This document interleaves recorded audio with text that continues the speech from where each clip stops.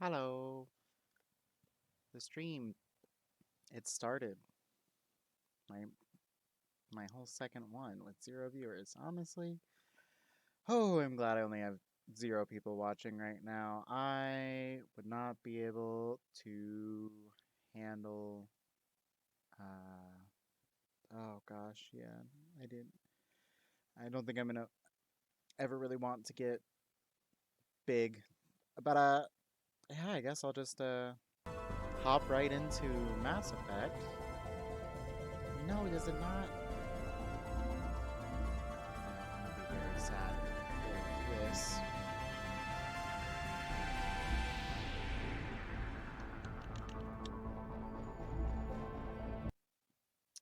Oh, what the heck? Back here. Back here. We're back here. Um, well, heck. I have my controller plugged in. I don't know why it wouldn't. It's because I clicked with the mouse instead of the controller, isn't it? It's probably what it is. Oh man, I really need to Bioware. That's a very loud intro. Why is it not?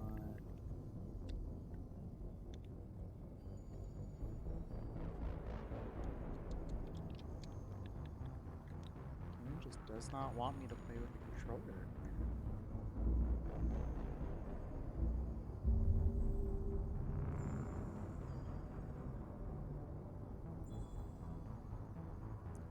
Oh, I should have tested this before.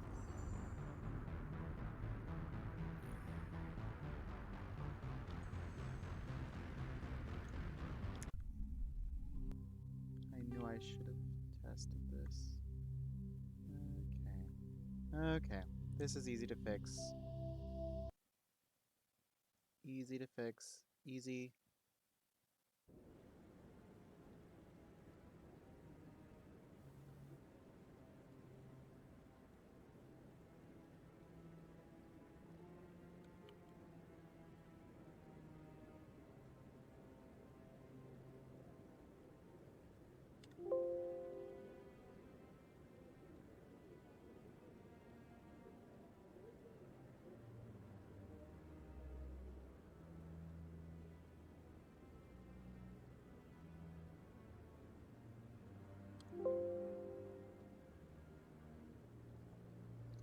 Why does it not? Oh. Well. And my controller's working. So, last I left off while playing Mass Effect, the last place that I left off, I had just become a Spectre. Oops.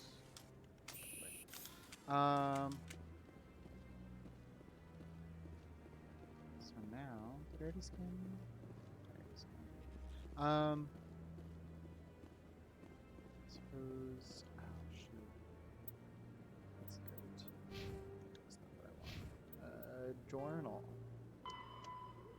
Okay, speak to the ambassador. I can do that. I can speak. Not very well, but I can do it. Codex. Is there anything new in the Codex? The Asari were the first species to discover the Citadel. When the Solarians arrived, it was the Asari who proposed the establishment of the Citadel Council to maintain peace throughout the galaxy. Since then, the Asari have served as the mediators and centrists of the Council. An all-female race, the Asari reproduce through a form of parthenogenesis. They can attune their nervous system to that of another individual of any gender and of any species to reproduce. This capability has led to the unseemly and inaccurate rumors about Asari promiscuity. Asari can live for over 1,000 years, passing through 3 stages of life. In the maiden stage, they wander restlessly, seeking new knowledge and experience.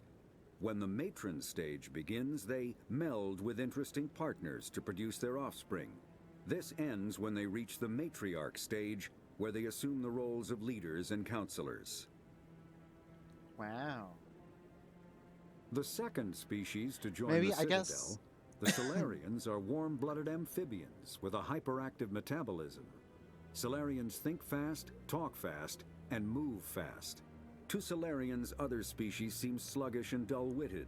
Unfortunately, their metabolic speed leaves them with a relatively short lifespan. Solarians over the age of 40 are a rarity. Oh The no. Solarians were responsible for advancing the development of the primitive Krogan species to use as soldiers during the Rachni Wars. They were also behind the creation of the genophage bioweapon the Turians used to quell the Krogan rebellions several centuries later. Solarians are known for their observational capability and non-linear thinking. This manifests as an aptitude for research and espionage. They are constantly experimenting and inventing, and it is generally accepted that they always know more than they are letting on. I wonder if we'll get one of those in the party at some point. Roughly I already 1,200 I don't years, need, I already read these ones. 50,000 years ago, the Protheans were the only spacefaring species in the galaxy. They vanished in only a one. swift galactic extinction. Only the legacy of their empire remains. They are believed to have built the mass relays and the Citadel, which have allowed numerous species to explore and expand throughout the galaxy. Prothean ruins are found on worlds across the galaxy. While surprisingly intact for their age, functioning examples of Prothean paleotechnology are rare. Time and generations of looters have picked their dead cities and derelict stations clean. Some believe the Protheans meddled in the evolution of younger races. The Hanar homeworld of Kajay, for example, shows clear evidence of former Prothean occupation. The presence of a former Prothean observation post on Mars has caused a rebirth of interventionary evolutionists among humans. These individuals believe the god myths of ancient civilizations are misremembered encounters with aliens. Though now extinct, the Rachni once threatened every species in Citadel space. Over 2,000 years ago, explorers foolishly opened a mass relay to a previously unknown system and encountered something never seen before or since, a species of spacefaring insects guided by a hive mind intelligence. Unfortunately, the Rachni were not peaceful, and the galaxy was plunged into a series of conflicts known as the Rachni Wars.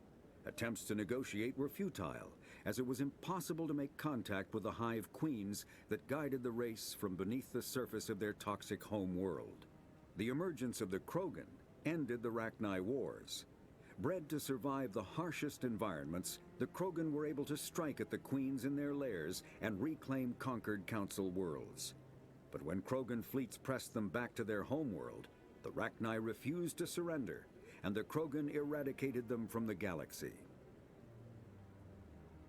Kind of fucked up, but there is a non-zero amount of genocide in this game, considering, from what I understand, the genophage is the thing that makes Krogans unable to have children. Oh boy.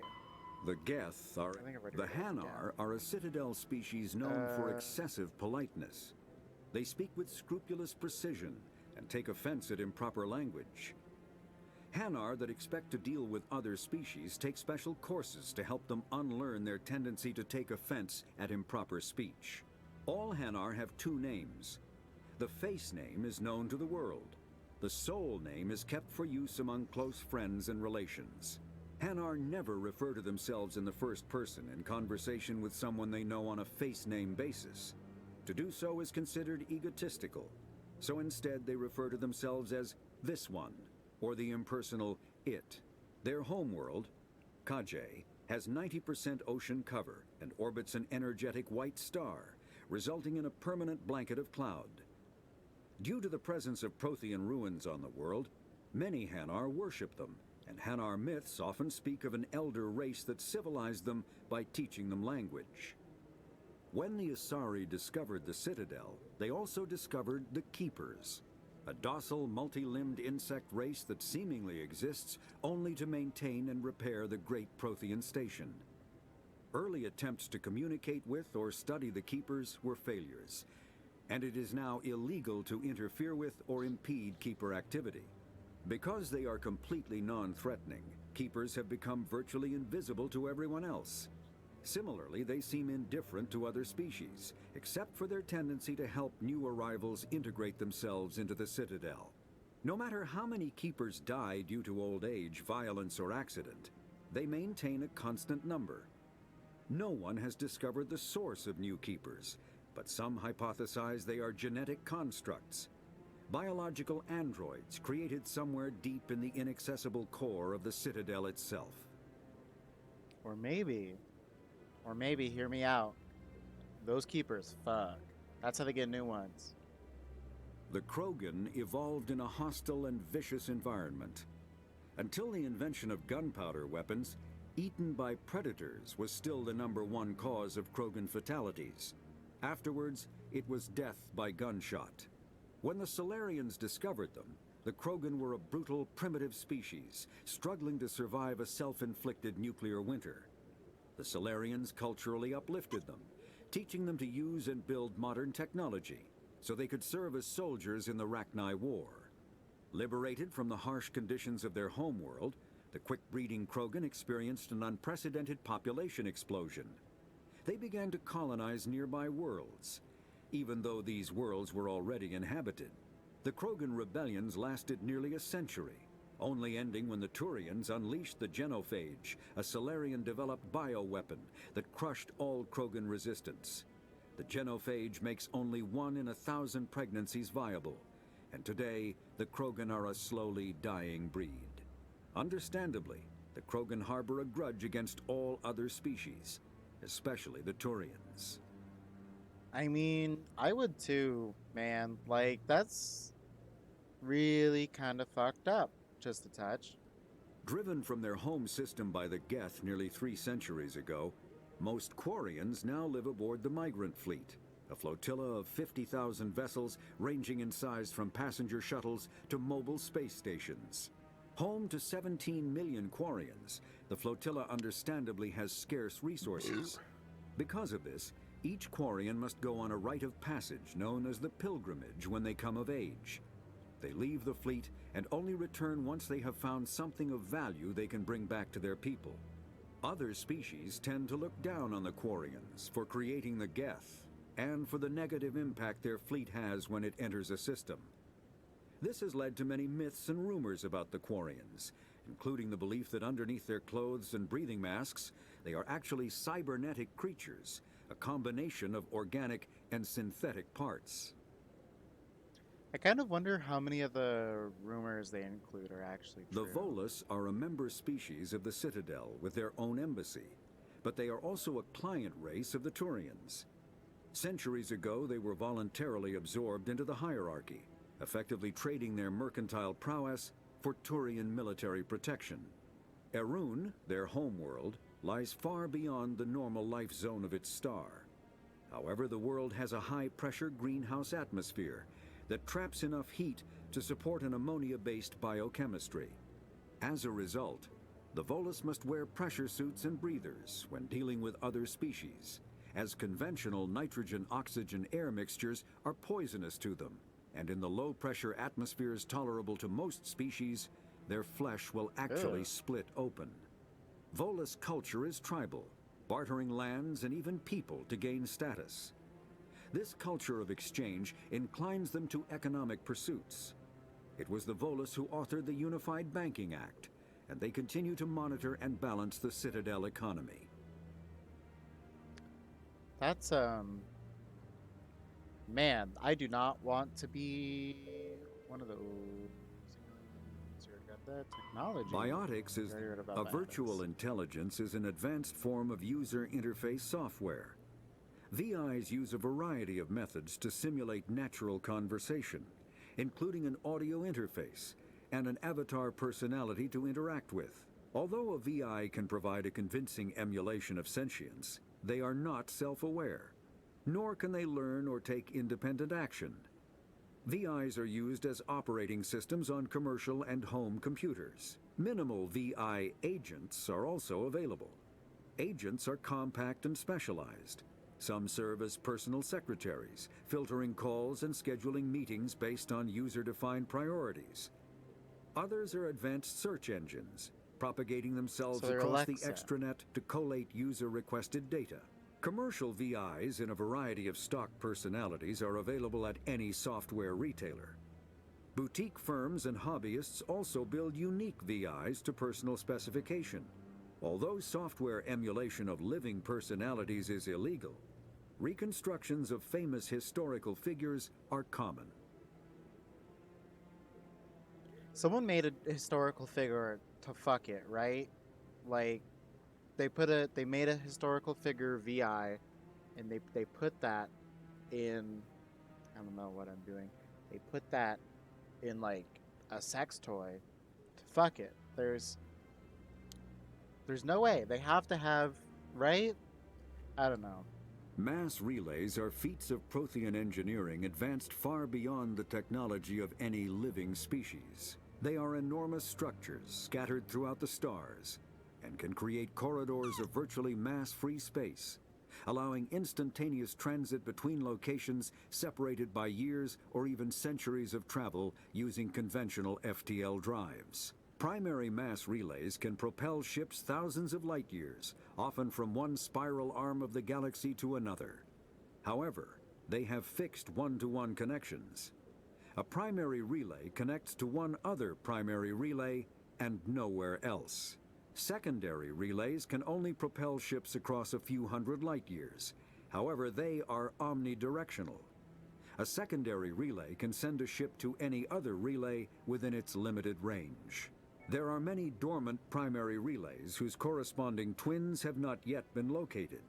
These are left inactive until their partner is charted, as established civilizations are unwilling to blindly open a passage that might connect them to a hostile species.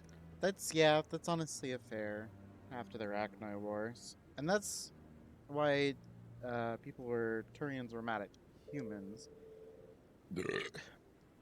Combat hard.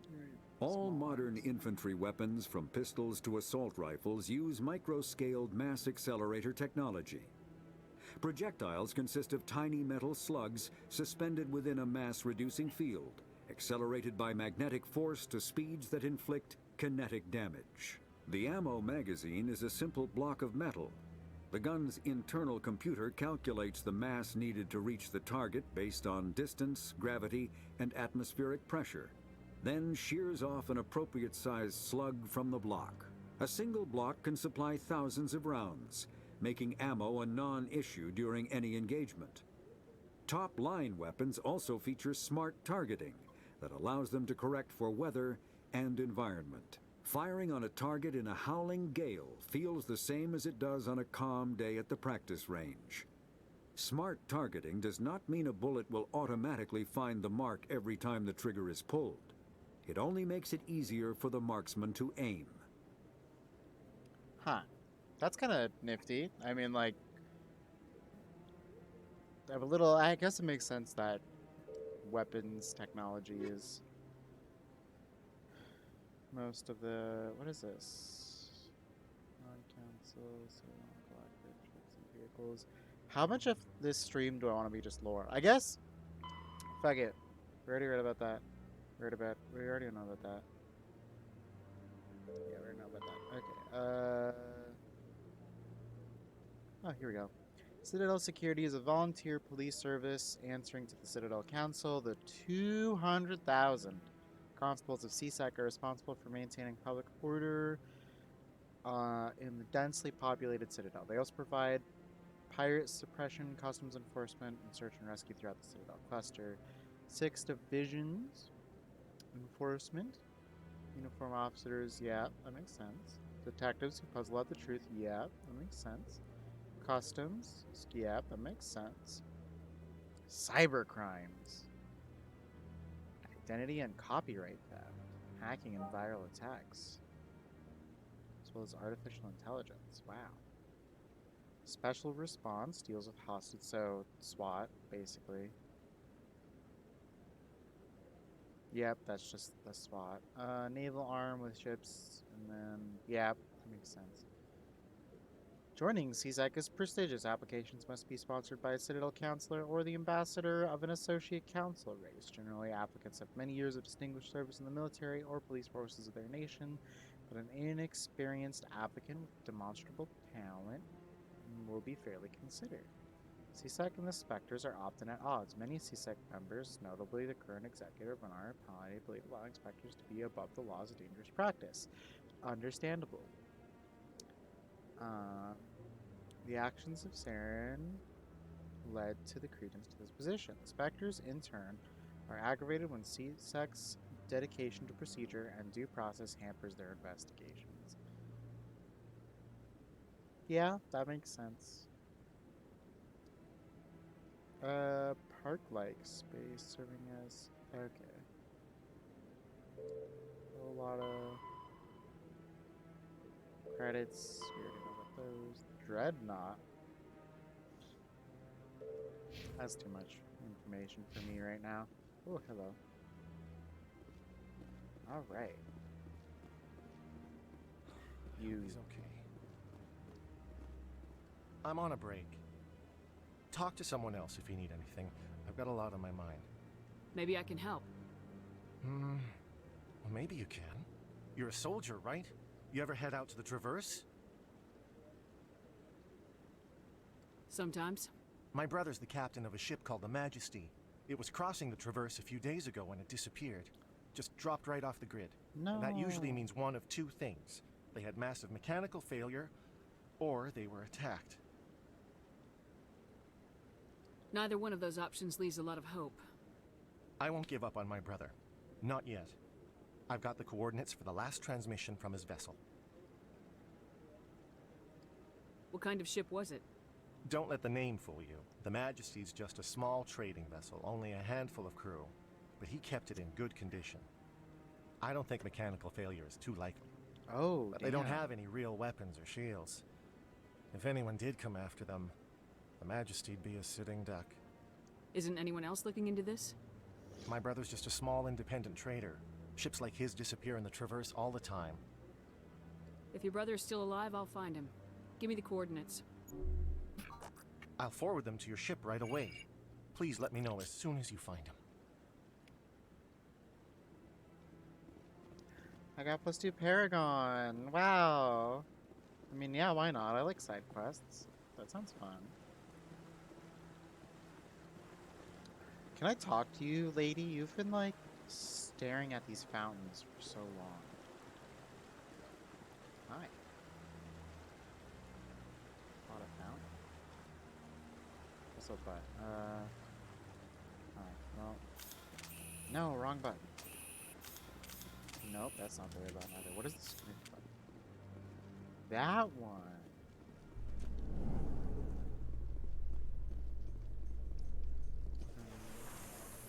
Elevator leads to the Presidium. So how about it, Garrus? Is this better than CSEC?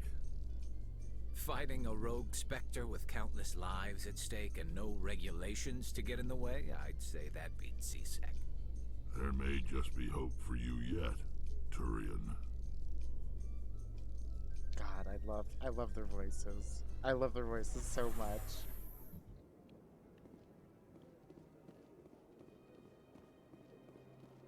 Where does he go?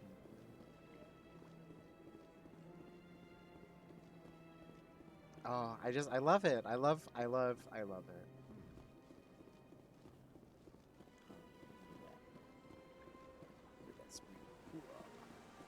I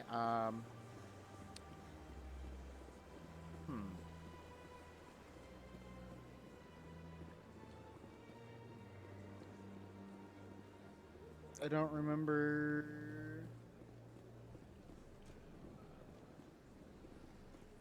I don't think I want to go to the wards or school. Got a moment? Hello, Spectre. I have a business proposition for you. How did you know I'm a Spectre? Word travels. Your name comes up in certain circles. Already. I'm acquainted with a pair of powerful crime bosses. They're hiding on remote worlds, and I have the coordinates. You could do the galaxy a favor.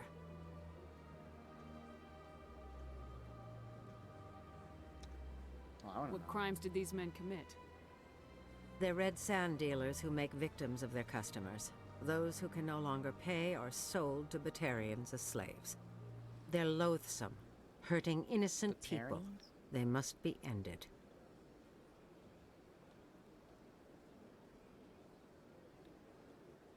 And what do you get out of this? We share interests in certain cooperative ventures.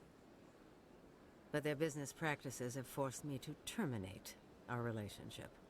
Once they are dead, I will manage our organization in a more tasteful manner.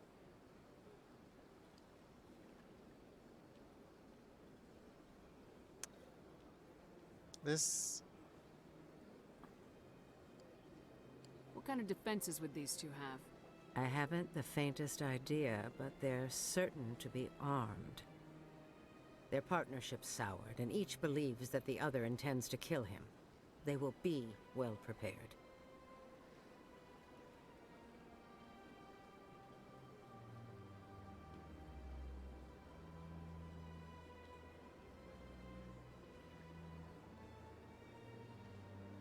I mean...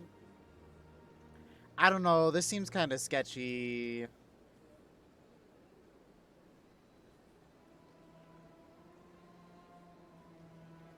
What does she mean in a more tasteful manner?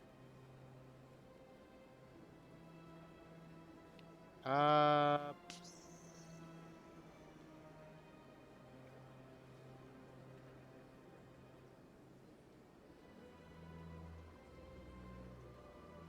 I could.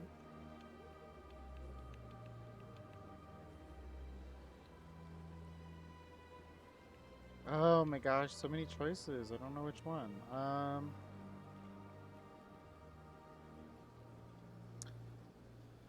I don't know. You're obviously with them. Why don't I just arrest you instead? Arrested for what? You and I are simply having a conversation.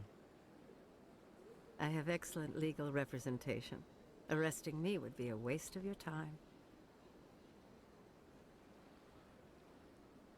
This bitch. Also, when I said charge, I thought I meant like money, not like arrest. I don't know, man. If they're as bad as you say they are, they need to be dealt with. Excellent. Here are the coordinates. When these men are dead, I will wait for you at the third set of coordinates. Goodbye, Commander. It's been a pleasure to meet you. Getting all the side quests. Oh, I got a renegade. Whoops. I guess I am helping a criminal. Whoopsie.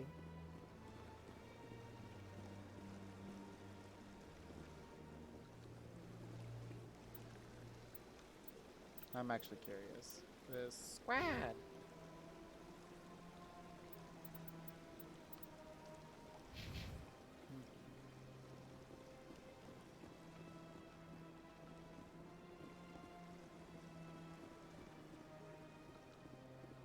I have no idea what the Paragon choice would have been. I already scanned it. I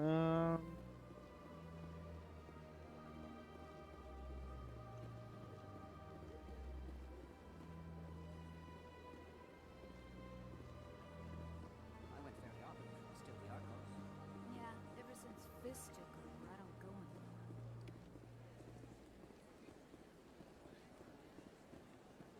Who are you? Welcome. I am Nelina.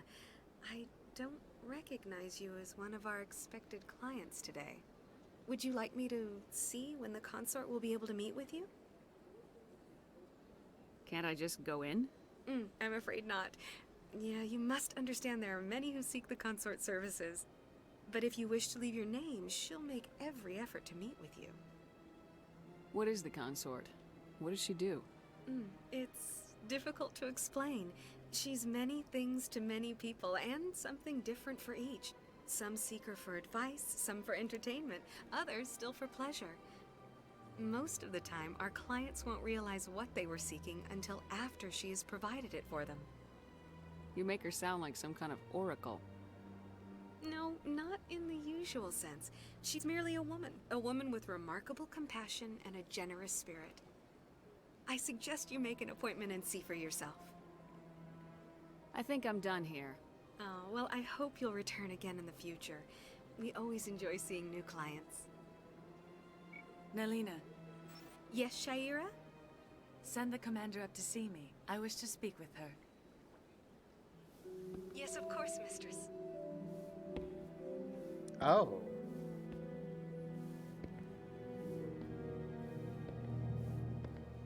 Huh. It appears the consort has taken notice of you. She'd like to meet with you now. Where do I go? Just head upstairs. She'll be waiting for you. The consort still awaits your visit.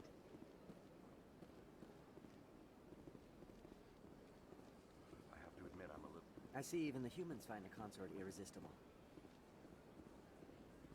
This is my first time.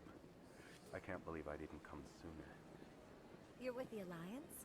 My brother's a private back on Earth. Oh, huh. They even let humans join.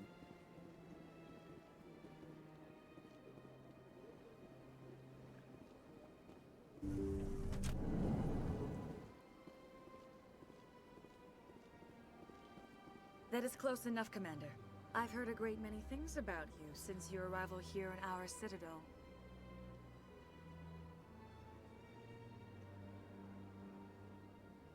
Well, I'm assuming this is the consort. So who are you seems like a silly question. You wanted to speak with me?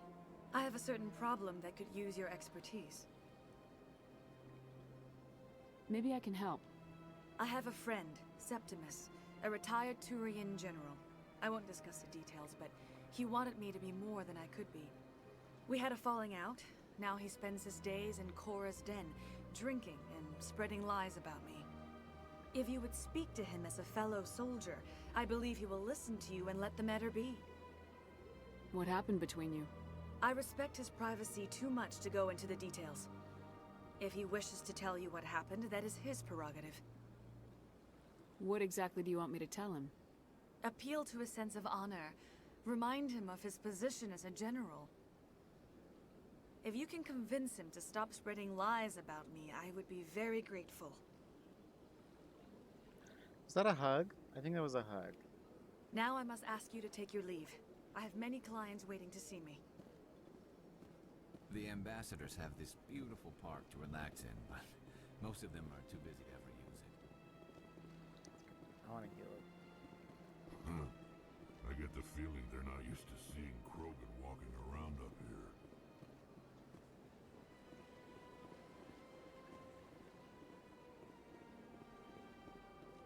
Can I talk to you? Few are ever asked to aid Shaira. It's quite an honor.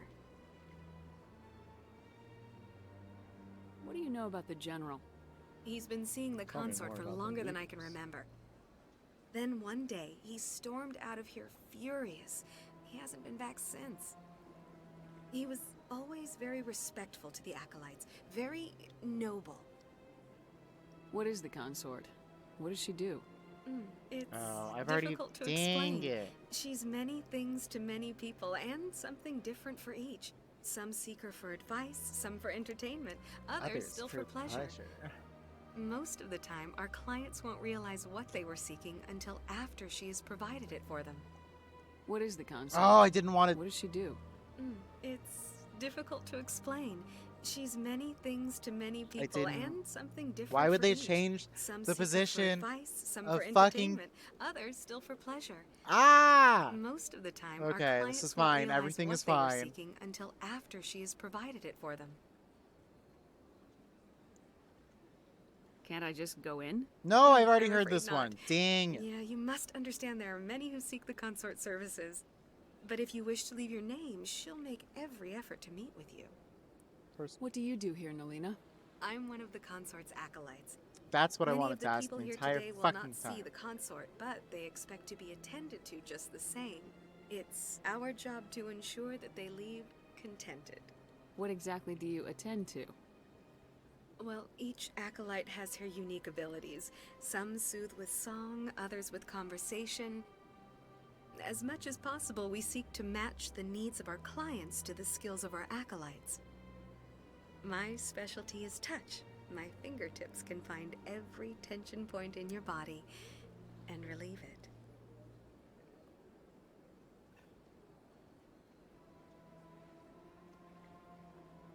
I don't.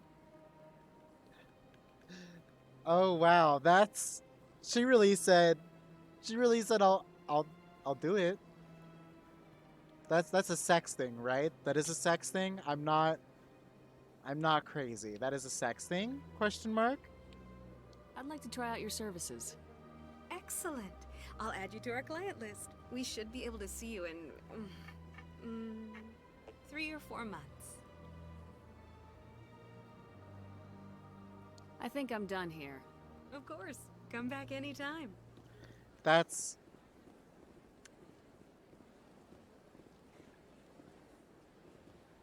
Okay. Well, now I need to look at what my side quests are. Sorry, I guess. Oh gosh.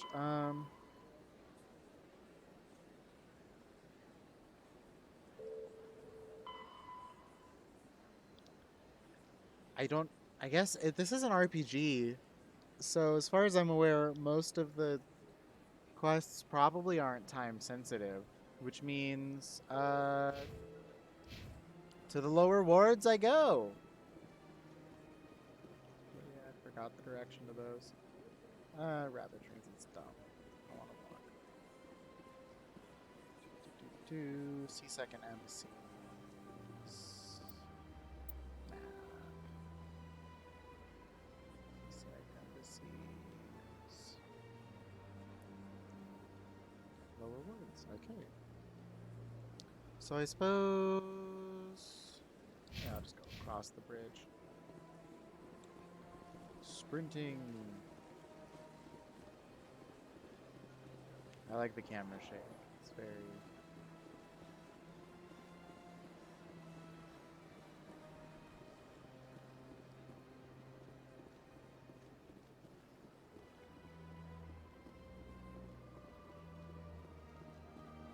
Very dramatic.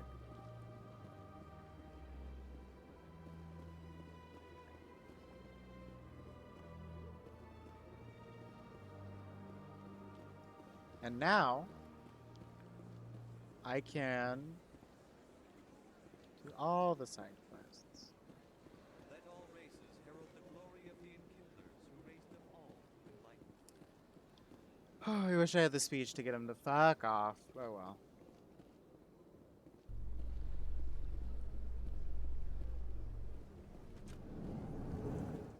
Down the elevator. In other news, Exogeny Corp is still denying reports that one of their survey teams has gone missing in the Hades Gamma Cluster. When asked why communication with the survey team was suddenly cut off last week, company officials refused to comment.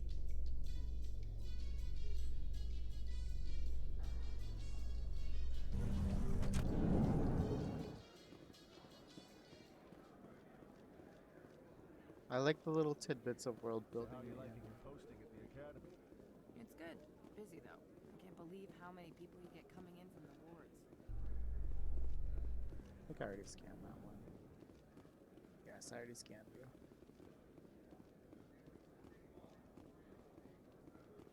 First time I was here, I dropped a bundle in the casino.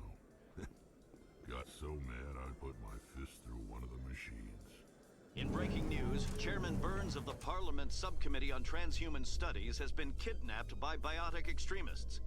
The biotics commandeered a freighter and were last seen in the Hades Gamma Cluster. No demands have yet been made. Huh. Just like that group that went missing in the Hades Gamma Cluster, I'm sure that's not related in the slightest.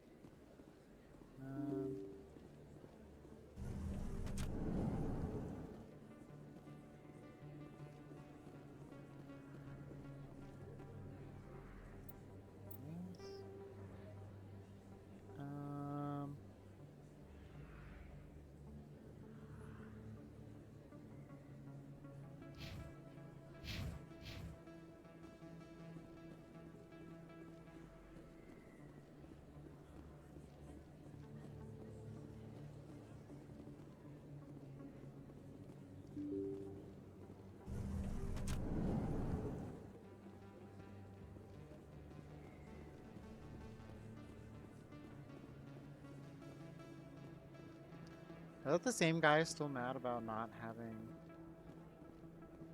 If you feel lucky, we should visit the casino over in Flux.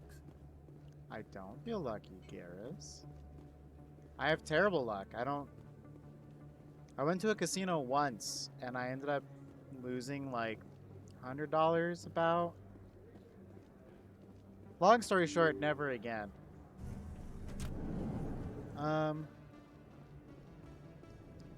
The fucking deal. So I was playing blackjack, and the fucking dealer got like 3 21s in a row.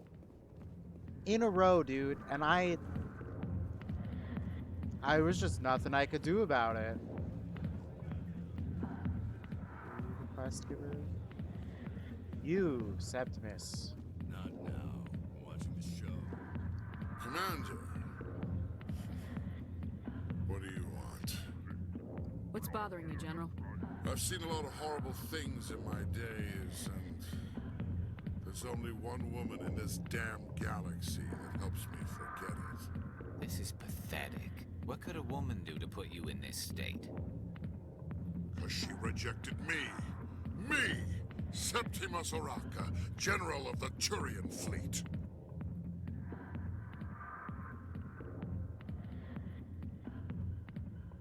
Oh, boo-hoo. Boo. Some general. What kind of example are you to your Boo troops? fucking who, bitch? The troops can kiss my leathery backside.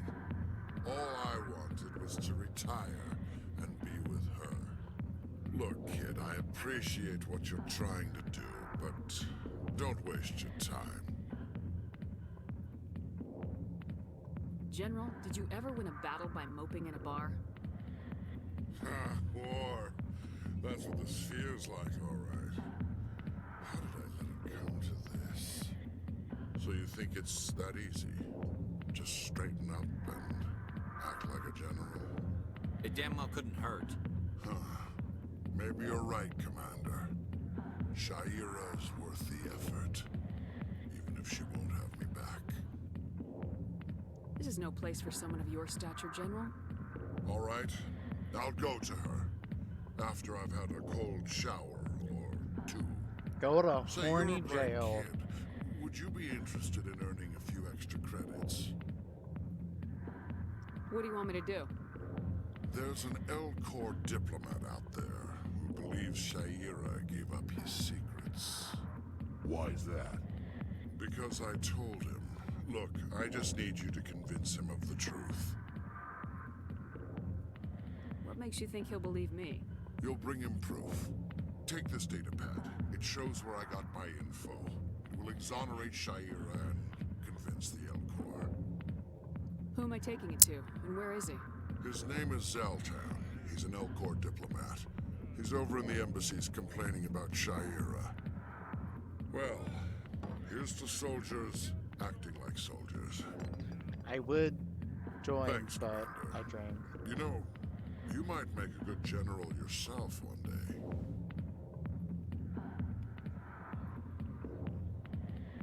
All right, and then let's also.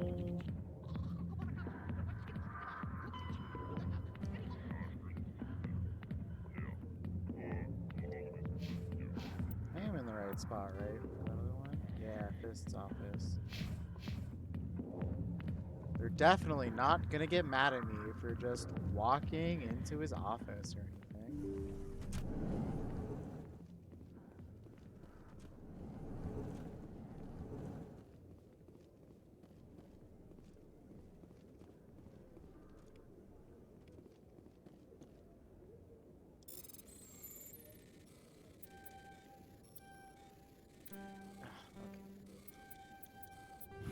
Yeah. I don't know what the difference is between these two. Oh no. Sure. Is this Fist's office?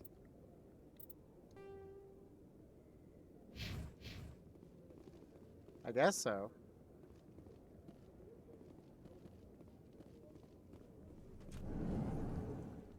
What's back here? Nope, don't need let me open that door. No, that's the wrong one. Journal.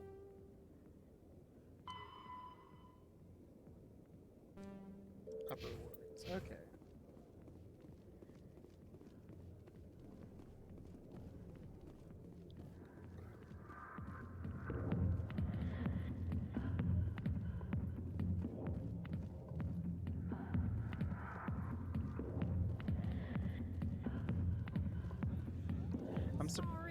to you when I can. I'm surprised all the dancers are. Well, I guess most of the dancers are. What are they called? Asar? Primary. Other primary. Yeah, sorry. Most of the dancers are Asari, and then they just have the one human one. Maybe the one human one is there for, like, the whole 3 human xenophobes who live in the council? Citadel? That's the word. Then again, why would they go to a place like that?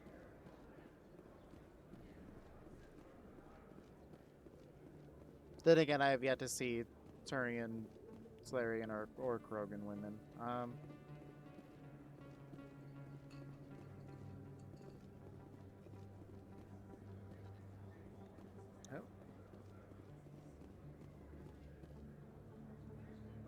Is that? Why do I have a marker here? Oh, did I remember now. I placed it because I was going to try to find the lower wards. Open the door, let's go.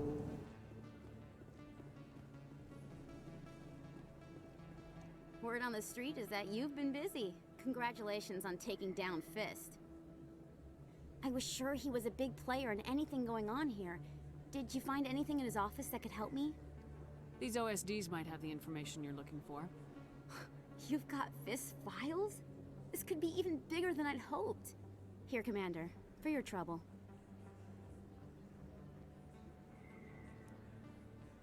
What would my future cooperation be worth? Say, an interview when my investigation is over? Exclusive? You talk to me before you talk to anyone else? That would be worth quite a bit, and I'd be very happy to compensate you accordingly. Here you are. Now, if you'll excuse me, I should go see what's on these discs. So I wonder now if do I have to role play out that interview? I have no idea.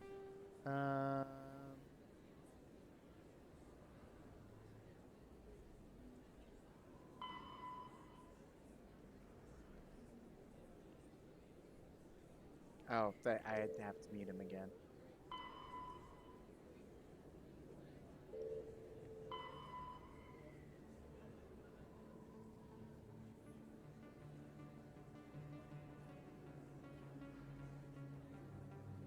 The Elcor Embassy. So I guess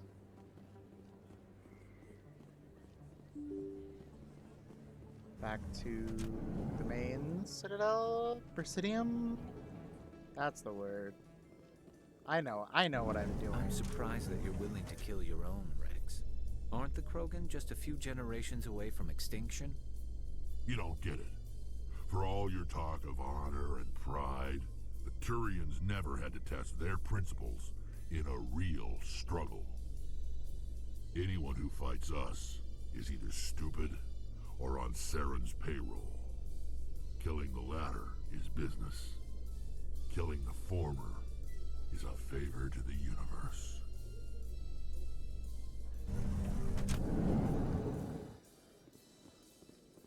That's quite the interesting take on murderizing your own group.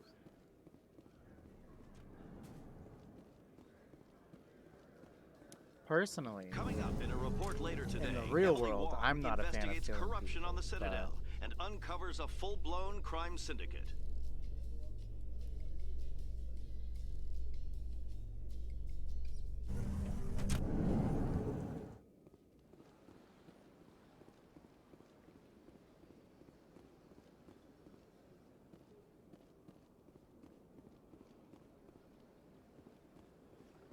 All right. Embassies and CSEC.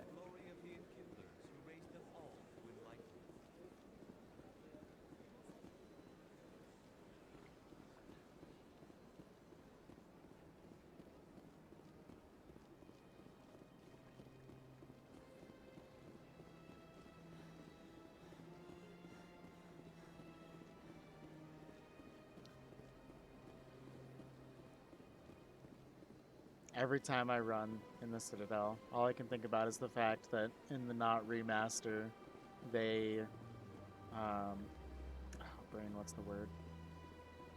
They just added a filter. They didn't actually like make you run faster. I think in Legendary Edition, you actually do run faster, but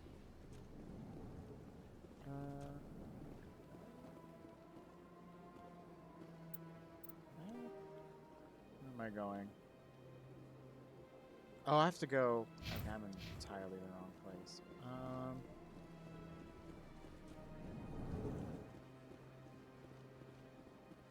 Oh, a keeper. Got it.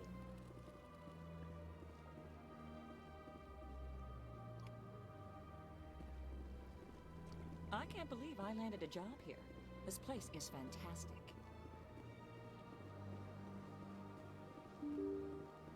I gotta say, I do fuck with the dresses in Mass Effect. Like, I don't know, I think they work pretty well. Good day, Commander. The human ambassador is up the stairs, first room on the right. You know who I am? Yes, I receive reports on all newly arrived dignitaries and notable people. What is this place? This is the Presidium. More specifically, you're at the Citadel embassies. If you have more questions, please access Avina. What's that? Oh, Avina is the virtual guide for the Citadel. Feel free to access the terminal yourself. I knew who Avina was, and I asked anyway. This is such a customer What's your service name? moment. What do you do here? My name is Safiria. I'm the administrative assistant for the embassies. You seem to be distracted. The embassies are the hub of all Citadel politics. When you represent trillions of citizens, it tends to get a little busy. I should be going now. Have a pleasant day. That's a customer service mood if I've ever heard it. Holy shit. I wanna go up this way. Are they in here?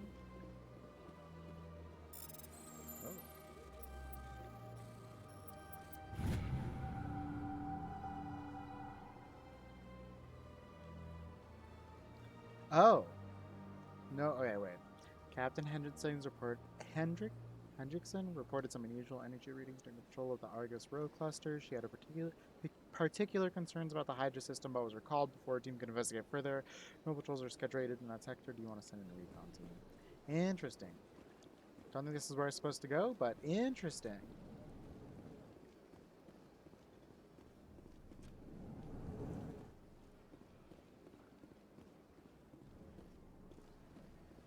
Strange greeting, human. This is really not a good time. I know who revealed your secret. It was a Turian named Septimus. Unbelieving, I know this Septimus, and he could not learn my secrets. The only way he could learn them is from the Asari consort. Here, this should be proof enough for you. Confused. This is difficult to fathom. If the Turian could learn this on his own, dismayed, anyone can discover my secret. Septimus is a powerful man, and it wasn't easy for him to find. Relieved. I suppose you are correct, human. Thank you for this information. Startled realization. I must speak with the consort. She will be most displeased with my actions. Yeah, Anxious I did it. request. Please, human, if you will excuse me, I must go now. I'm sure she'll forgive you. It was an honest mistake. Doubtful. Perhaps you are right, human. I can only hope so. Thankful. That was a great thing you did, Commander. Approving. You see, then not all humans are as you say. They say they're... Oh. I'm sure the Earth Clan stands to profit from this in some way.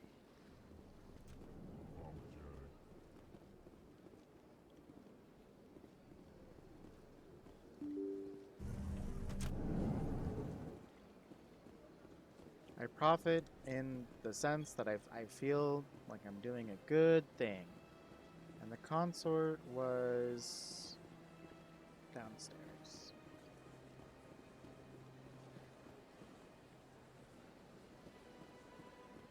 I'm normally terrible at doing side quests in RPGs. Like, when I was playing through, oh, what game was it?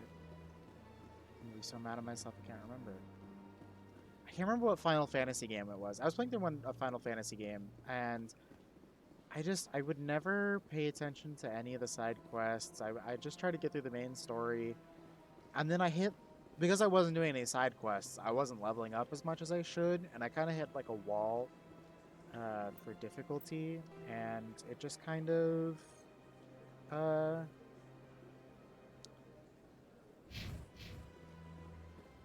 hard to, keep playing when you're invested in the main story and then the main story stops. Which was my fault for not, oh my god, I went the wrong direction again. Was my fault for not doing any side quests, but now I've learned my mistake. I'm doing all the Mass Effect side quests I can. All of them. I want to do every single mission.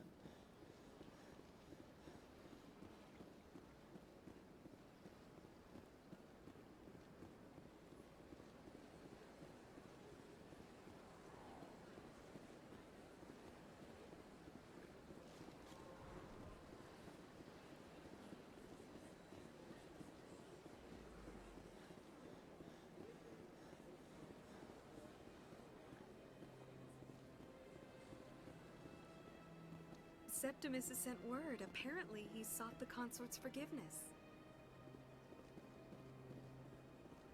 That's right. It was a long time ago, though. I barely remember. What drew you back to the Citadel and to the consort? I don't know exactly. It may sound strange, but I simply That's not strange. Many of us have felt this. Commander, I recently received a lovely note from Septimus. Thank you for speaking with him. Even the Alcor diplomat has withdrawn his campaign against me.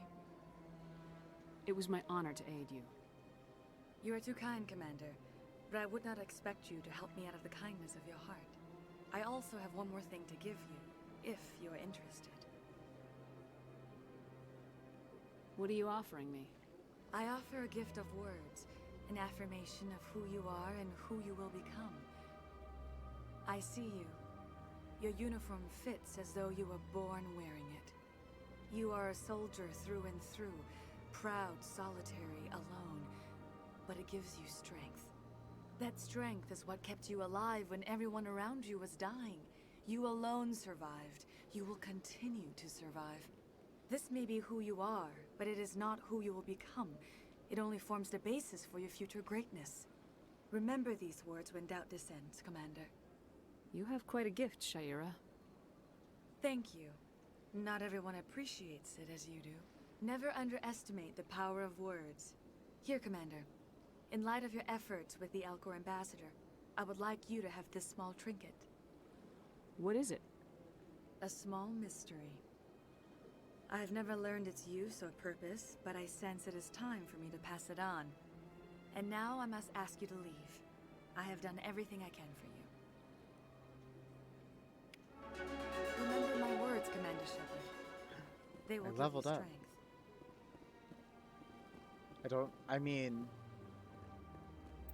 Shepard, here's your backstory again. Don't forget it.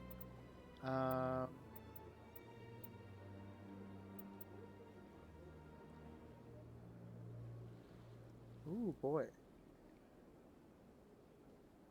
I like that. Yeah.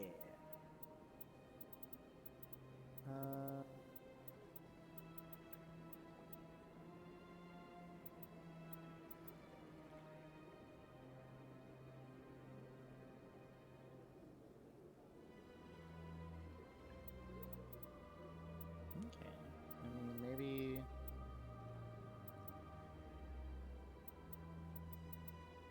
I don't know what the good ones to level up are, honestly. Um.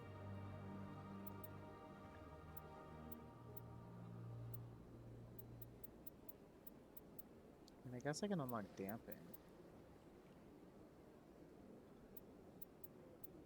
Yeah. And then these two should be leveling up automatically. Dope. Okay.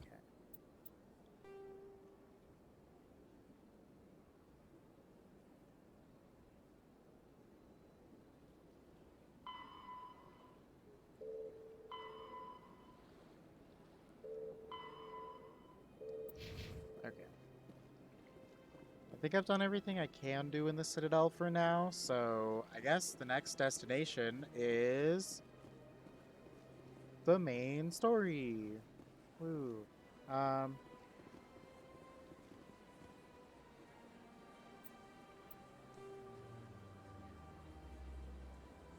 the real question is,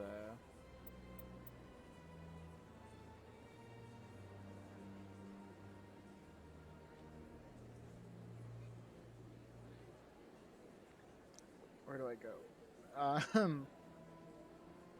That's the buy and sell.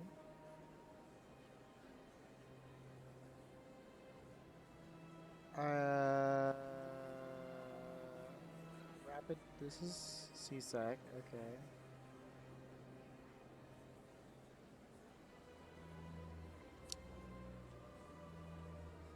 Citadel, I guess there's a Citadel Rapid Transit.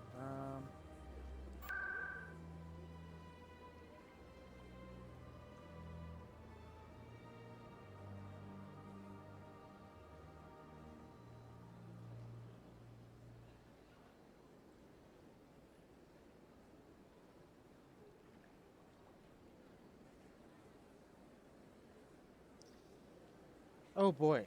Yes, Colonel.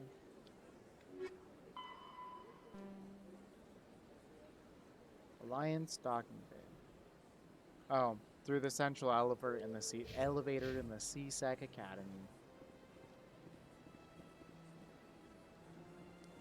Yep, I could just read.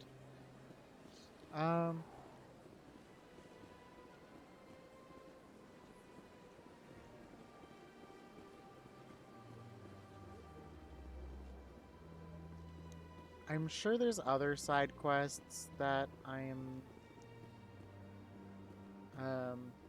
missing, but also I have a feeling this is not the last place. Last time I'm going to be in this place.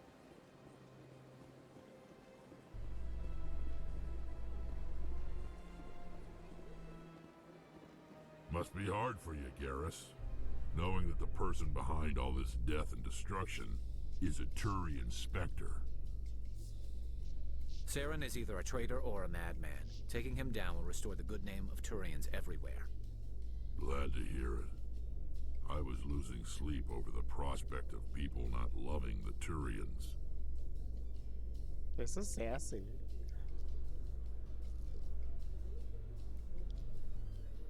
I'm here for it, honestly.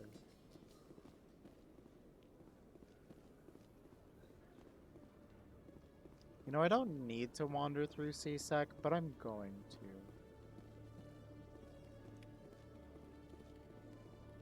One sec, looking you up.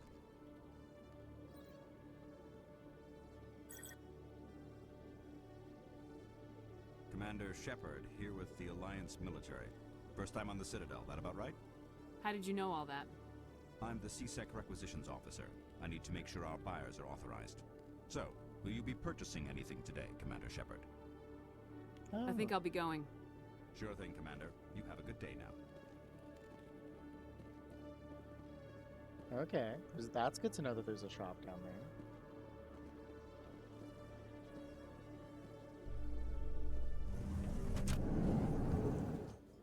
What's in here? Oh, to the wards. I don't want to go to the wards.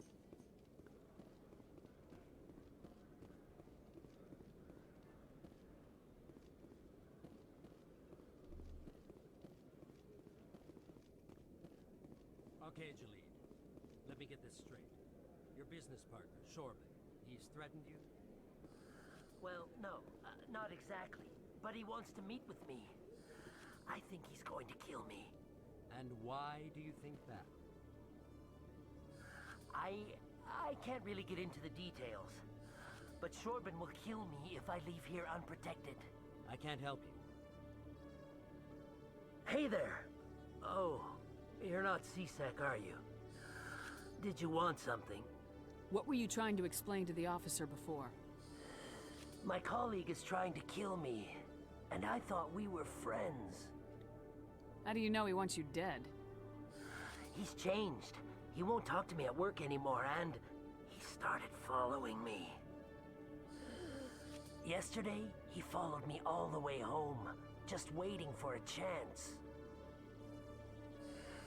I don't care what anyone thinks. He wants me gone. I know it. Is there something I can do? Talk to your friend, maybe? Would you? That's all I want. Someone to talk to him. Tell him to leave me alone. He thinks he can just push me around, but you'll show him, won't you? Just tell me where he is and I'll go find him. Oh, right. Well, he wanted to meet with me down in the wards near More the side market. quests, yes. He said he just wanted to talk, but I know better. His name's Shorbin. He's a Solarian. You shouldn't have any trouble. He's just a scientist. Shorbin. That's the guy who wanted us to scam the Keepers. The Keepers? Well, even more reason to go after him. That's against regulations. I better look into this right away. Find out what he's up to. Anything's possible with Shorbin these days. Well, good luck. Honestly, if Garrus hadn't said that, I wouldn't have remembered that he's the guy who wants to scan the Keepers.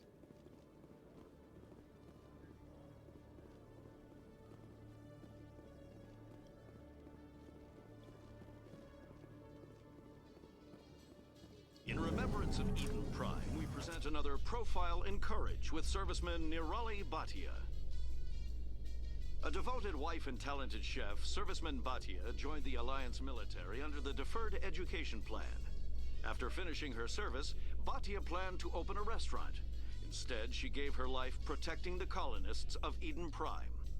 For more Profiles in Courage, or to explore opportunities in the military, please visit the Alliance military on the extranet. Keyword, courage. Good to see military propaganda is alive and well.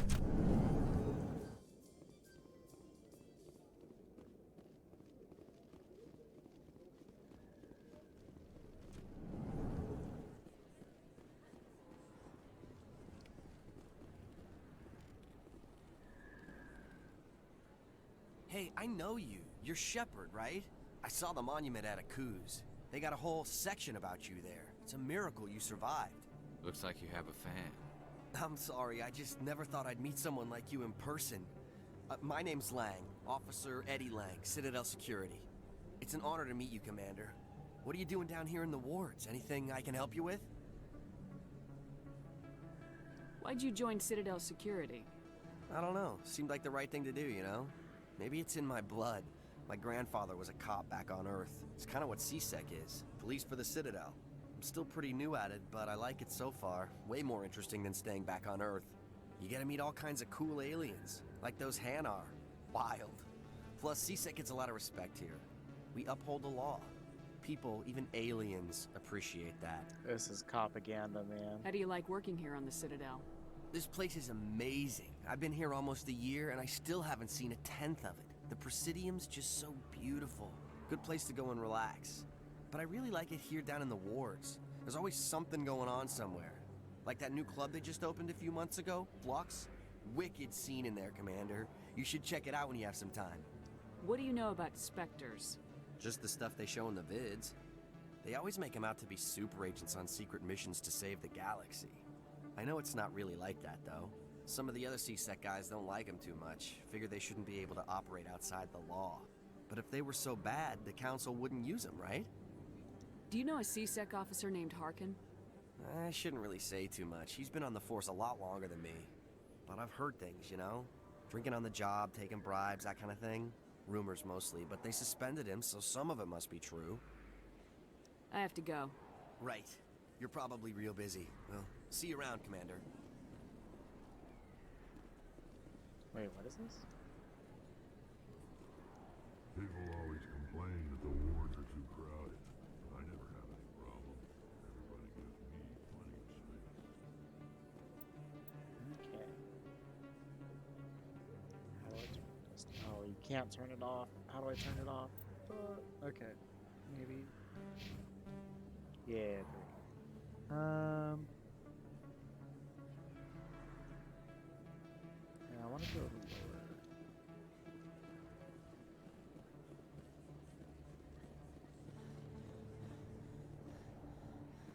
Also, I've had multiple people tell me to check out Flux, so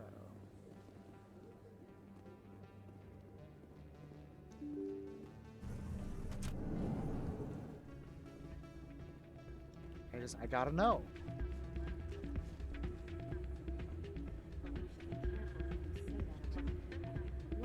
Oh boy.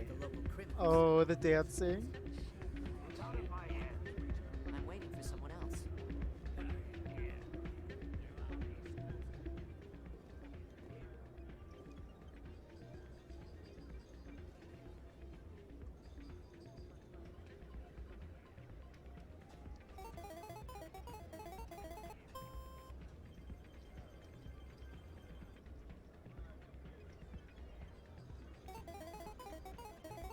I have no idea what I'm doing.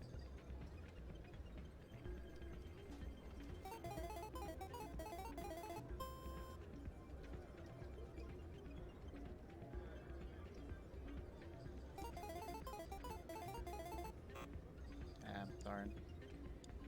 Well,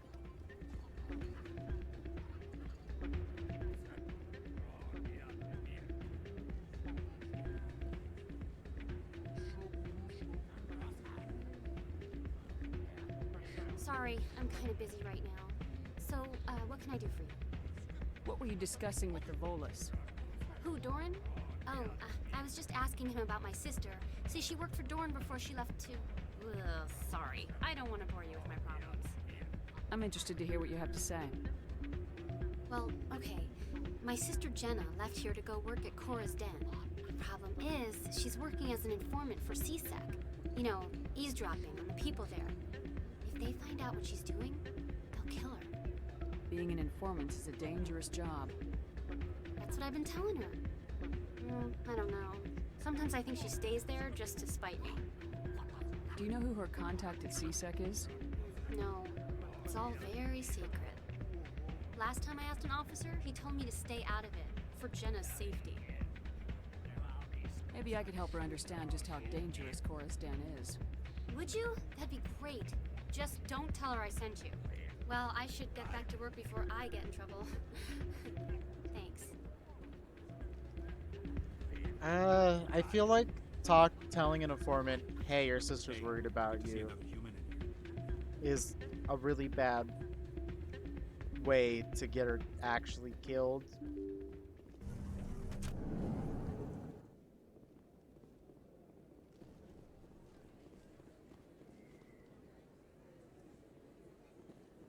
It just seems like a bad idea, is all.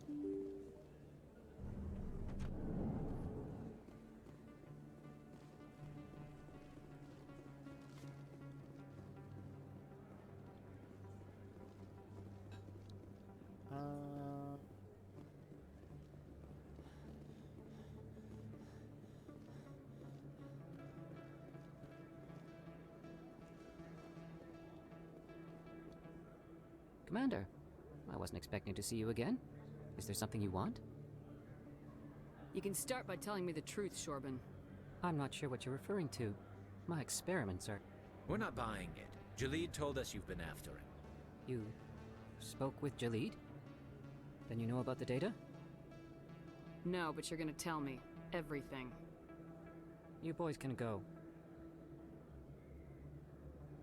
Looks like my plans have changed. It's not as bad as you think, Commander. Jalid and I just got a little over our heads. Keep talking. The company we Oh, work for boy. developed an experimental procedure for use in medical scanners.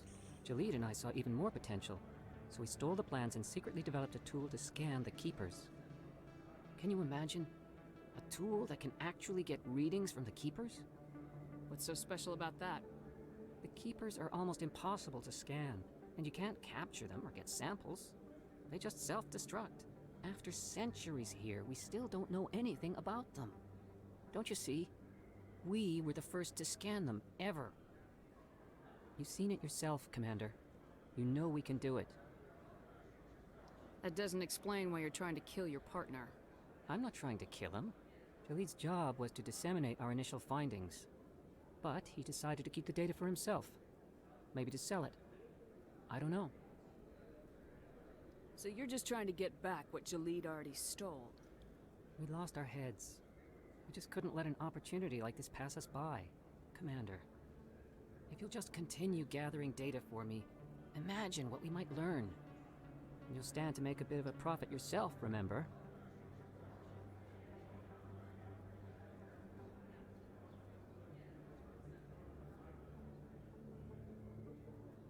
I'm not breaking regulations for you or your research. Return what you stole or I'll have you arrested.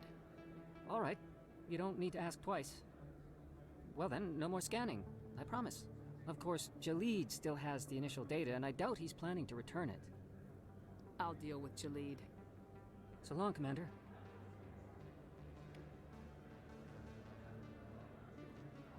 Okay, well, so much for that side quest.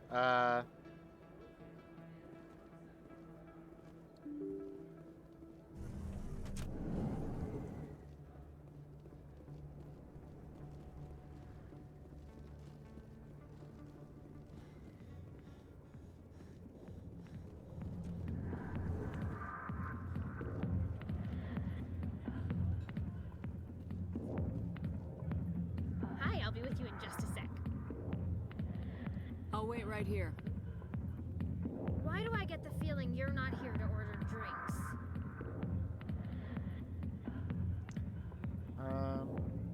I need to talk to you about your work with CSEC. Why would you... I don't know what you're talking about. Now, if you don't mind, I need to get back to my customers. Why would you say that out loud? In the bar? I didn't want to say that out loud in the bar. Why would you say that out loud in the bar? This isn't a game, Jenna. These people are dangerous. Now you sound like my sister. Why is everyone so concerned about me? I can take care of myself. I need to go. I'm not a stripper. I don't get paid to stand around and look pretty. Tough girl.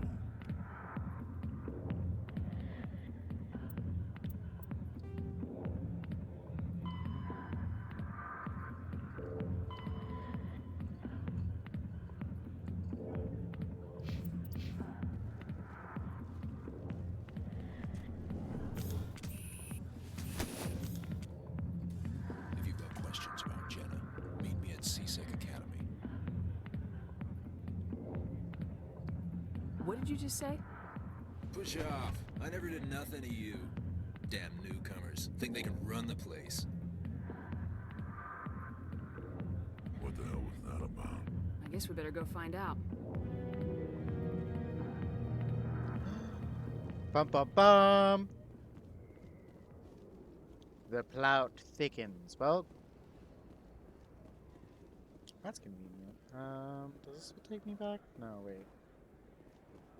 I have to go back to CSEC. One of these takes me to CSEC. Citadel, Rapid Transit, rewards, open markets. I'll just go to the Rapid Transit. Whatever.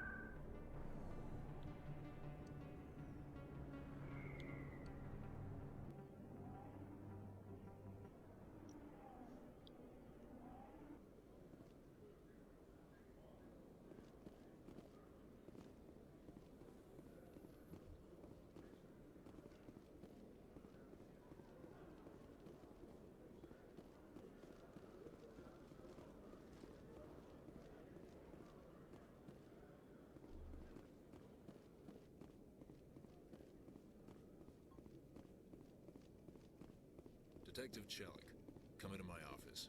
No offense, Commander, but what the hell were you thinking? Excuse me? You could have blown Jenna's cover. We were trying to help her. I gathered that. It might seem cold letting her take all the risk, but we're keeping a close eye on her. Do you really need to risk her life to get the information you want? This job isn't easy and it's usually unpleasant. I'll take help anywhere I can find it. But since you're so concerned with her safety, maybe there's a way we can help each other. It's nice to see you're still working all the angles, Chelik. As part of the job. Now, are you gonna help me or not? I'll help you, but I need some details. I'm trying to track down an illegal arms producer. I just need some of their product. Thanks to Jenna's intel, I've learned there's a seller here on the Citadel. Meet our man named Jax. Pick up the mods and bring them back here. That'll give me everything I need. Why are you so concerned about these mods? We have access to some of the most sophisticated weaponry there is. It's what gives us our edge. What do you suppose happens when we lose that edge? These give criminals an advantage we can't afford to let them keep.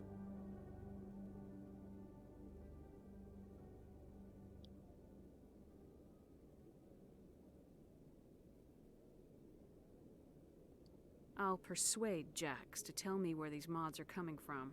No. You tip Jax off and all my leads will disappear faster than you can say bad bust.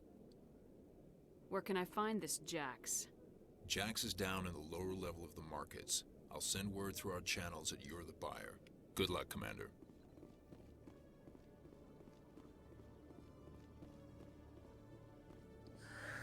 Hello again. Did you have any luck finding Shorban? I found out you've been lying to me, Jaleed. Lying? Why would I lie to you? You forgot to mention the data about the Keeper. He told you? I didn't mean for any of this to happen. I was afraid Shorban would kill me to get the data, so well, I was hoping you'd take care of him. This is serious, Jaleed. You could spend the rest of your life locked up. I don't want him to be locked up. But I can't. What will happen to the data when I'm gone? Who will carry on our research? Too late, Volus. You had your chance. But this data could be used to unravel all the secrets of the Keepers. Think what we could learn about the Citadel. Tell me more about this data. Well, it's still very preliminary, but our initial scans suggest the Keepers are as old as the Citadel itself. Bum bum bum. We might learn how the Citadel was built, or why the Keepers always rearrange things. The possibilities are limitless.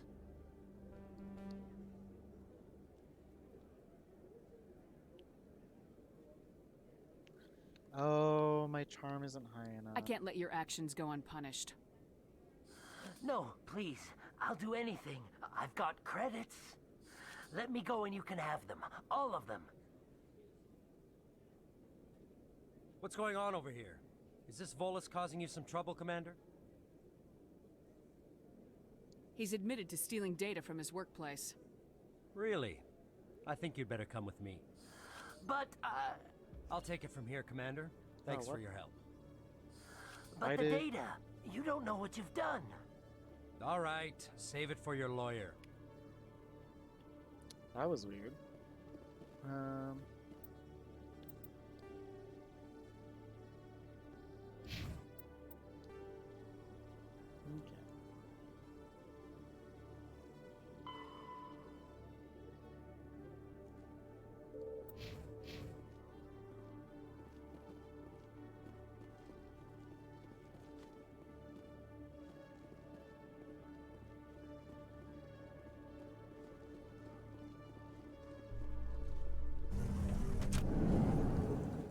In entertainment news, Francis Kitt has announced plans to direct Hamlet with Elcor cast members.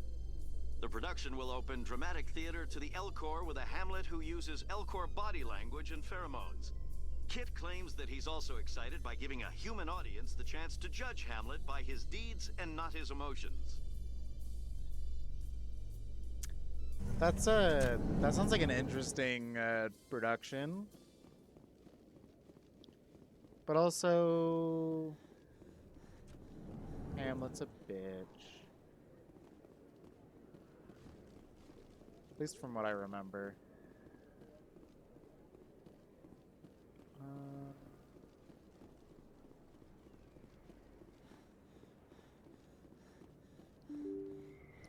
Well, I guess in passing through, isn't one of the...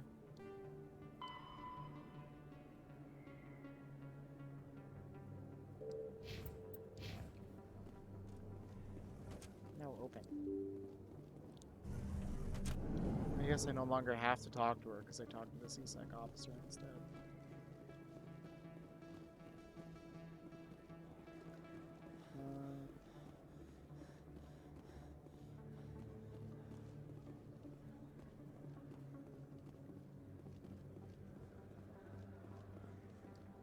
Hold it. That's close enough, Army. You got my payment? I didn't come here to look. Show her the goods. Looks good. Damn straight it is. These mods are the best on the market. Now hand over my credits. Here you go.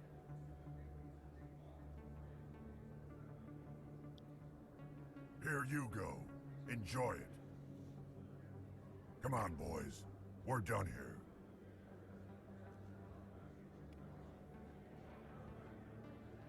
All right.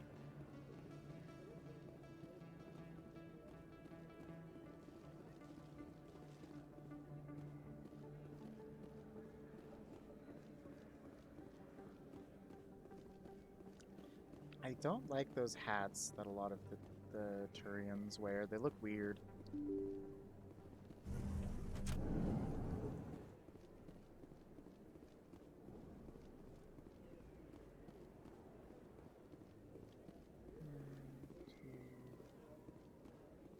Oh, and seasick. Okay.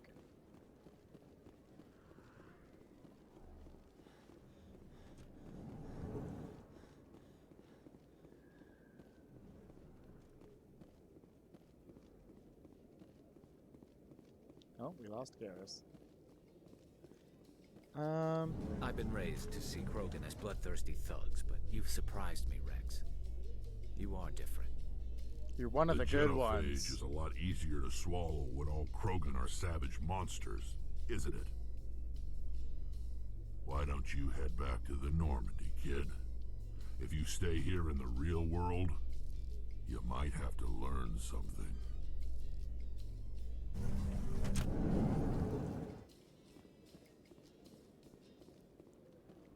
I know Garrus has his problems, but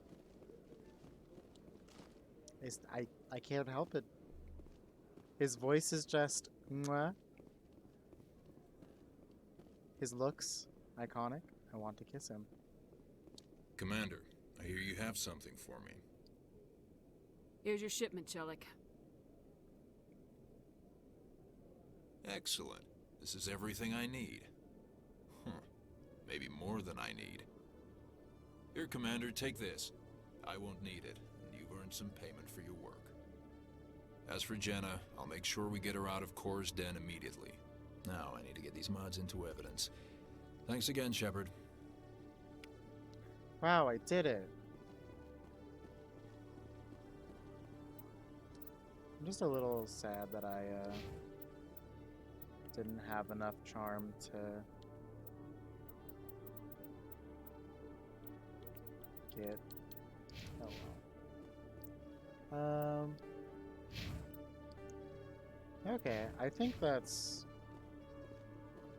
pretty much all of the side quests in this area. At least for now.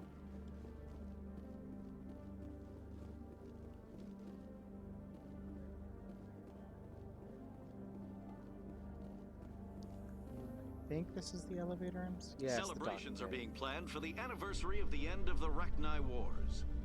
Many Council worlds, particularly Asari and Solarian colonies, will hold victory parades to commemorate the defeat of the invading Rachni. In a rare admission of debt, several Asari colonies have invited Krogans to be honored for the victories the uplifted Krogans made possible. It's so weird to me how much, like, they talk about primitive and uplifted races. I've got big news for you, Shepard. Captain Anderson is stepping down as commanding officer of the Normandy. The ship is yours now. She's quick and quiet, Oh, and you damn. know the crew. Perfect ship for a Spectre. Treat her well, Commander. I want the truth. Why are you stepping down, sir? You needed your own ship. A Spectre can't answer to anyone but the Council. And it's time for me to step down. Come clean with me, Captain. You owe me that much. I was in your shoes 20 years ago, Shepard. They were considering me for the Spectres. What happened? I failed. I couldn't make the cut. It's not something I'm proud of. Ask me later and I'll tell you the whole story. For now, all you need to know is, I was sent on a mission with Saren, and he made sure the Council rejected me. No. I had my shot. It came and went. Now you have a chance to make up for my mistakes. I won't let you down, sir. Saren's gone. Don't even try to find him. But we know what he's after. The conduit. He's got his Geth scouring the Traverse looking for clues. We had reports of Geth in the Feros system shortly before our colony there dropped out of contact, and there have been sightings around Noveria. Find out what Saren was after on Feros and Noveria. Maybe you can figure out where the conduit is before he does. Tell me more about the Reapers. The Reapers are the real threat. I'm with the Council on this one, Shepard. I'm not sure they even exist. But if they do exist, the conduit's the key to bringing them back. Stop Saren from getting the conduit, and we stop the Reapers from returning. I'll stop him. We have one more lead. Matriarch Benezia, the other voice in that recording. She has a daughter, a scientist who specializes in the Protheans. We don't know if she's involved, but it might be a good idea to try and find her. See what she knows. Her name's Liara, Dr. Liara Tassoni. We have reports she was exploring an archaeological dig on one of the uncharted worlds in the Artemis Tau cluster.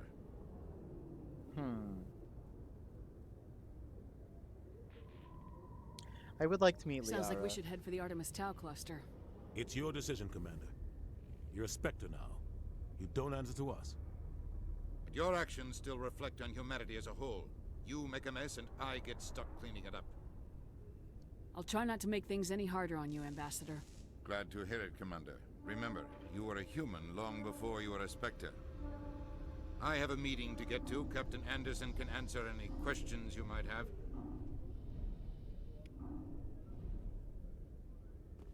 Yes, Commander? How are you holding up?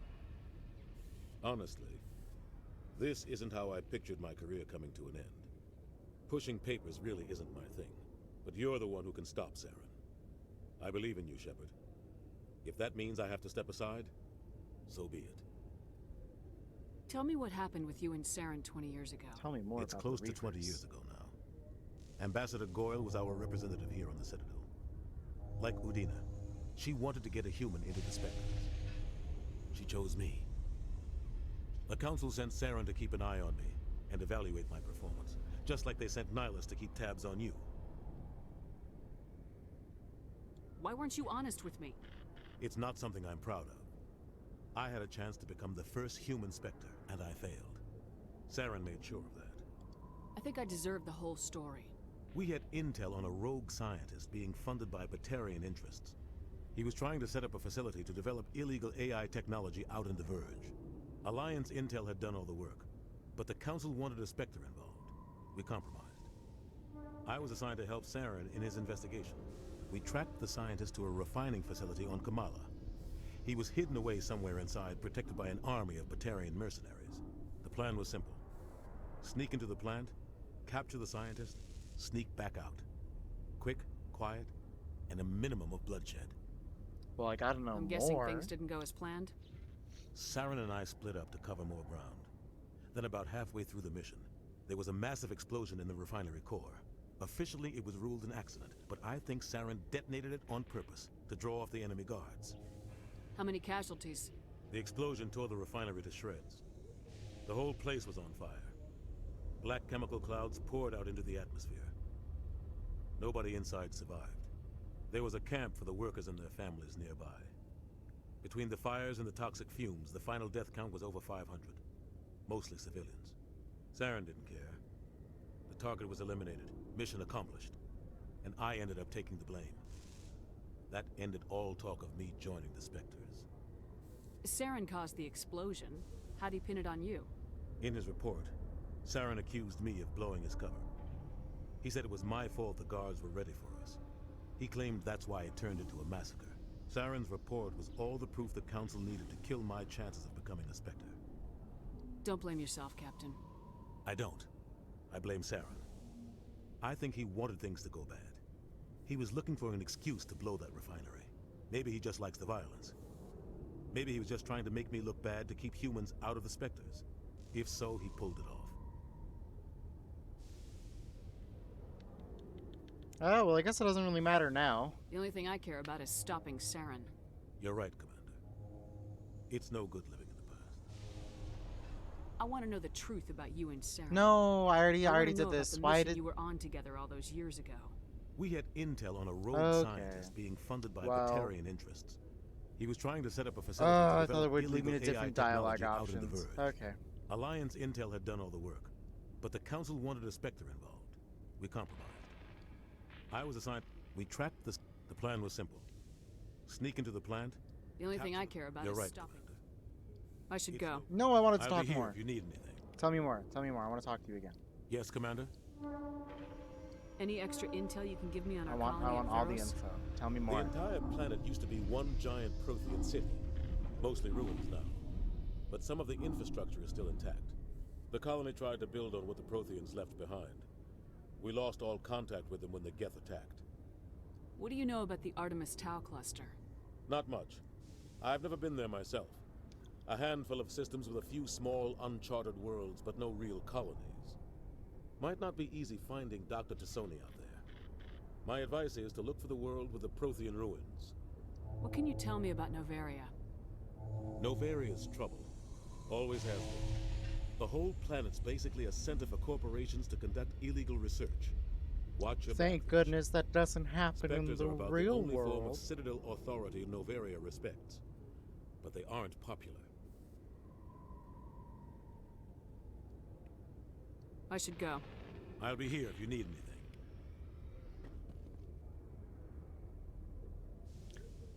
Keeper. Interesting. I wonder if I can still scan them even though that quest is over. Nope. Okay.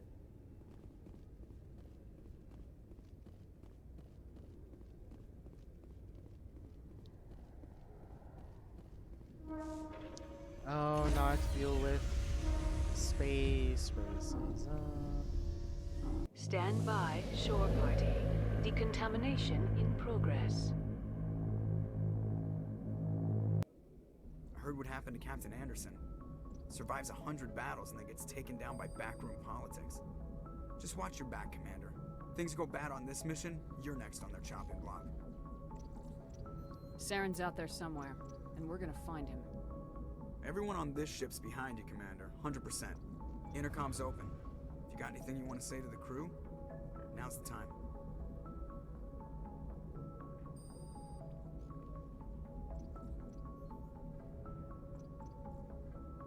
This is Commander Shepard speaking.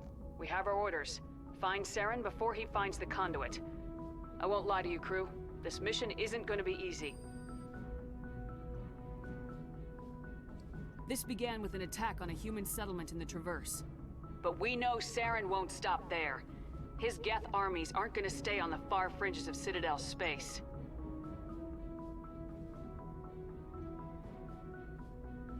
Our enemy knows we're coming. Wherever he searches for the conduit, we'll be there. We will hunt him to the very ends of the galaxy and bring him down.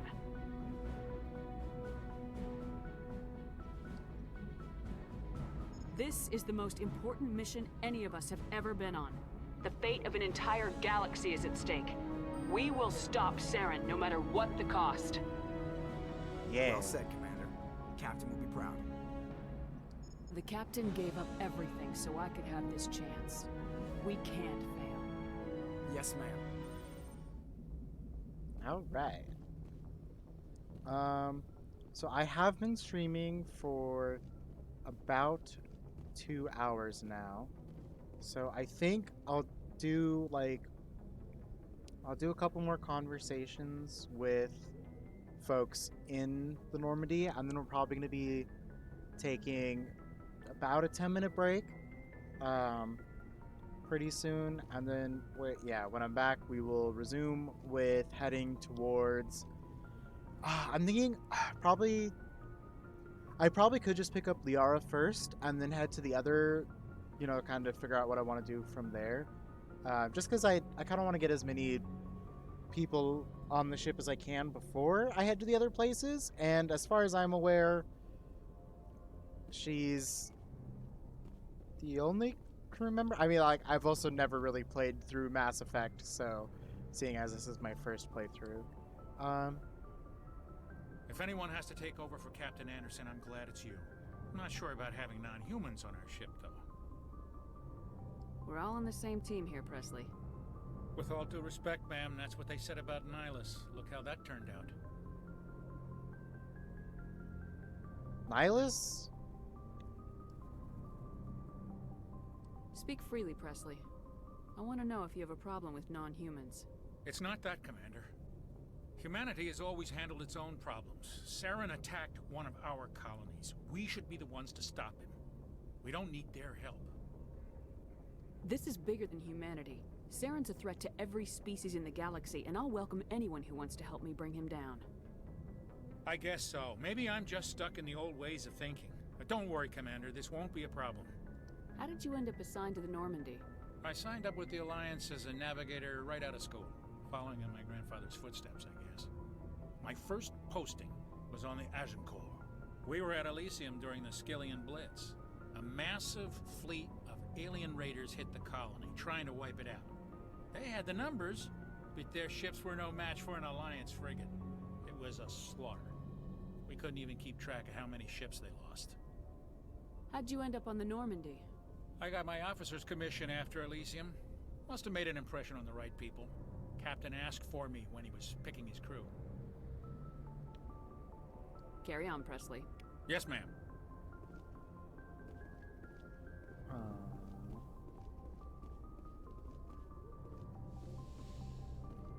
No one's in there. Okay.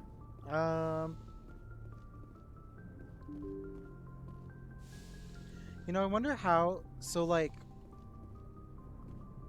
I don't fully understand the concept, but a little while back, I was talking to one of my friends about, I'm gonna be so mad at myself. Quantum. Honestly, it's called quantum teleportation, where basically, regardless of how far apart two particles are, there is a way for you to detect, like, if one is turned on and the other one will be turned on. If one's turned on, the other one's turned off, I think. The point is, I wonder, and basically it would allow for faster than light communication if we can figure out how to, Just trying to get a sense of where the crew's at. Thoughts? I've wasted enough of your time for now, Commander. We'll have time for personal debriefings later. We'll talk another time, Lieutenant. Commander? Brain, where was I? So, yeah. So, like, you can create faster than light communication by, like, turning, quarks, I think is the word, on and off, which I wonder how this game would change knowing that, because, like, a big plot point in Mass Effect is that you can travel quickly, but, like... Yes, Commander? Is there something you need? Calling someone on... I should go. Goodbye, like, sending messages takes a long time. So, yeah, I guess... Yeah, I kind of wonder what it would be like if they did have faster than light communication.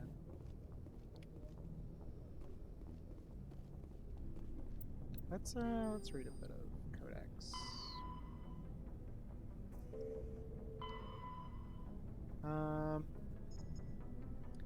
Humanity has encountered many galactic species. Wars have been few, but mistrust is rife.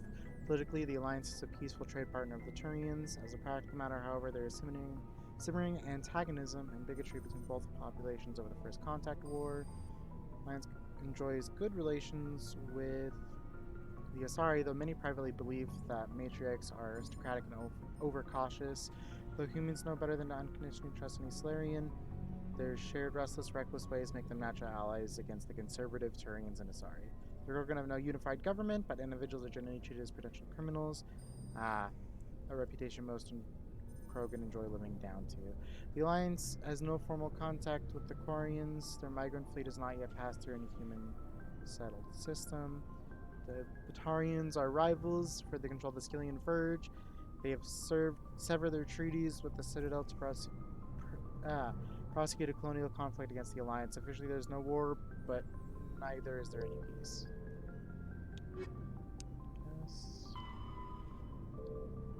In the early 2160s, the Alliance began aggressive colonization of worlds in the Skillian Verge, much to the dismay of the Batarians, who had been developing the region for several decades. In 2171, the Batarians petitioned the Council to declare the Verge a zone of Batarian interest. The Council refused, however, declaring unsettled worlds in the region open to human colonization. In protest, the Batarians closed their Citadel embassy and severed official diplomatic relations with the Council, effectively becoming a rogue state. They instigated a proxy war in the Verge by funneling money and weapons to criminal organizations, urging them to strike at human colonies. Hostilities peaked with the Skillian Blitz of 2176, an attack on the human capital of Elysium by Batarian-funded pirates and slavers. In 2178, the Alliance retaliated with a crushing assault on the moon of Torfin, long used as a staging base by Batarian-backed criminals. In the aftermath, the Batarians retreated into their own systems and are now rarely seen in Citadel space. Feros is a habitable world in the Attican Beta Cluster. 2/3 of the habitable surface is covered with the ruins of a crumbling Prothean megatropolis. In the millennia since the Prothean extinction, the ruins have been repeatedly picked over by looters many times. Feros was considered a poor prospect for colonization, as little open ground remains for agriculture. The only sizable freshwater sources are the poles, which are tapped by the decaying Prothean aqueduct systems. The dead cities, while in good condition considering their antiquity, are of uncertain stability. Ground level is congested by a dozen meters of fallen debris, and the air is fouled by dust. In 2178, the Human Exogeny Corporation announced its intention to place a permanent colony on Feros to thoroughly explore the ruins. The pioneer settlement was placed on the upper levels of several intact skyscrapers, using the surviving Prothean aqueducts and rooftop hydroponic gardens to support the population. Noveria is a cool, rocky world with most of its hydrosphere locked up in massive glaciers. A privately chartered colony world, the planet is owned by the Noveria Development Corporation Holding Company. The NDC is funded by investment capital from 24 high-technology development firms and administrated by an executive board representing their interests. The investors built remote hot labs in isolated locations across Noveria's surface. These facilities are used for research too dangerous or controversial to be performed elsewhere, as Noveria is technically not part of Citadel space and therefore exempt from Council law. By special arrangement, Citadel's special tactics and reconnaissance agents have been granted extraterritorial privileges, but it remains to be seen how committed the Executive Board is to that principle. Given its unique situation, it is understandable that Noveria is often implicated in all manner of wild conspiracy theories. Fucking corporations, man. Doing anything they can to avoid the law. There are between 2 and 400 billion stars in the galaxy, and less than 1% of them have ever been visited or had their systems properly surveyed. Humanity's early expansion into the Attican Traverse was haphazard, a desperate race to claim habitable planets where populations can be economically settled. Ignored in the wake of this land grab were thousands of less hospitable worlds, each potentially rich with industrial resources. The wealth of entire solar systems lies untapped, waiting for corporate survey teams or independent pioneers to discover and exploit them. However, this is not an easy task. In addition to the environmental hazards, The fact that uncharted worlds are largely ignored makes them popular bases for criminals, revolutionaries, cults, and others who wish to remain unnoticed by galactic society. Medigel is a common medicinal salve used by paramedics, EMTs, and military personnel. It combines several useful applications: a local anesthetic, disinfectant, and clotting agent all in one. Once applied, the gel is designed to grip tight to flesh until subjected to a frequency of ultrasound. It is sealable against liquids, most notably blood, as well as contaminants and gases. The gel is a genetically engineered bioplasm created by the CERTA Foundation, a medical technology megacorp based on Earth. Technically, Medigel violates Council laws against genetic engineering, but to date, it has proved far too useful to ban. Yeah, there's a lot of interesting moral conundrums in here. Cabins each give individuals 10 cubic meters of space. On larger vessels, private rooms are common. As ships get smaller, the number of crew packed into a single wardroom increases. Asari prefers shared spaces even on large vessels, while Krogan territorial districts make them possible then to cohabitate even on the smaller ships. On smaller vessels, hot bunking is the norm. Crew members assigned to different watches share the same bunk. When one gets off duty, he wakes up the person in the bunk. While the crewman is on duty, the first gets his rack time. Spacecraft compartments can be isolated by airtight doors in case of decompression. The cinematic vision of explosive decompression is fiction. Hold compartments either take enough damage that the occupants are killed instantly, or leak slowly enough that they're able to reach protective gear. Compartments equipped with emergency life support apparatus, fireproof ballistic bubbles, air bottles, small when stowed, thus they comfortably accommodate once the individual inflated. Damage control procedure cuts off ventilation burning compartments without oxygen consuming fires die in seconds. The compartment is repressurized afterwards for crew recovery. Mass effect fields create an artificial gravity. Oh, yeah, okay. Plane below the decks, preventing muscle atrophy and bone loss in 0G. Large vessels arrange their decks perpendicular to the thrust axis. The highest decks are at the bow, the lowest are the engines. This allows aircraft to work within the inertial effects of the thrust. Ships that can land arrange their decks laterally so the crew can move while the vessel's on the ground. Interesting.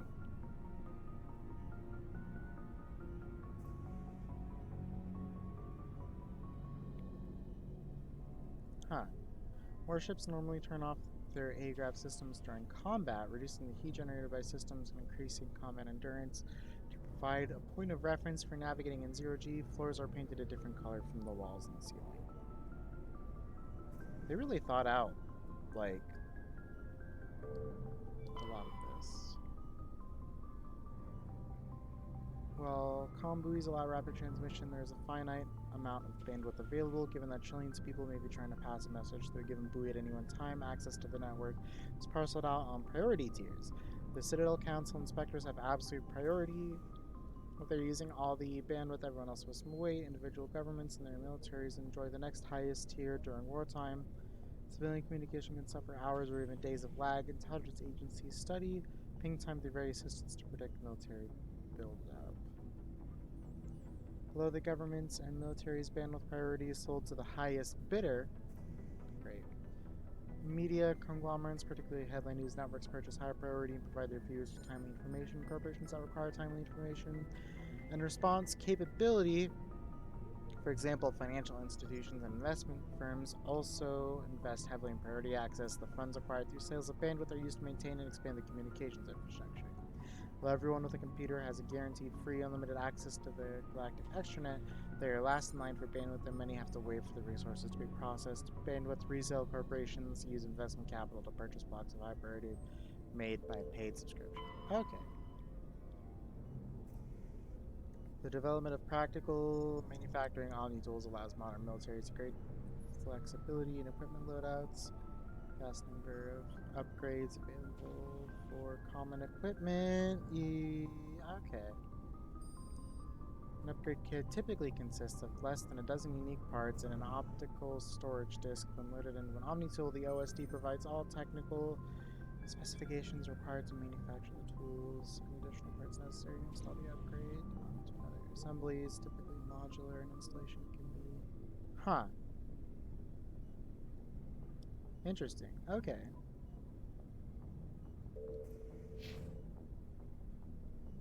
Alright. Yeah, we are going to go to an intermission. I'm thinking about 10 minutes or so. And yeah, I will be back in about 10 minutes.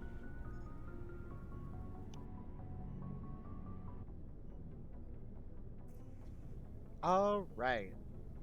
I have returned. I got another drink and I have food so I can snack on things, and we have more. That's not the Mass Effect screen. This is the Mass Effect one, where my face is in the other corner so it doesn't interrupt dialogue. Oh, I have a locker. I have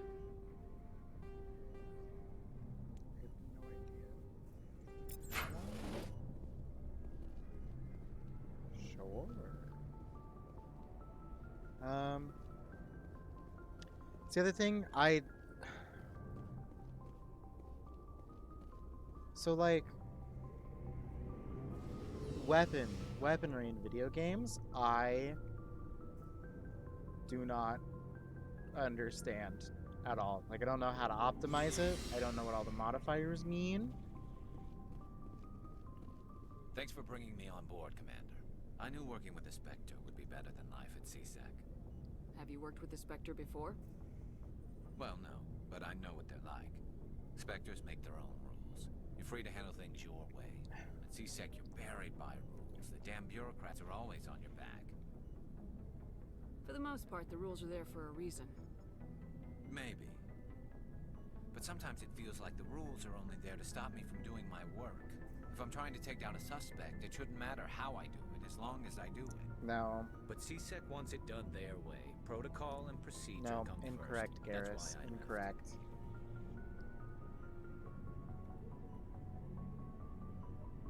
So you just quit because you didn't like the way they do things? There's more to it than that. It didn't start out bad, but as I rose in ranks, I got saddled with more and more red tape. CSEC's handling of Saren was typical. I just couldn't take it anymore. I hate leaving. I hope you made the right choice. I'd hate for you to regret it later. Well, that's sort of why I teamed up with you. It's a chance for me to get off the Citadel, see how things are done outside CSEC. Either way, I plan to make the most of this. And without CSEC headquarters looking over my shoulder, well, maybe I can get the job done my way for a change. If getting the job done means endangering innocent people, then no. We get the job done right, not fast. Got it? I wasn't trying to... I understand, Commander. Don't test me, boy. Nice ship you've got, Shepard. What can I do for you? What's your story, Rex? There's no story. Go ask the Quarian if you want stories. I won't pry. So long, Rex. Shepard. I won't pry. It would be mean to pry. I'll let him open up on his time. Your ship's amazing, Shepard. I've never seen a drive core like this before. I can't believe you were able to fit it into a ship this small. I'm starting to understand why you humans have been so successful. I had no idea Alliance vessels were so advanced. The Normandy's a prototype, cutting-edge technology. A month ago, I was patching a makeshift fuel line into a converted tug ship in the flotilla. Now, I'm sitting on board one of the most advanced vessels in Citadel space. I have to thank you again for bringing me along. Traveling on a vessel like this is a dream come true for me.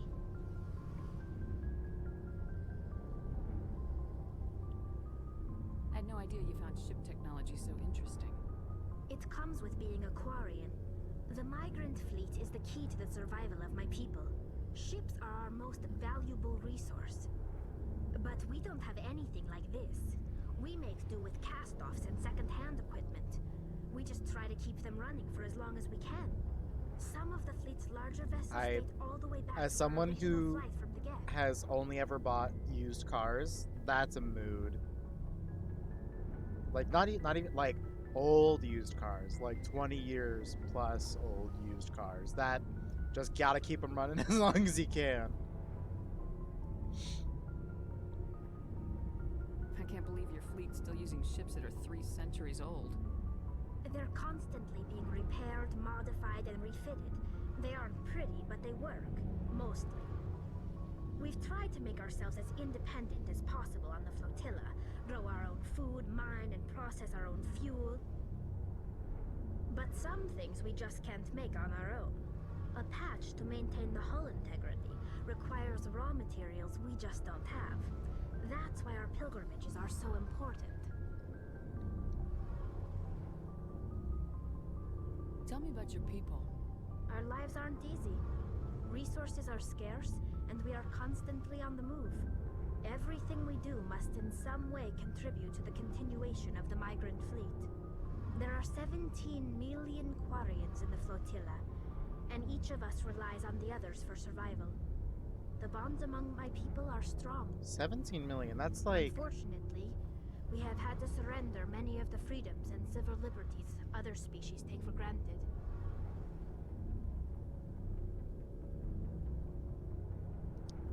What is the New York City population? That's 17 million. That's like 2 New York cities. Well, New York City is 18.4, so a little less than 2 New Yorks worth of people. What kind of freedoms? Well, it's illegal for parents to have more than one child.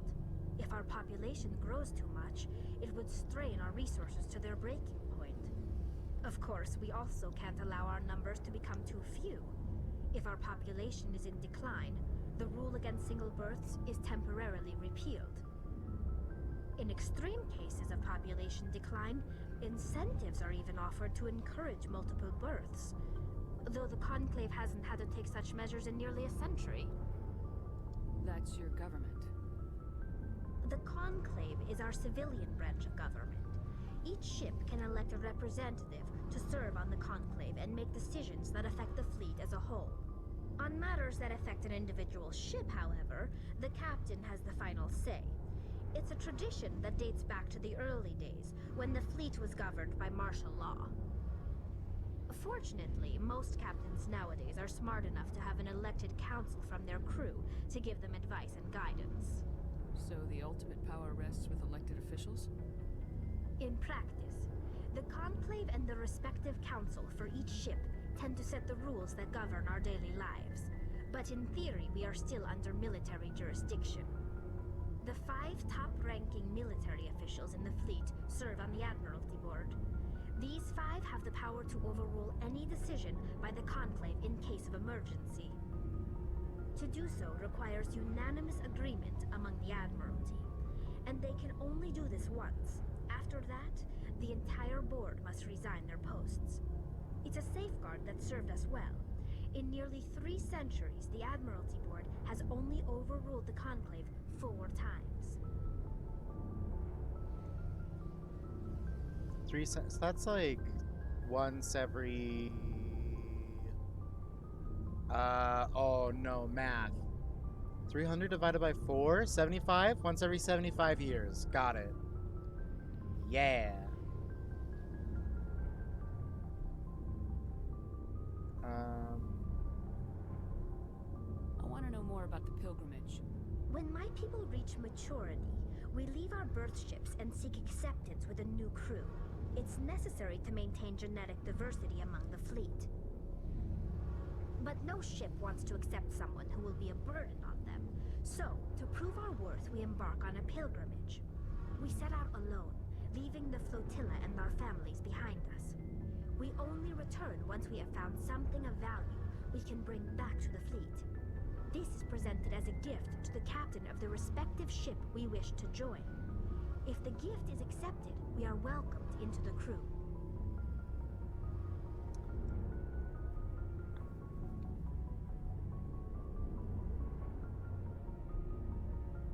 Can a captain choose to reject the gift? That doesn't happen often. Most captains are eager to increase the size of their crew. It increases their own standing in our society.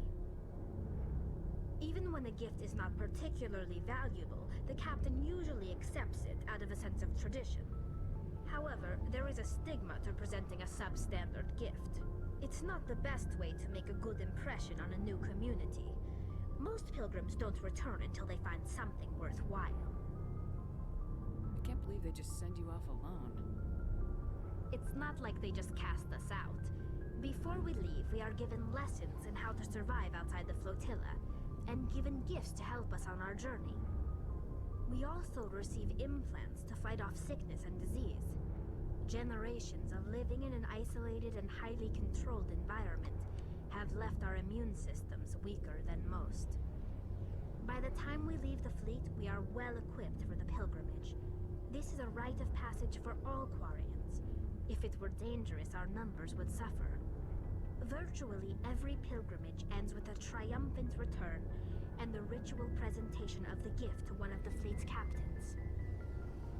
I want to talk about something else. Like what? Okay, actually, like, their society seems like it'd be pretty cool to live in, all things considered. I want to know more about the Geth.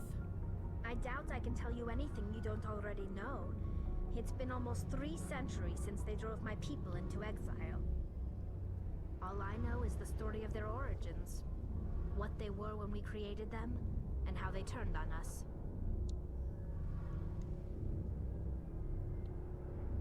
Interesting. The Geth were originally created to serve as an automated manual labor force. Initially, their intelligence was as limited as any VI. Over time, we made small modifications to their programming to allow them to perform more varied and complex tasks, bringing them closer and closer to true AI status. How come the council didn't step in and stop you? This wasn't true AI research. We may have been skirting the bounds of the law, but we never did anything that was actually illegal. The changes were so insignificant, so gradual, that we were able to control them. Or so we thought. But one thing we underestimated was the power of the neural network. 1 million Geth thinking simultaneously created an inherently unstable matrix. What made them rebel? As we built more and more Geth, their effective intelligence became more sophisticated, more abstract. One day, a Geth began to ask its Quarian overseer questions about the nature of its existence. Am I alive? Why am I here? What is my purpose? As you can imagine, this caused a near panic among my people. What did you do? It was inevitable the newly sentient Geth would rebel against their situation. We knew they would rise up against us, so we acted first. A general order went out across all Quarian-controlled systems to permanently deactivate all Geth. The Geth responded to this order violently. Hey, you can't blame them for fighting for their survival. We had no other choice. The Geth were already on the verge of revolution. By acting quickly, we had a chance to end the war before it began. The hope was that most of the Geth would still be little more than machines, incapable of organized resistance. But they had progressed much further than anyone anticipated. The war was long and bloody. Millions upon millions of Quarians died at their hands. In the end, we were forced to flee our own homeworld. We feared the Geth would pursue us, but they never came beyond the veil. Now we drift through space, exiles searching for a way to reclaim what was once ours. I should go. See you later. Huh.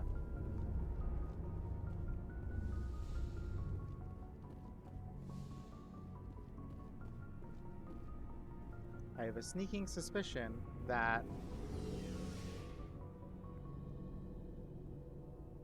I don't know, maybe they will I don't know if they're going to be able to return to their home system by the time that his series is over, but all right.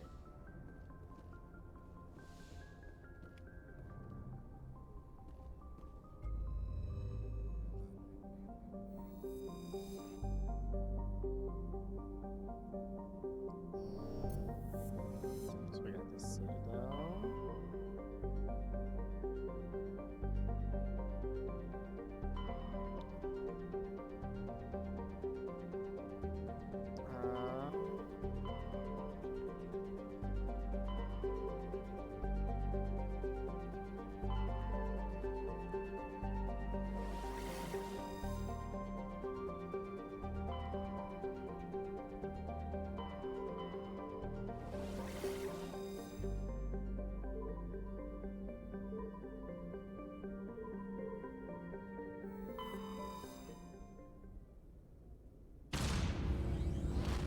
Ooh, cutscenes.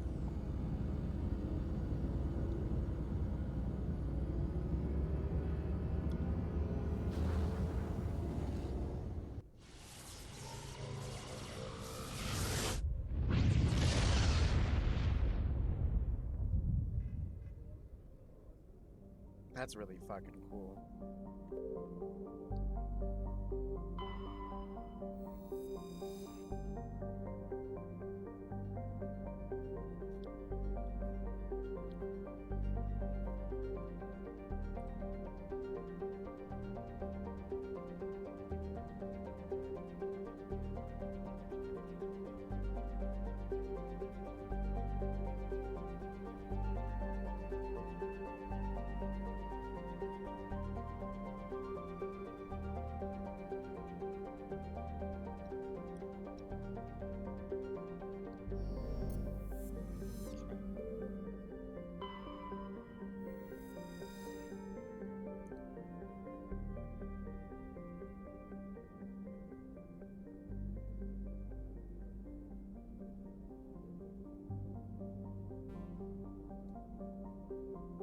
Oh.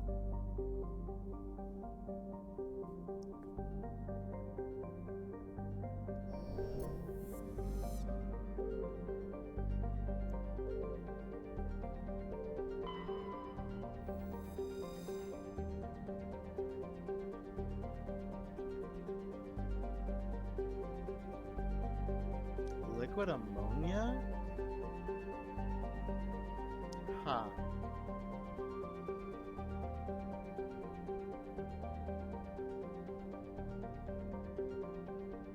Interesting.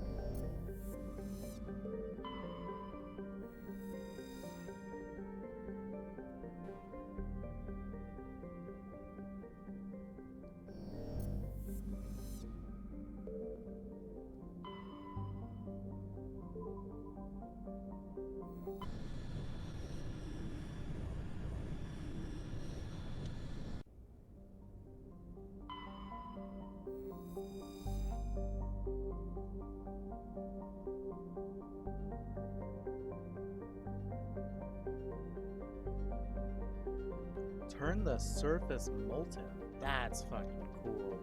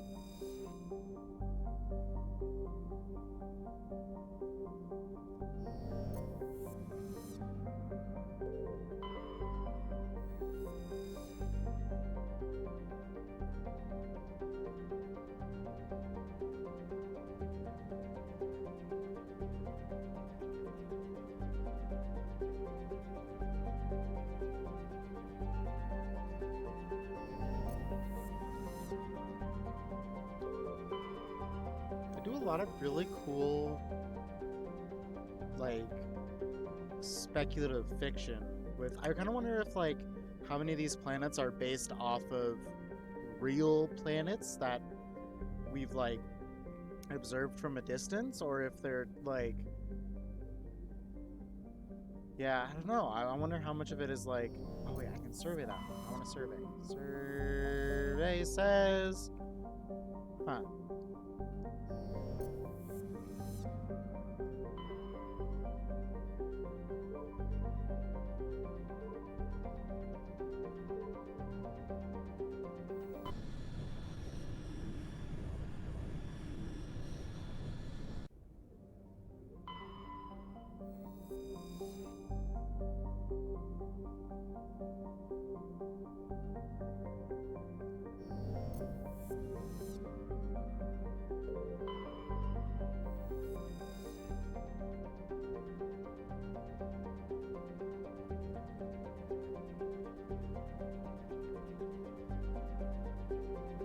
Oh, the mini Prothean ruins. Okay, Prothean ruins, we're going here. You had me sold at Prothean ruins.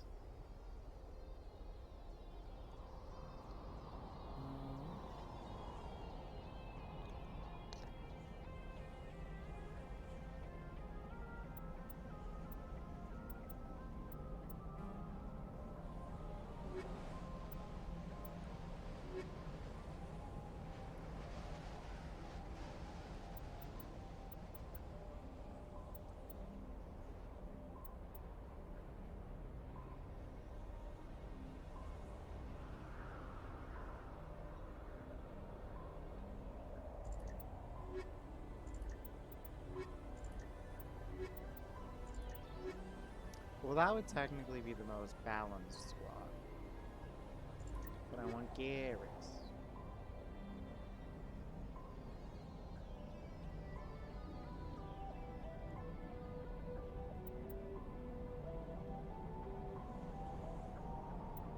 I guess another question is, do I take Kaiden or Rex?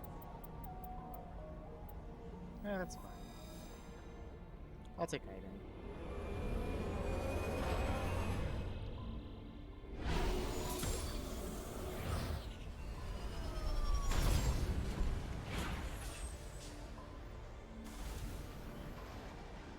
Commander, I'm picking up some strange readings. Really strange, like off the damn charts. It looks like it's coming from an underground complex a few clicks away from the drop zone.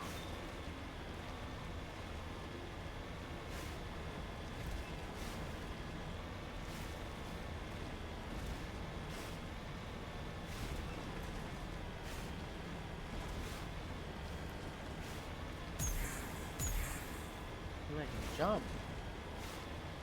This car can jump, baby.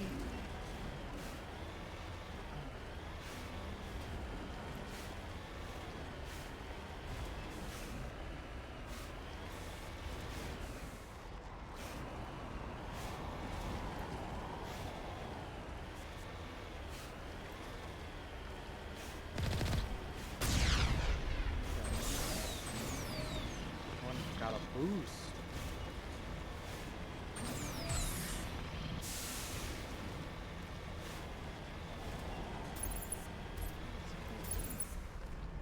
Okay. I will say, I played a little bit of first Mass Effect game, and this already, I got to about this point. This already feels better to control than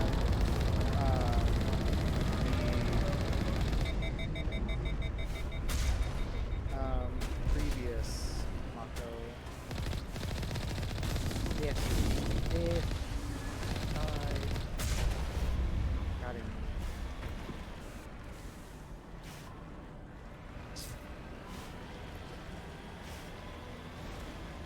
Yeah, this already feels better controlled than the original one did. By like a lot.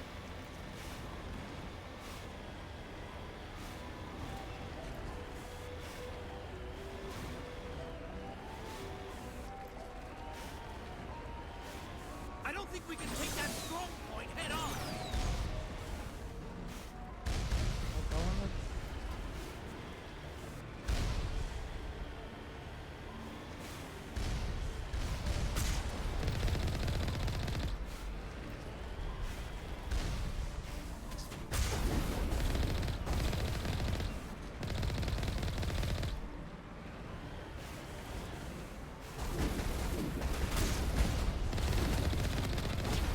Running a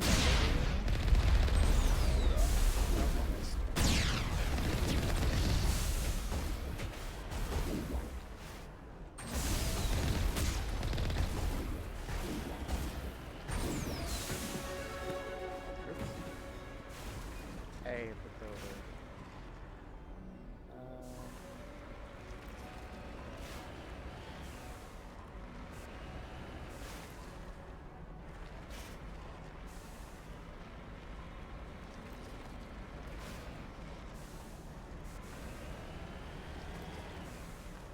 Okay.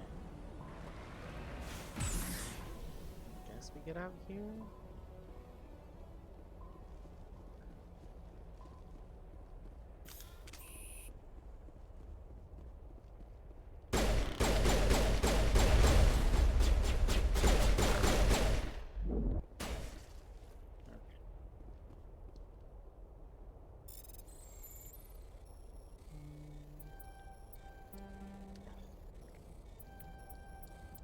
Yeah.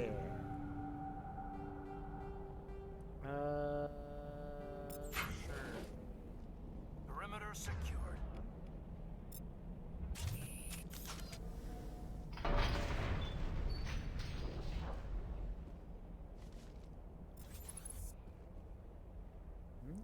Well, there's nobody.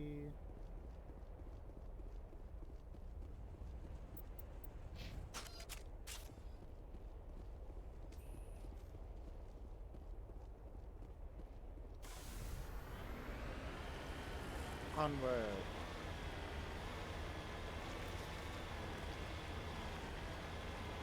Some AI vape turned out to be leaving the whole fleet and flanking spot open.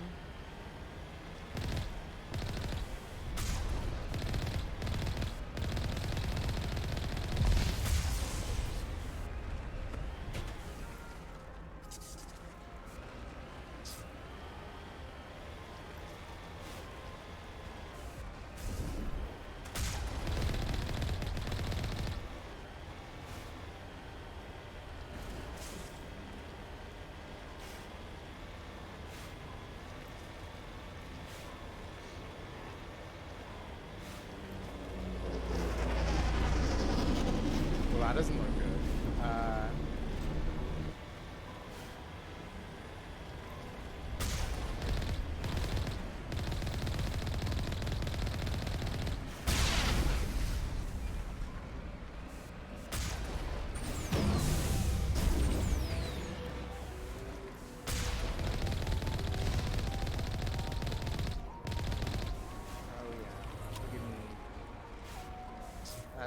That's why I'm a Spectre. Got impeccable aiming and just. No, my gosh! You really can just run them over. That's amazing.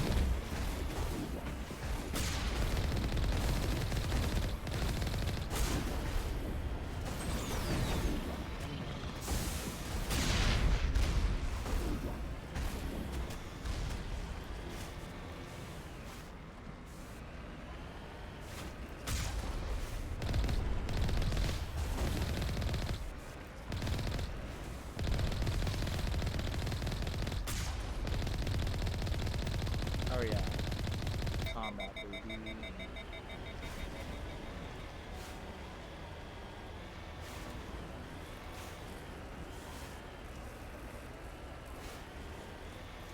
Gosh, sure a lot of death here. Ah.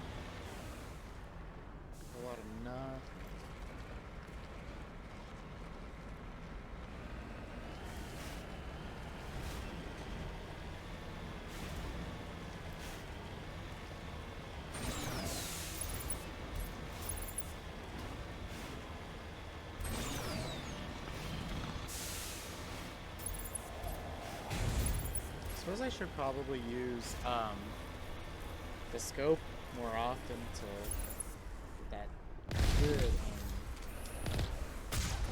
Oh, nope.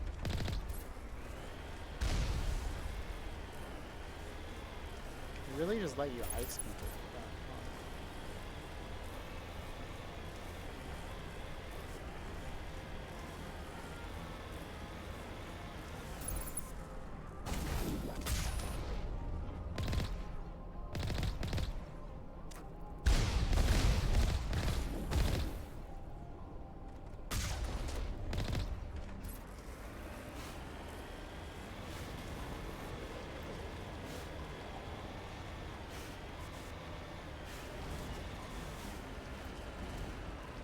Oh no, my signal got jammed. Raspberry. Lone Stone. Oh, they don't want you to get out. Okay, we'll walk, I guess. Whatever.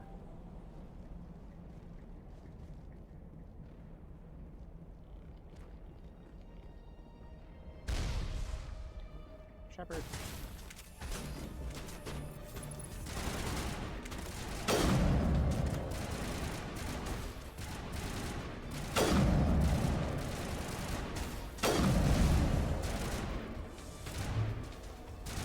Got him.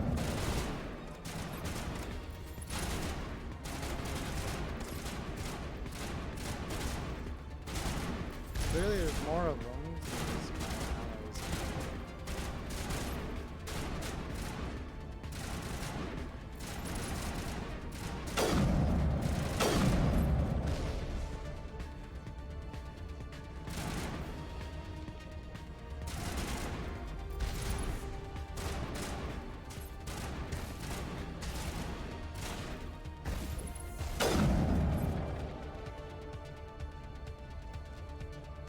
Area secure.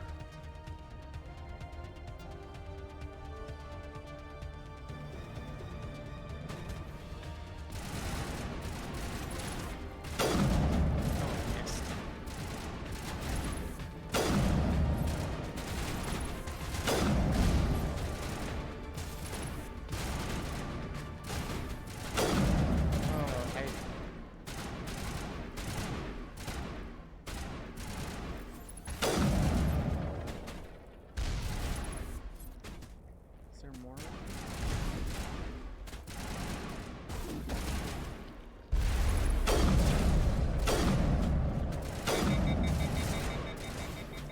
Now I'm overheated.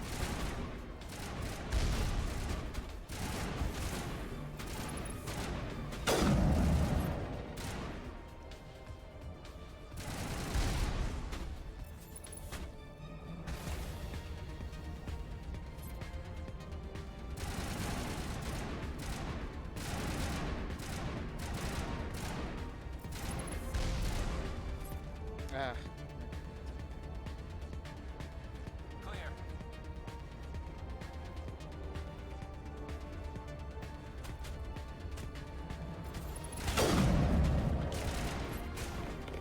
That'd probably be a good idea to switch to my pistol when I'm in close range.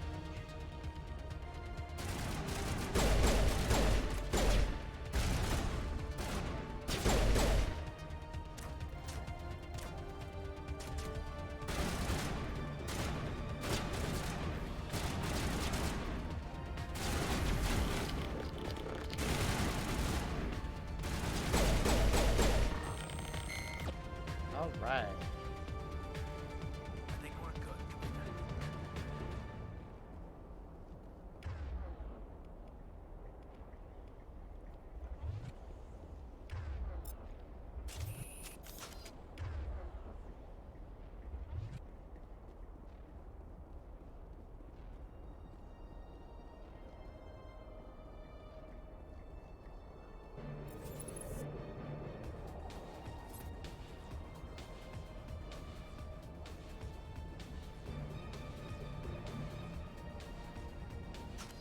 Oh.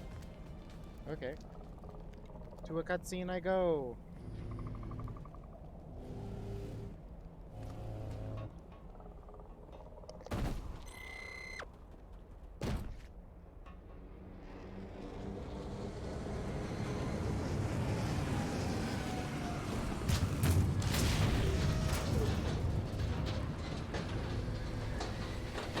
great. Now I have to fight these things without the car. Okay.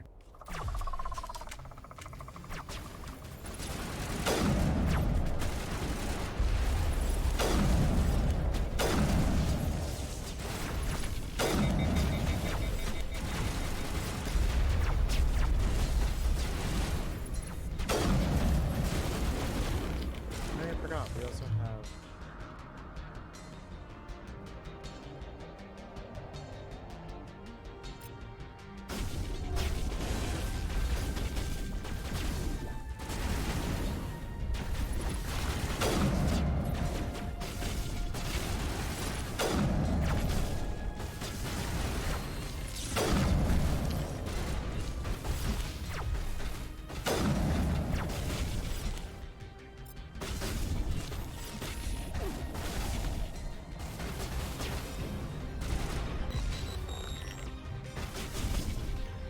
Oh, Garrus is down.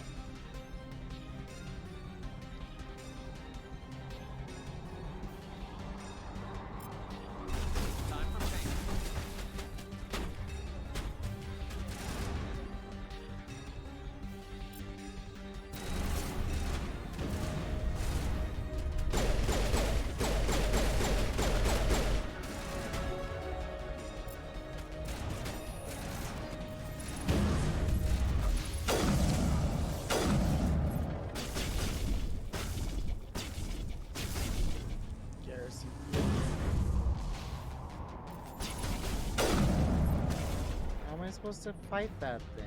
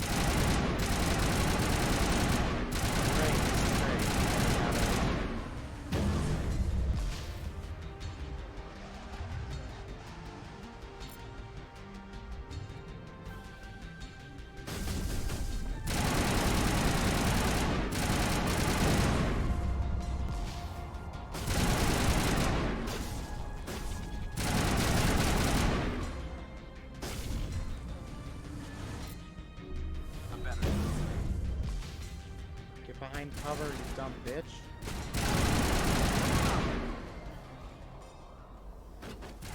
Not now, Shepard. Oh, there's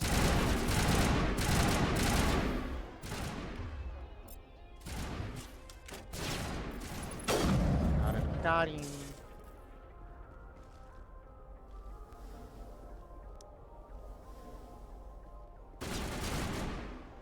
What was that?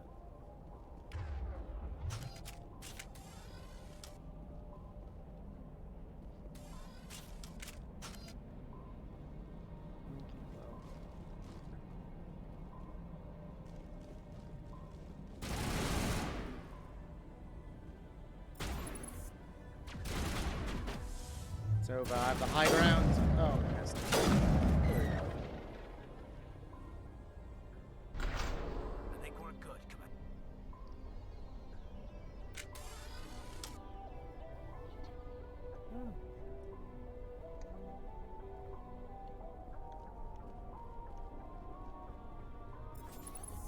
Okay.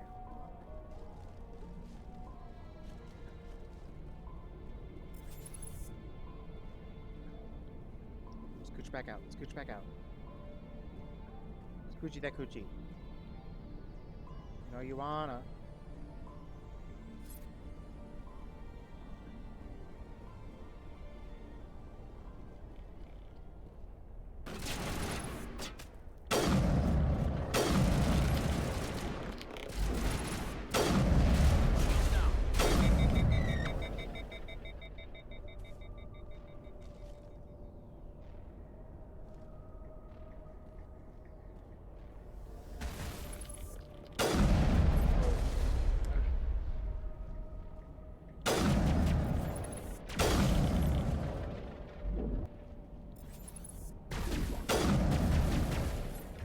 I should probably...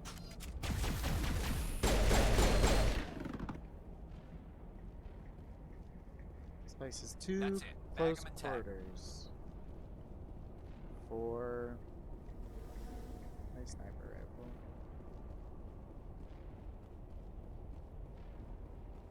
I've never visited a Prothean ruin before. Aside from the Citadel, I mean.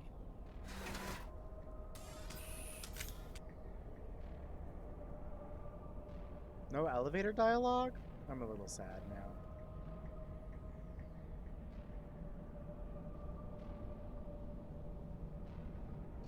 Not a single one, fellas, huh? Not a single word? Alright.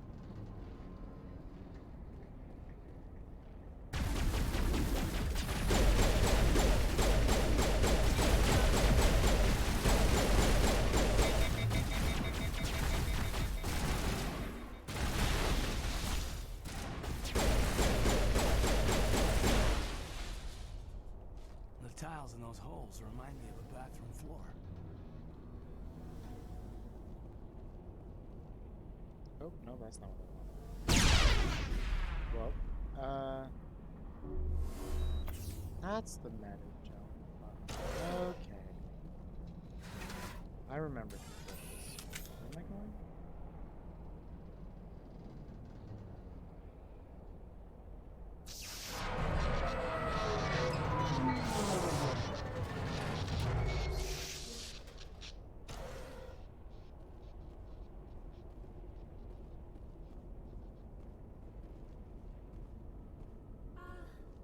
Hello? Could somebody help me? Please?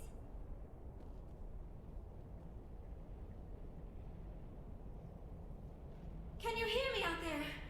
I'm trapped. I need help.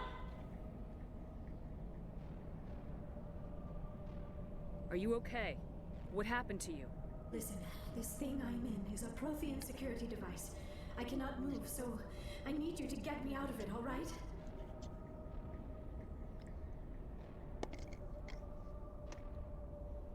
We just need to figure some way past this energy field. It's a Prothean barrier curtain. I knew it would keep me safe from the Geth.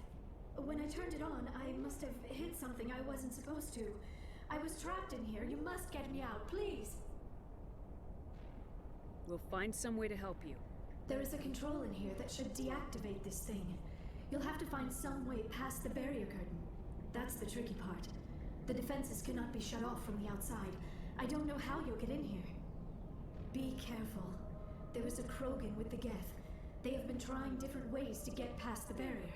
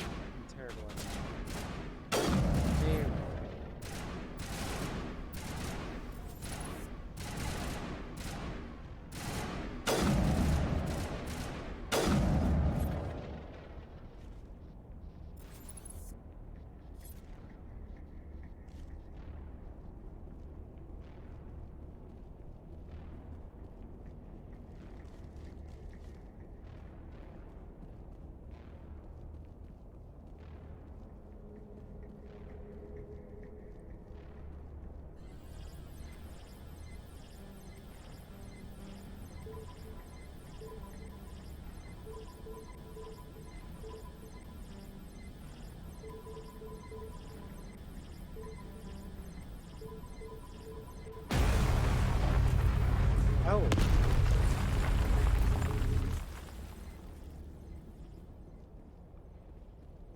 Well, that's certainly something.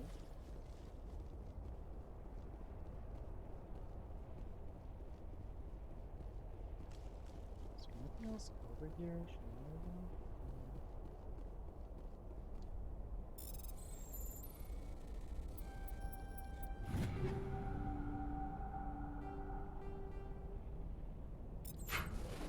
Sure.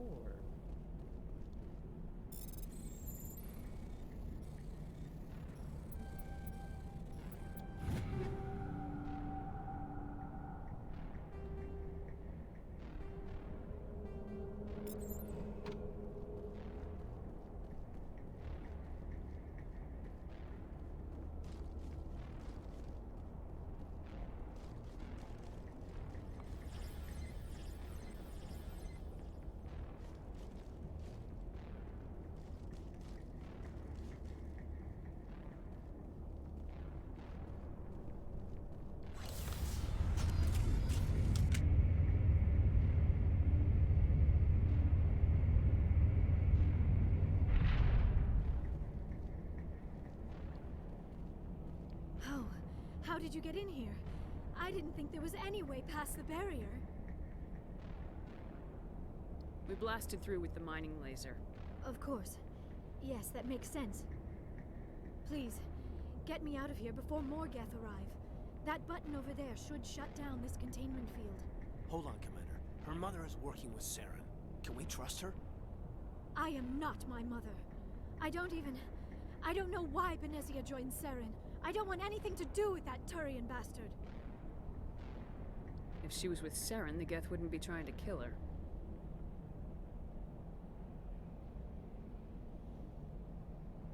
I mean, I believe she's one of the...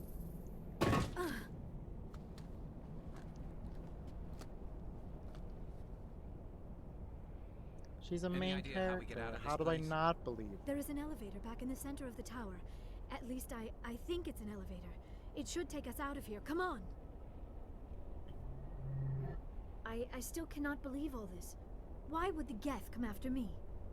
Do you think Benezia's involved? Saren's looking for the conduit. You're a Prothean expert. He probably wants you to help him find it.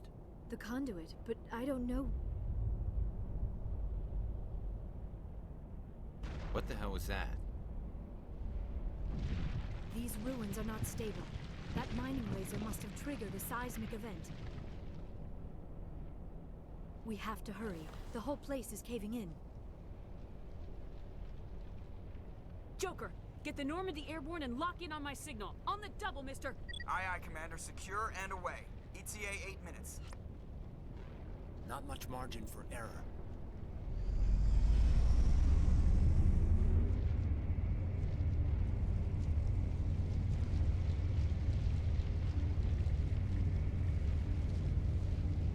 Oh, they don't let you move around on the elevator.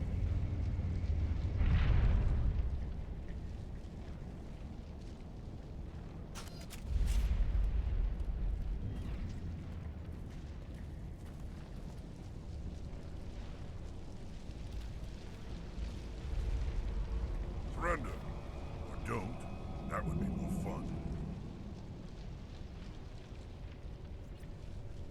In case you didn't notice, this place is falling apart.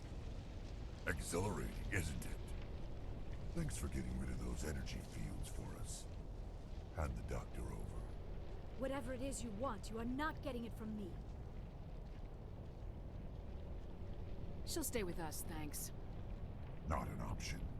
Saren wants her, and he always gets what he wants. Kill him. Spare the Asari if you can. If not, doesn't matter.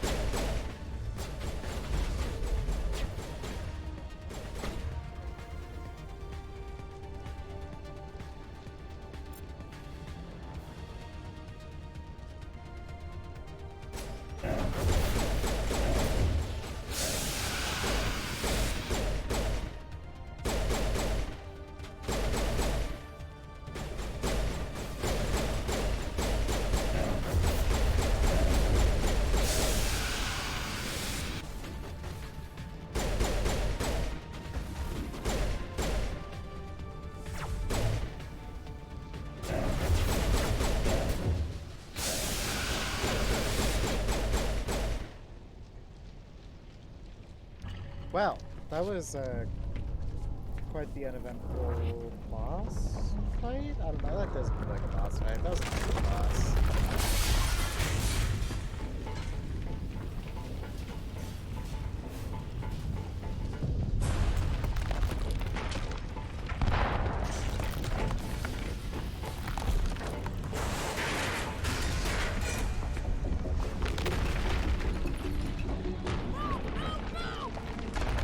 Oh my gosh, there's a lot of shaking and dust, man. So much shaking and so much dust, bro.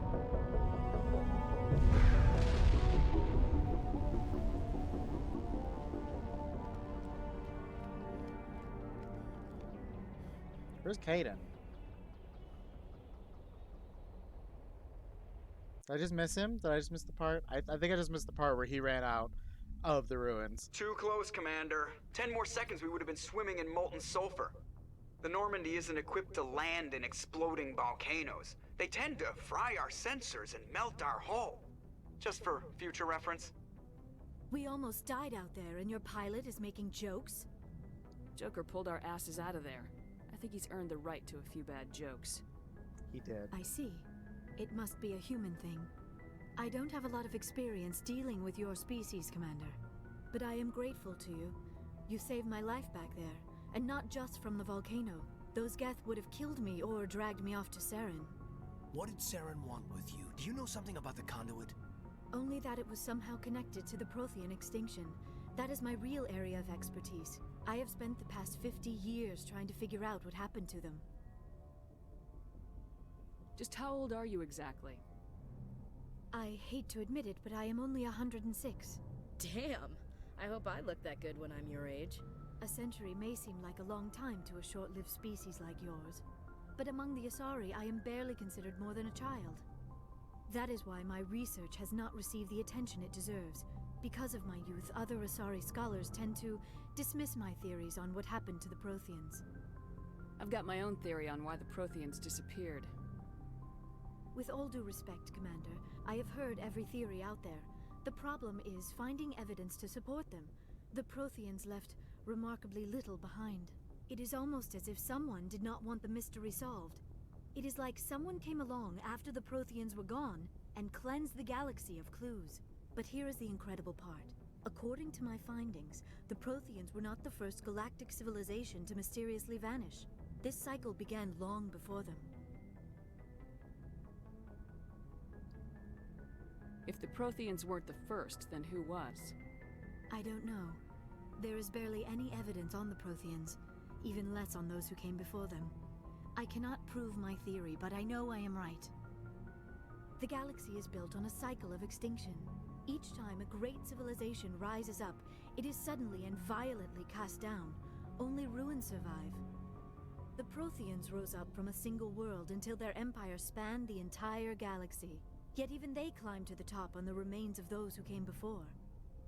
Their greatest achievements, the mass relays and the Citadel, are based on the technology of those who came before them. And then, like all the other forgotten civilizations throughout galactic history, the Protheans disappeared. I have dedicated my life to figuring out why. They were wiped out by a race of sentient machines, the Reapers.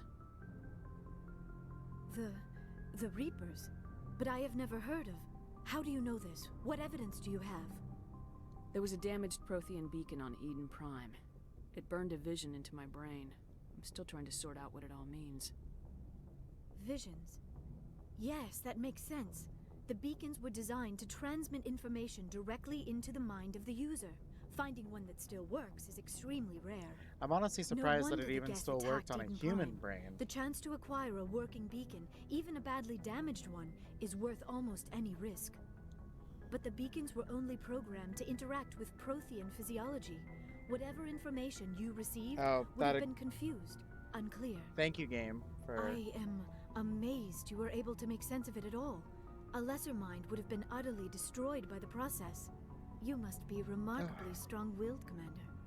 This isn't helping us find Saren, or the conduit. Of course, you're right. I am sorry, my scientific curiosity got the better of me. Unfortunately, I do not have any information that could help you find the conduit, or Saren. I don't know why Saren wanted you out of the picture, but I think we'll be a lot better off if we bring you along. Thank you, Commander. Saren might come after me again. I cannot think of anywhere safer than here on your ship. And my knowledge of the Protheans might be useful later on. And her biotics will come in handy when the fighting starts. I'm not gonna be a space race. Why is one of the options to be a space racist? Good to have you on the team, Liara. Thank you, Commander. I am very grateful. Oh, I am afraid I am feeling a bit lightheaded. When was the last time you ate or slept? Dr. Chakwa should take a look at you. It is probably just mental exhaustion, coupled with the shock of discovering the Protheans' true fate. I need some time to process all this. Still, it could not hurt to be examined by a medical professional. It will give me the chance to think things over. Are we finished here, Commander? Go see the doctor. The rest of you, dismissed. Mission reports are filed, Commander. You want me to patch you through to the Council? Don't bother. Aye, aye, ma'am. I don't think I've found enough yet to bother the Council, man.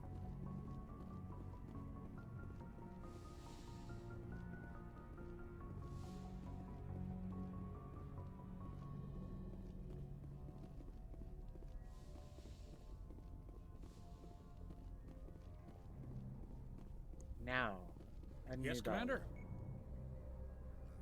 Nope. Carry on, Presley. Yes, ma'am. Never talked to,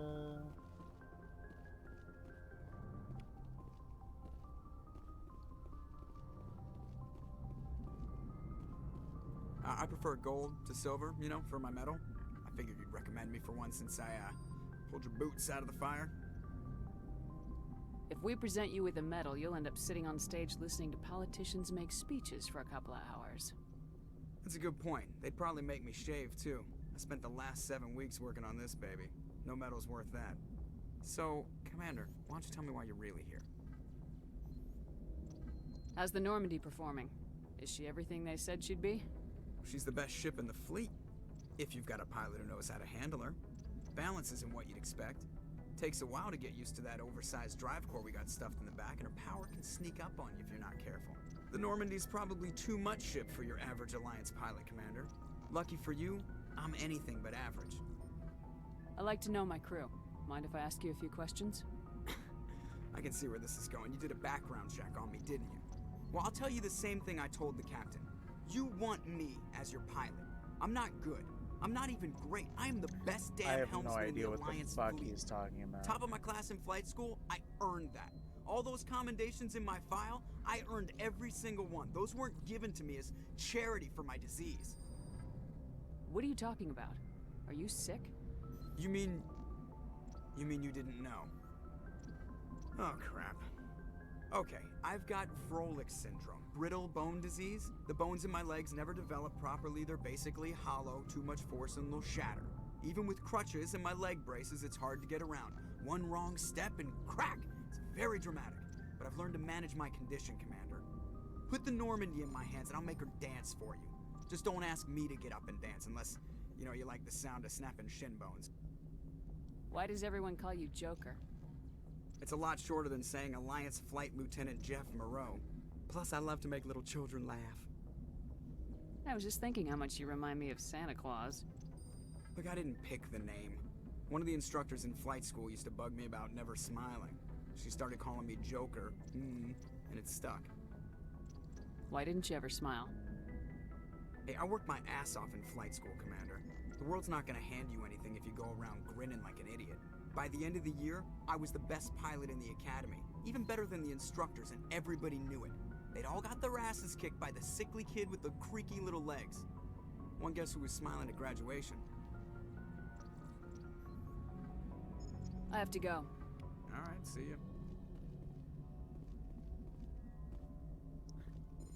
I want to look outside. Born.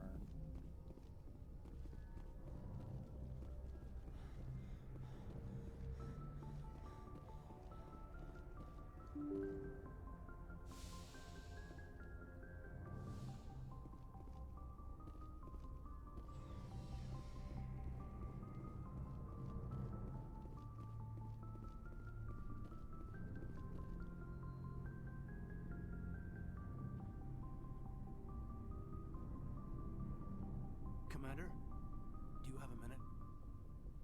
What's on your mind, Lieutenant? Off the record, I think there's something wrong here.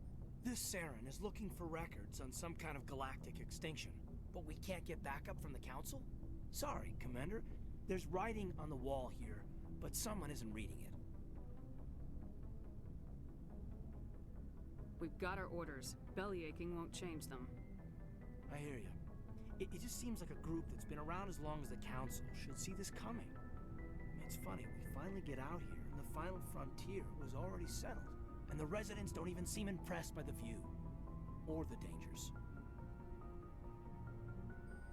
Well, well. You're a romantic. Did you sign on for the dream, Malenko? Secure a man's future in space? Yeah, I read a lot of those books when I was a kid, where the hero goes to space to prove himself worthy of a woman he loves, or, you know, for justice. Maybe I was a romantic in the beginning, but I thought about it after brain camp. Biotic acclimation and temperance training. I'm not looking for the dream. I just want to do some good. See what's out here. Sorry if I got too informal. Protocol wasn't a big focus back in Bot. Tell me about it. Biotic acclimation and temperance didn't last past the airlock. To the kids they hauled in, it was brain camp. Sorry, hauled in is unkind. We were encouraged to commit to an evaluation of our abilities so an understanding of biotics could be compiled. Brain camp. There are worse results of accidental exposure to element zero in the womb. Beats the brain tumors some kids grew up with. Is there some question about how you were exposed? My mother was downwind of a transport crash. It was before there were human biotics, a little after the discovery of the Martian ruins. It only gets iffy around 63 when kinetics was running out of first-gen subjects. Until then, they'd relied on accidentals. Bunch of guys in suits show up at your door after school, and next thing you know, you're out on Jump Zero. Jump Zero's a long way from home. What was it like? The grand gateway to humanity looks a lot better in the vids. Anyway, this was supposed to be a casual debrief, not a bull session about stuff that happened years ago. We have to depend on each other in combat. I like knowing what kind of man I have at my back. I understand, ma'am. I won't let you down. You, make a habit of getting this personal with everyone? Of course. But I don't enjoy it with everyone. We'll talk again later. I'll need some I time swear to God, if this process game forces me yeah, to romance him,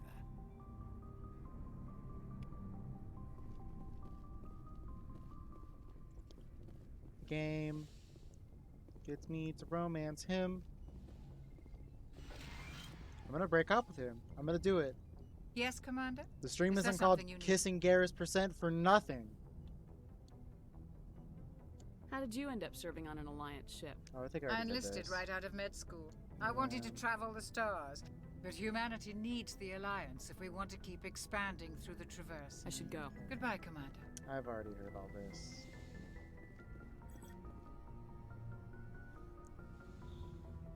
Oh, now I talk to Liara. Commander, are you coming to check up on me? You look much better. How are you feeling? Dr. Chakwas assures me I am going to be fine. I was impressed with her knowledge of Asari physiology. You're in good hands. Dr. Chakwas knows what she's doing. I never properly thanked you for saving me from the Geth, Commander. If you hadn't shown up, I'm just glad we got there in time. So am I. I know you took a chance bringing me aboard this ship. I have seen the way your crew looks at me. They do not trust me. But I am not like Benezia. I will do whatever I can to help you stop Saren. I promise. Don't worry, Liara. I trust you. I know you won't let me down. It means a lot to hear you say that, Commander. Thank you. Tell me about yourself, Liara. Me? I am afraid I am not very interesting, Commander. I spend most of my time on remote digs, unearthing mundane items buried in long-forgotten Prothean ruins. You must get lonely sounds flirty. You must enjoy something about it. I love my work. Seeking out history's lost secrets has a special appeal for me. You were actually touched by working Prothean technology. That is why I find you so fascinating, Commander. Sounds like you want to dissect me in a lab somewhere. What? No, I did not mean to insinuate. I never meant to offend you, Shepard. I only meant that you would be an interesting specimen for an in-depth study. No, that's even worse. Calm down, Liara. I was only joking. Joking? Oh, by the goddess, how could I be so dense? You must think I am a complete and utter fool. Now you know why I prefer to spend my time in the field with data disks and computers. I always seem to say something embarrassing around other people.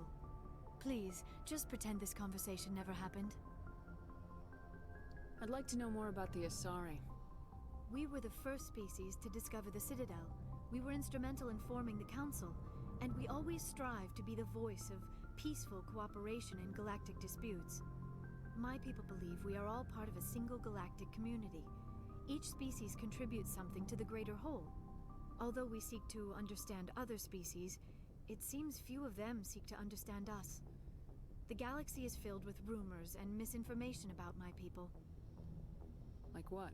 Most of the inaccuracies are centered around our mating rituals. My species is monogendered.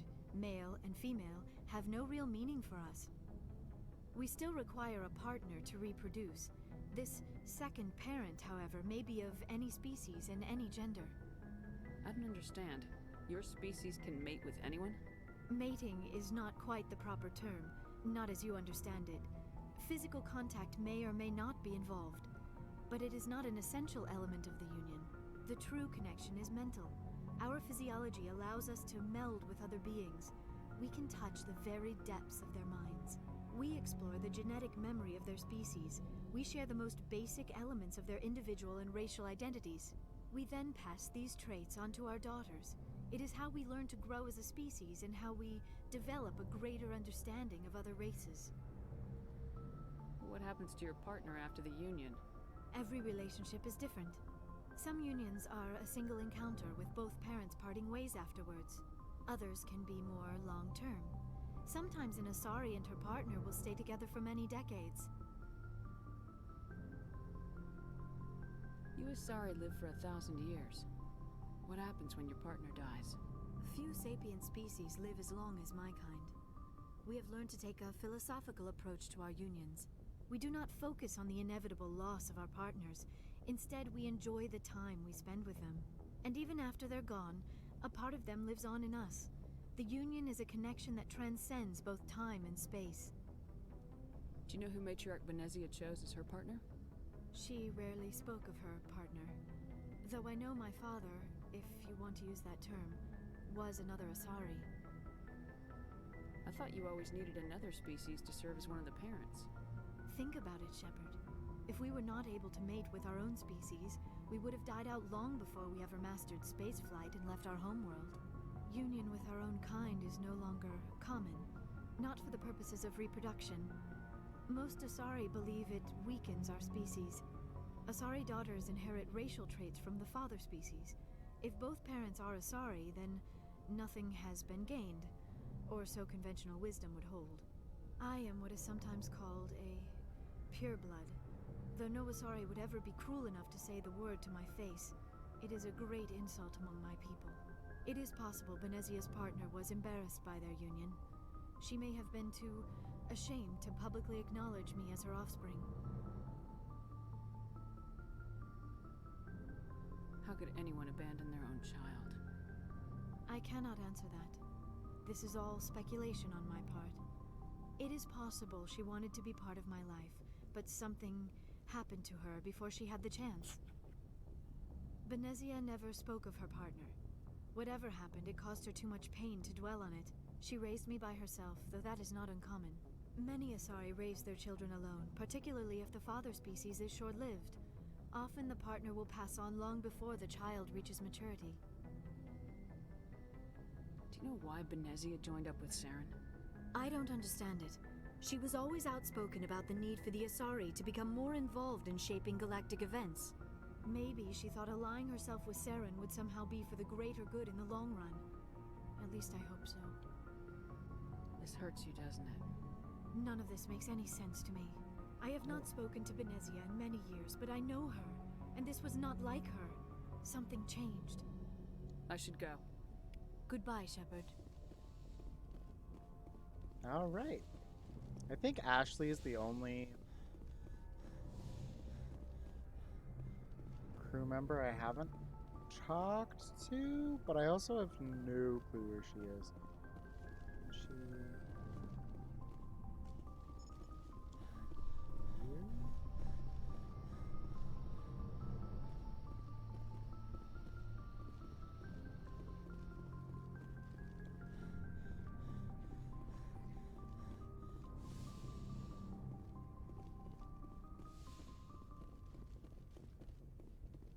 Maybe she's downstairs.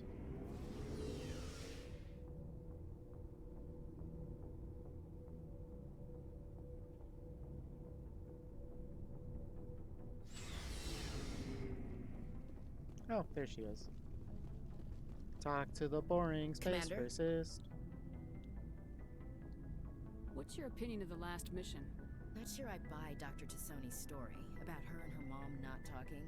They're family, right? Not everyone has a happy family life. I know, but I'm not gonna bet she's on our side just because Benezia didn't hug her enough. I'll keep an eye on her. Too bad those ruins got destroyed. I mean, they lasted thousands of years. That's impressive. Do you have a few minutes to talk? One-on-one? Sure. I was hoping to get a minute of your time. Off the record. Is this duty-related, Chief? No, ma'am. Well, maybe.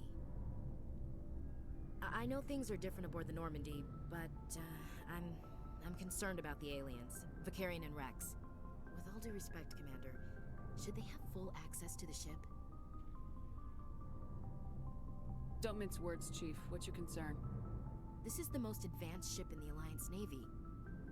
I don't think we should give them free rein to poke around the vital systems. Engines, sensors, weapons. You don't trust the Alliance's allies? I'm not sure I'd call the Council races allies. We, humanity, I mean, have to learn to rely on ourselves. Standing up for ourselves doesn't mean standing alone. I don't think we should turn down allies. I just think we shouldn't bet everything on them staying allies. As noble as the Council members seem now, if their backs are against the wall, they'll abandon us. I don't see that as inevitable. Look, if you're fighting a bear and the only way for you to survive is to sick your dog on it and run, you'll do it. As much as you love your dog, it isn't human. It's not racism, not really. Members of their species will always be more important to them than humans are. Space racist is a boring space racist. These seem like deeply held beliefs, Williams. What made you think this way? My family's defended the Alliance since it was founded. My father, grandfather, great-grandmother, they all picked up a rifle and swore the oath of service. I guess we just tend to think of Earth's interests as our own.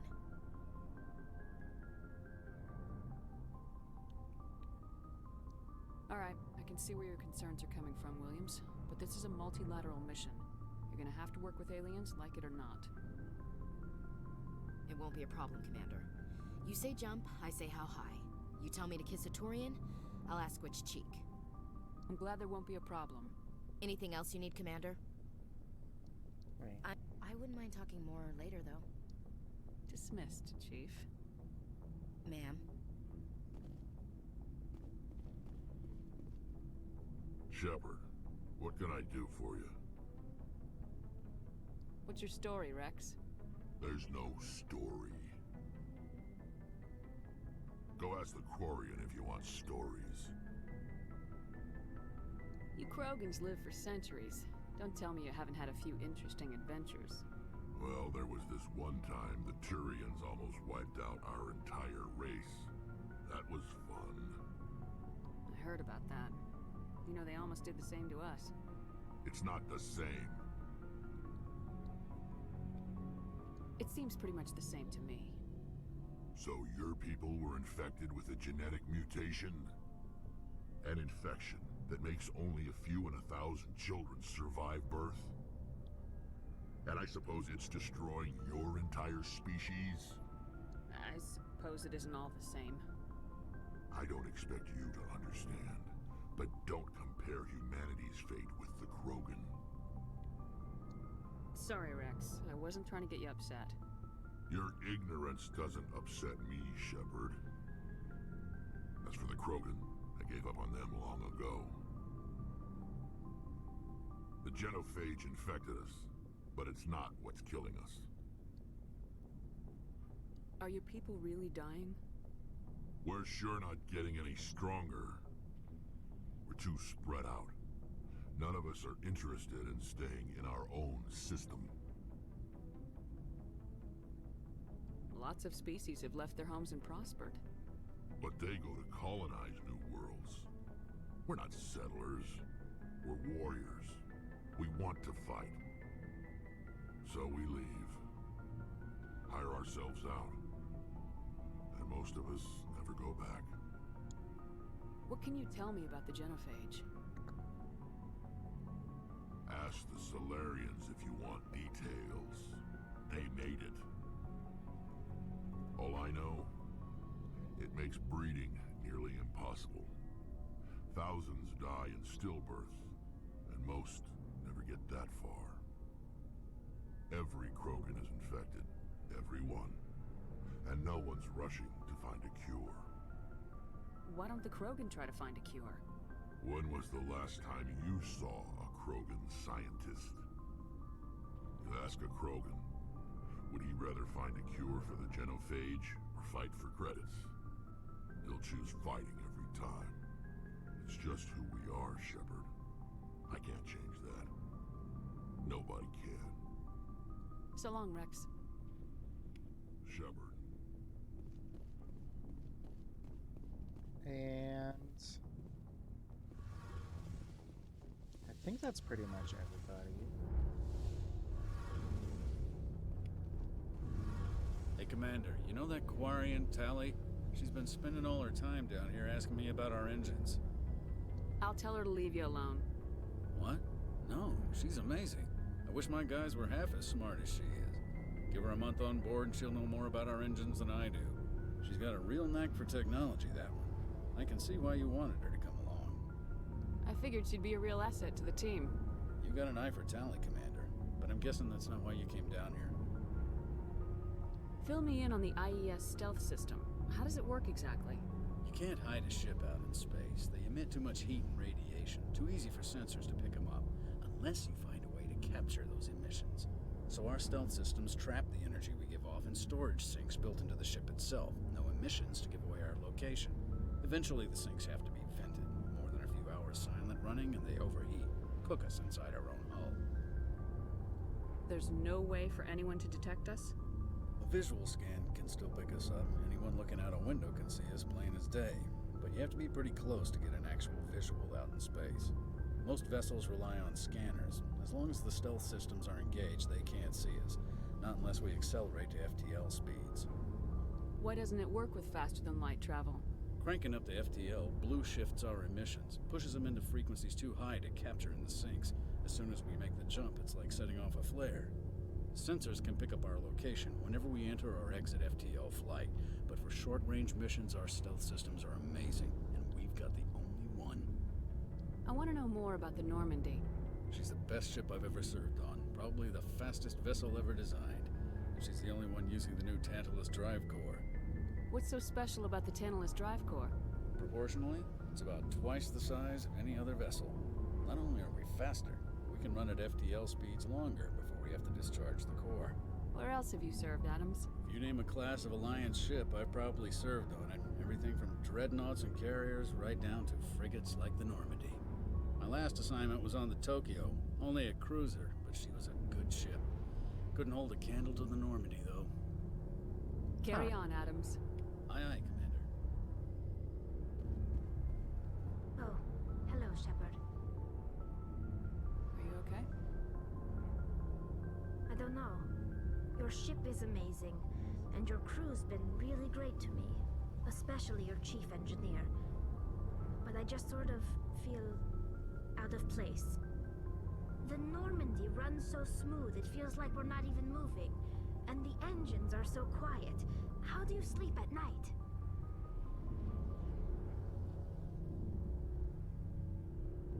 The silence wakes you up? Back on the flotilla, the last thing you want to hear is silence. It means an engine's died or an air filter shut down. I guess you don't have to worry about that here. But old habits die hard. But it's more than just the silence. This ship feels so empty. It's like half the crew is missing. Back home, I couldn't wait to go on my pilgrimage. I couldn't wait to get away from the crowds. Now that I'm out here, I kind of miss them. Sometimes we don't appreciate what we have till it's gone. That's true. I'm starting to wonder if that's what the pilgrimage is really about. It's given me a whole new perspective on my people and our culture. You know, there's always a few who go on their pilgrimages and never return. I always assumed something bad happened to them, but maybe they just wanted a different life. You do plan to return to the migrant fleet, right? I could never abandon my people, Shepard. I will go back eventually, but we have to stop Saren first. Otherwise, I might not have a home to go back to. I should go. See you later. That's good. I do like that the game lets you go through any old, or like the older dialogue options in case it's like, I'm an idiot. I forgot what the things are. How are you? Why did you want to be a CSEC officer in the first place? That's a good question. There were several reasons, I guess. Like what?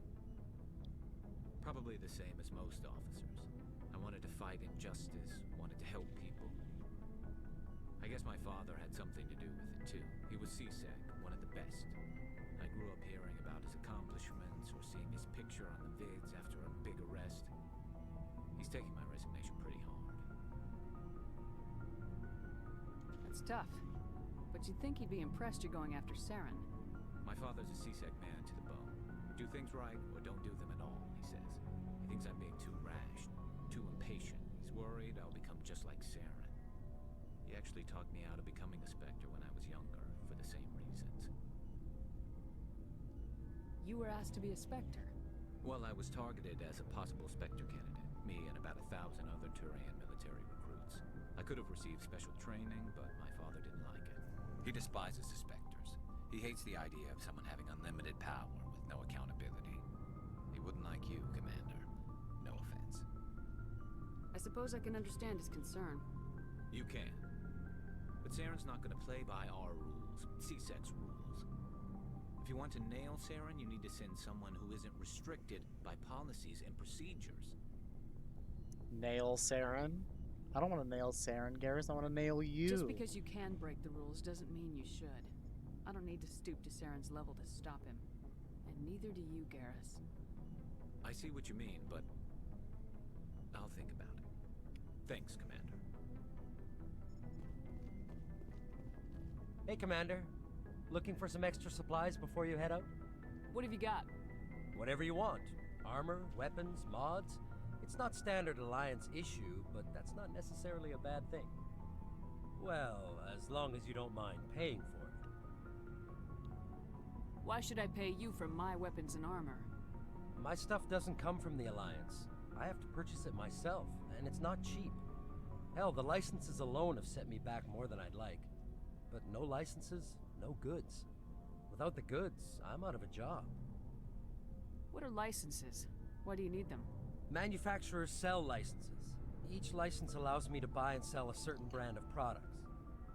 I already have several basic ones, but you'll need to buy more if you want me to bring in different brands. Many of the best licenses are hard to get, but they're well worth the cost if you can find them. What do the different manufacturers offer? There are too many for me to keep track of, but each license will explain what it's good for. How often will you get new items? Well, that depends on how many licenses you've purchased. But I'll rotate items on a regular basis regardless. And anytime we land someplace with a big enough port, I'll buy, sell, and trade whatever I can. Check back often. I need to move items quickly, so only the most basic items will be stocked consistently. Let's see what you got. You bet, Commander. That is... Those are expensive. You can get that though.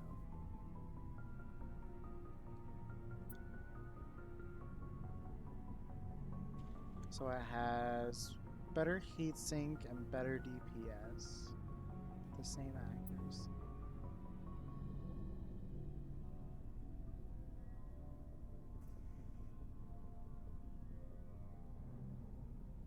I don't think I can wear medium armor.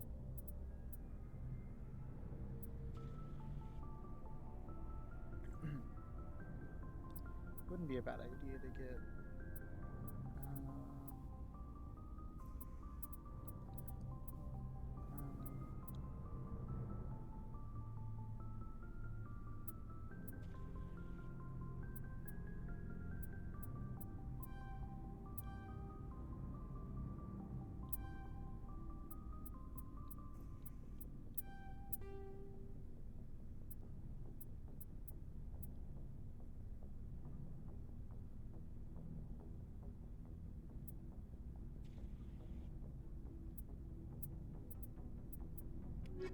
Oh, how do I?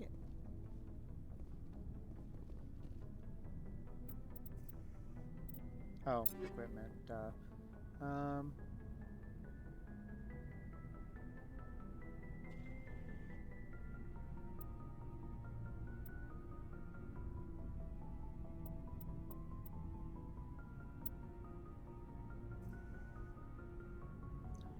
Well, I'm not really a shotgun or a...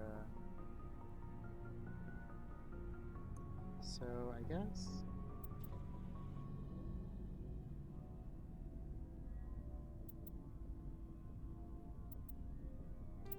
I'll take that one.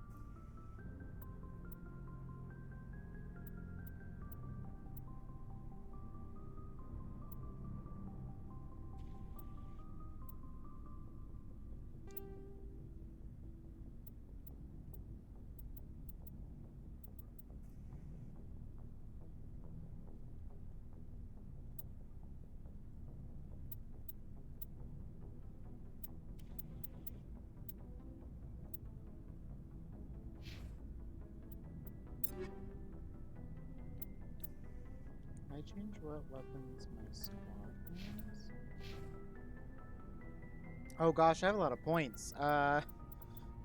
Shoot.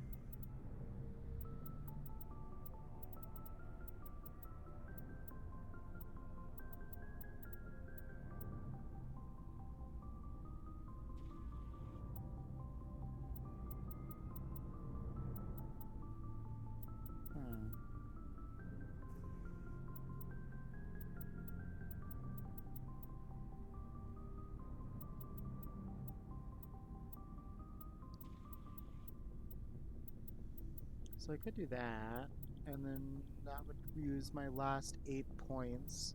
I would get Advanced Marksman and Advanced Assassin. I could also get Advanced Shield Boost and Advanced Marksman, which would also give me the Fitness Tree and Medium Armor.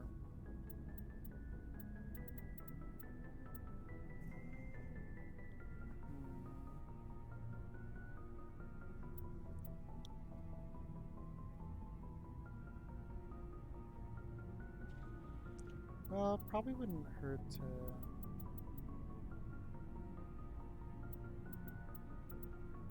get advanced. So it would be 2 plus 4, 5, 6. Okay.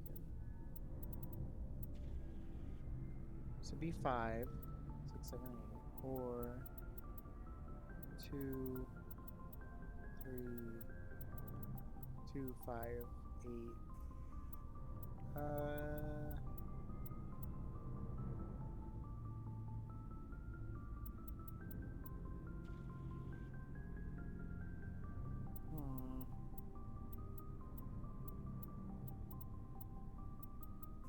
Or 4 and 8. Yeah, I like that. Well, let's do this instead. No, I want sure. That's fine. Squad. No.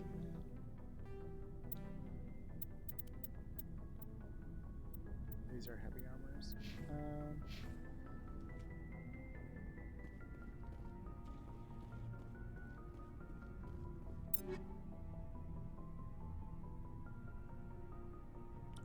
I don't know what Liara's good at using.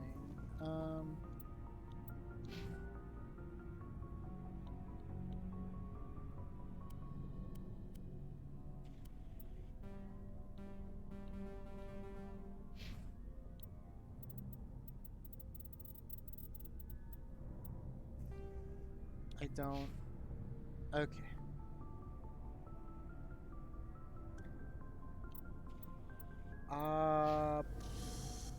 That's equipment. So I can equip.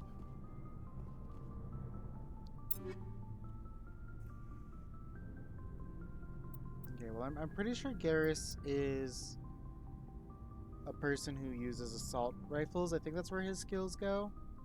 So we'll do that. And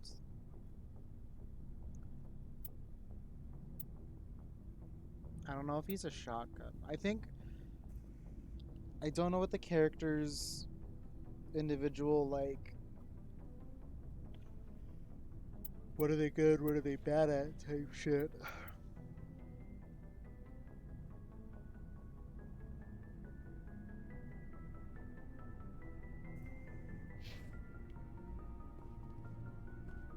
Yeah, I don't know.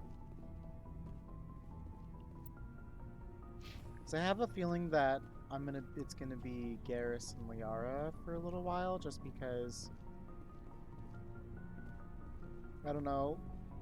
I still can have that balance of like biotic tech and combat. But also at the same time I have no idea like what their specific skills are or anything like that, so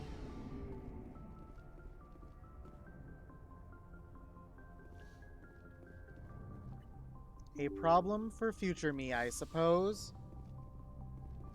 I got my own shit upgraded. What more do you want?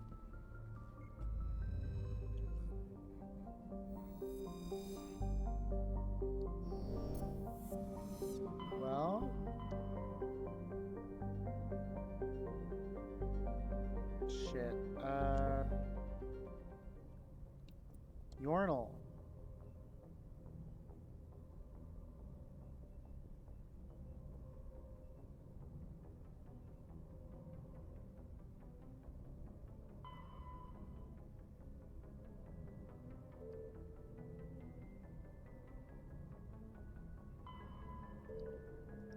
I guess I'll go to Feros next? Question mark. I mean, the Geth attack. Okay, if we're going by like real world logic, what a real person would do in this situation, I think you would want to go to the place that's actively being attacked first, rather than, you know, Novera. So I guess because like they're interested, but it's not saying that they're literally being attacked right now. So to Feros.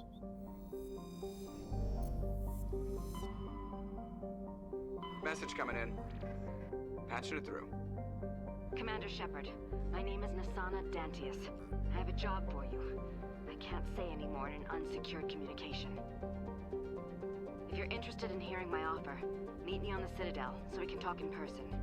I'll be waiting in the Diplomat's Lounge on the Presidium.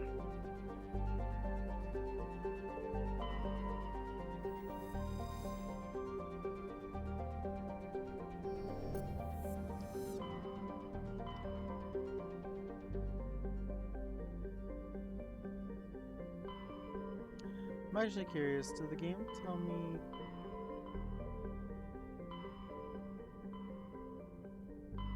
Which one has Earth?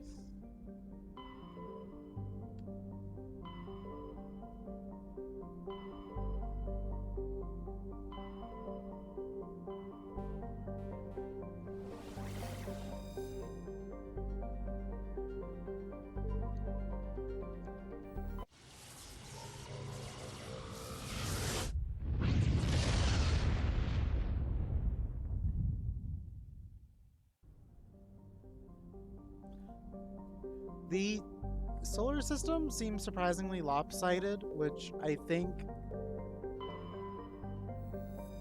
isn't. I don't know if that's intentional. Maybe like the further I play, the more will be opened up. I have no idea. Ooh, rapidly volcanic, super volcanoes. Damn.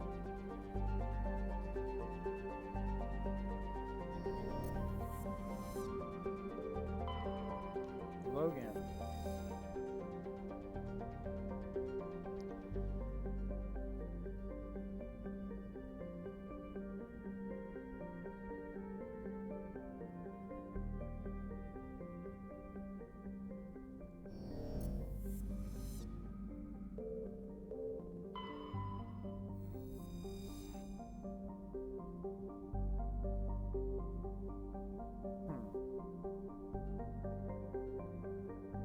With the ruins of well-developed mining infrastructure dot the planet. Huh.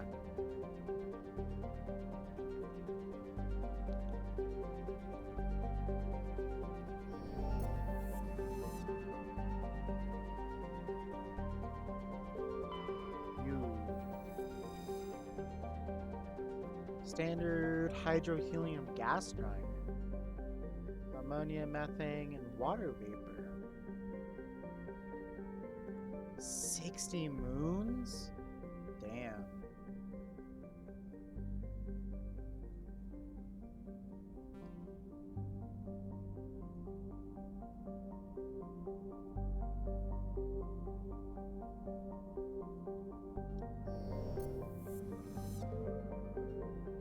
Is there a reason for surveying? I don't know if there's a reason for surveying, but I like doing it.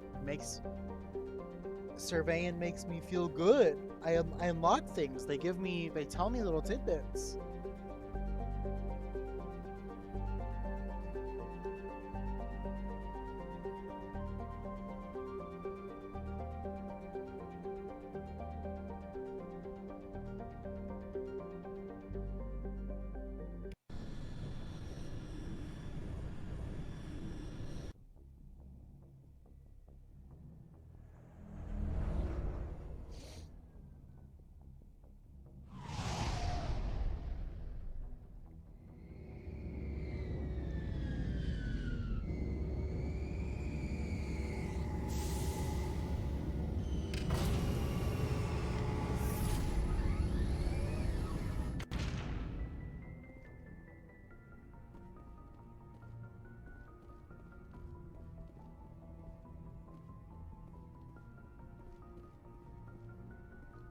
All right, to the next place we go. Yeah, we're used to. Now I got a balanced team.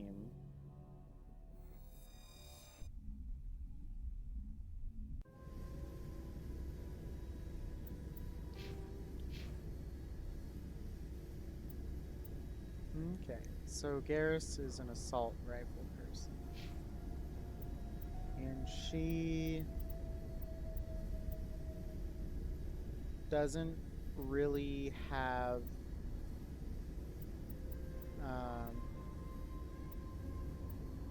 like weapon proficiencies, so I need to remember to use her biotics. Equalizing interior pressure with exterior atmosphere.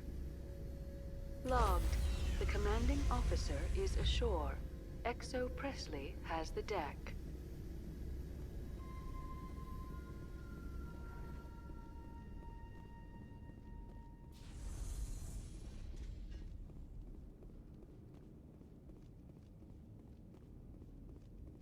We saw your ship. Dan wants to speak with you immediately. Who's Fidan? He's our leader. He needs your help to prepare for the Geth. They're making another push. Please, up the stairs past the freighter.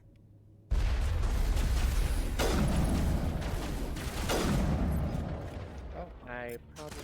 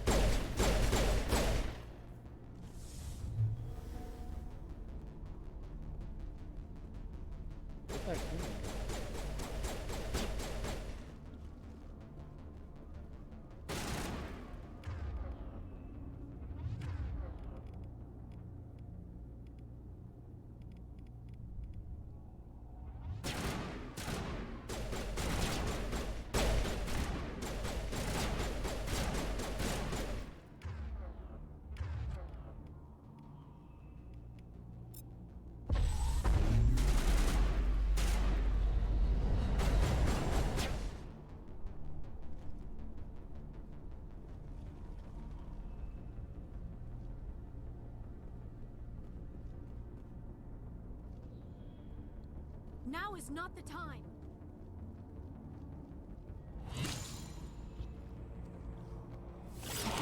Oh shit.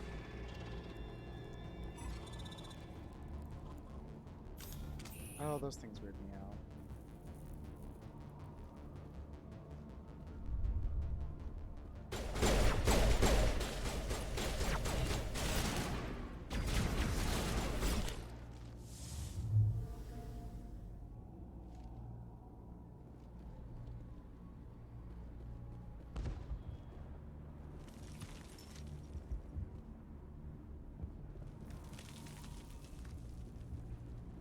Head to the tunnels. Make sure they're secure. Those Geth are bloody dangerous. Glad to see some soldiers. Our numbers are getting thin. How is a woman supposed to think with guns going off all around? I fear the Geth will kill us all. The Geth are mounting another attack. Well, where's the person I'm supposed to be talking to? The Geth just keep coming.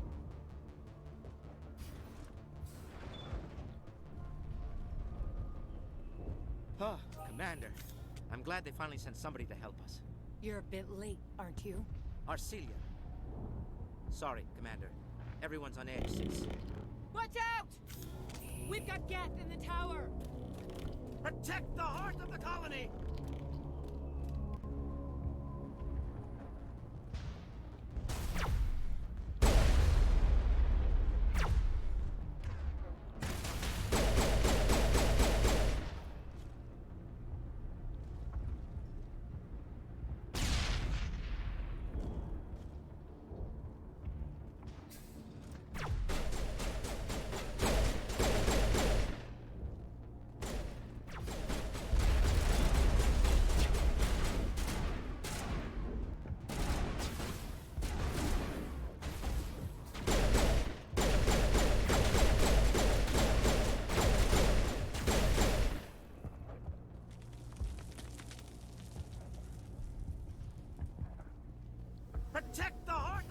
me!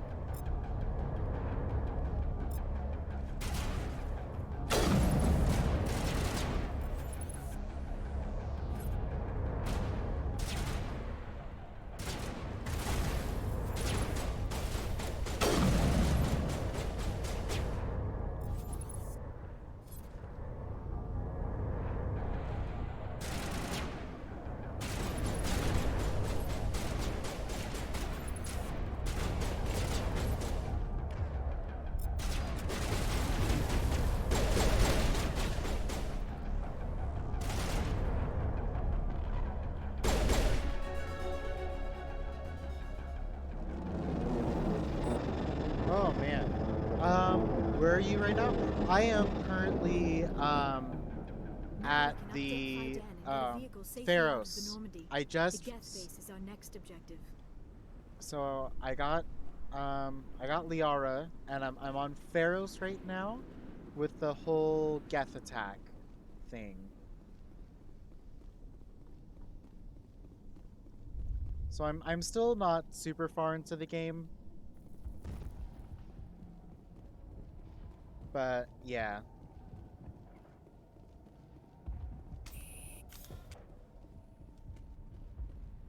The tower's secure. Thanks to you, Commander. I'm just glad your colony's safe. I'm glad people are I safe. appreciate That's what I your care about. concern and your efforts against the Geth. They may have been slowed, but they'll be back. They always come back. What do they want? If you want answers, go ask them yourselves. We don't know what they're after. They came, they attacked us, that's all we know. Their main base is at the ExoGeni headquarters. A good place to start looking if you want answers. What's ExoGeni? It's the company most of us work for before the attacks. They fund this colony. The Skyway leads directly to ExoGeni headquarters. You can't miss it. Of course, there's an army of Geth between here and there. I didn't expect this would be easy. Then maybe I can get this colony operational again. Well, I gotta do all the dialogue options. Tell me about your colony. Life is hard and often brutal, even without our current problems. Colonial Affairs back on Earth told us we'd be beneath the notice of any raiders. I guess they weren't counting on the Geth. But, despite everything, there's something tranquil about this place, unlike anything I've experienced before. How big was the original Feros colony? We were nearly 1,000 at the main site, 200 more at my outpost. When the first wave obliterated our defenses, we fell back to Zoo's Hope. The Normandy isn't huge, but we could airlift you out. The Geth fighters are too dangerous, and I won't be driven off this world. It is our home. There's a chance for growth here that's simply not available on other worlds.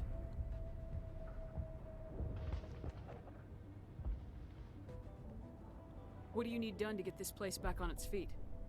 We need those Geth destroyed. Arcelia's right. There are still Geth in the tunnels. We also have more mundane problems like food, water, and power. I'm not sure where we stand on those matters. You should talk to the people overseeing them. Do you have information about Geth in the lower tunnels? Nothing new. They're in the tunnel somewhere, likely guarding a transmitter to coordinate attacks. It's not a critical threat right now, but getting rid of that transmitter will help us defend against further attacks. Is there anything I can do to solve your water shortage? Maka Doyle has been assigned to that particular issue. If you have any insight to offer, please speak with her. You mentioned something Maka about Doyle. food shortage. You remember that name. Davin Reynolds is tasked with securing food for the immediate future. If you can assist, please speak with him. What's wrong with the colony's power supply? Maka Davin. May O'Connell is working on our power problems. Maka Davin. She'd know more about it than I do. Let's talk about Zeus, Hope, and Feros in general. Of course, Commander.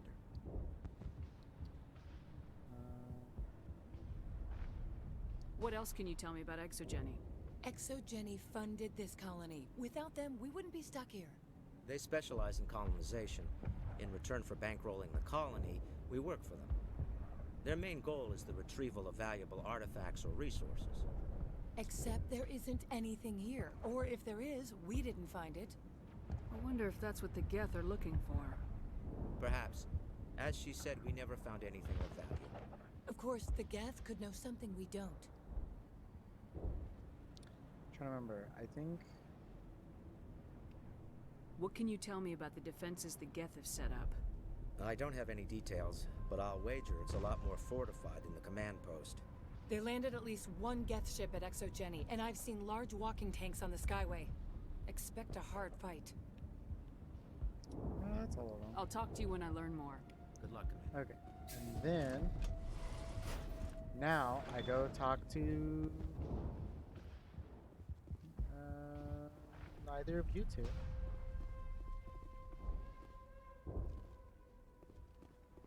Okay, that is... Sorry, that just leaves me with those two.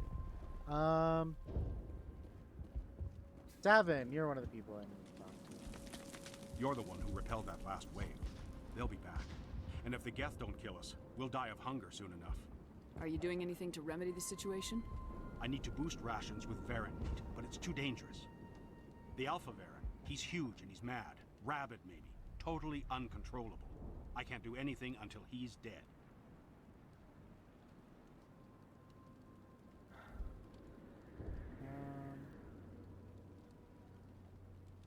Tell me about hunting Varen. Hunting them is impossible while fending off the Geth. On the positive side, they'll attack anything, even those damn synthetics. The big Alpha Varen is the real problem. He's mad, erratic, completely unpredictable. Tell me about Zeus Hope. The colony is growing, or it was. But you should speak with Fidan. He is our leader. Tell me about yourself. What's to tell? I came here with my wife Greta, looking for adventure, a new life together. This isn't exactly what we signed up for. Of course, it would be much better without the Geth. We were really starting to enjoy the colony before they came. I have to go. All right. More side quests. I've been trying to... Nice work with those Geth. So, Glad you I've been showed up. trying to do as Still many need the side power quests cells as for I this possibly generator, can. Would it help if I brought in some power cells from the Normandy? We can certainly spare a few. The top-of-the-line ship doesn't use the same parts as the old generator we've got. The cells just aren't compatible. If I find anything while I'm looking around, I'll send it your way. Thank you, Yeah, Commander. my I goal appreciate is it. to do all of the side quests. I'm pretty sure I have every companion because when I go to leave the ship, all 6 of the spots I have all have people on them. Yeah, I already got Tally and Rex joined up. They join you in the Citadel, um, which is like the first bit of the game. Like literally, Liara was the last person to join my group. Um,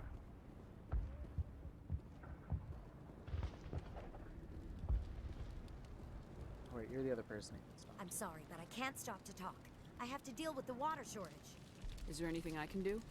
The utilities building was one of the first to fall under Geth control. Find the mains and turn them back on. Until then, this colony is dry. What do you know about this planet? I am not the one to ask about that. Ask Fidam or one of the others. Tell me about yourself. I'd rather not. This is not the time or the place. Please, help us or don't. Otherwise, leave me to my work. I have to go. I wish you luck. I like knowing about people.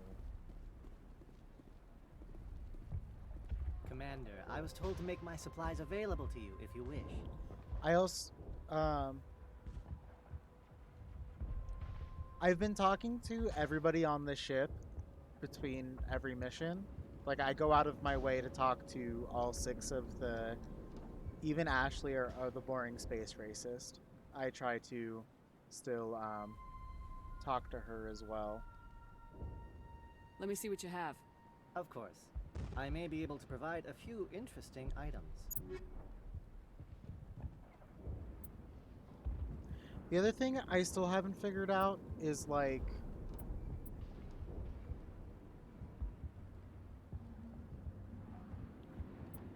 So as far as I'm aware, Garrus is mostly... Because, like, different characters have different specializations for weapons.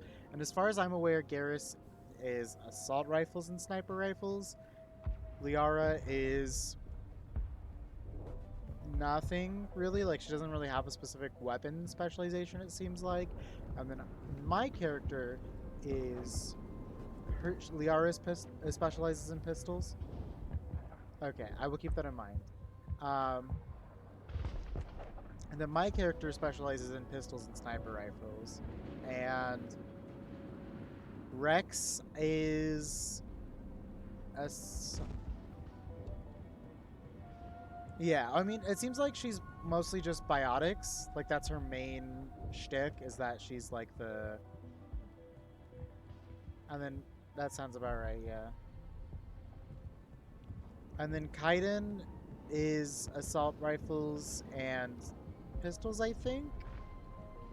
And Ashley, I forgot what her weapon specialty is. So I suppose it would be a good idea to get... Ashley uses... Okay, that's good to know. I guess that makes sense. She is like the normal military. She doesn't have like any special infiltration or biotics or anything. Oh, no, it's not. Is there something I can do for you? I'm told to make all my goods available. Let me see what you have. Of course. I may be able to provide a few interesting items. That one. I don't like that they have at the bottom of the screen that this is vertical, but when you're playing on controller, you use left and right to switch between them.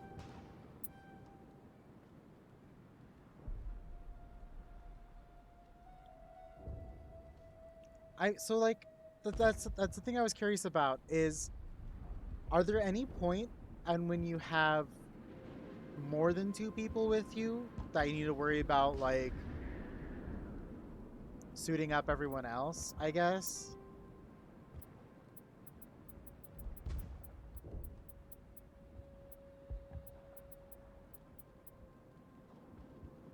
Okay.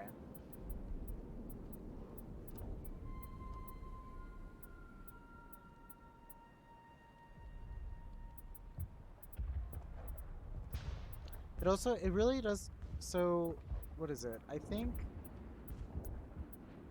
I don't need 2 of these because I have a nicer sniper rifle.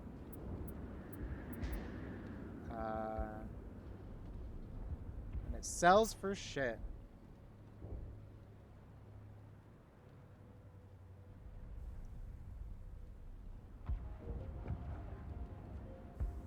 What do you mean, like, don't get blocked?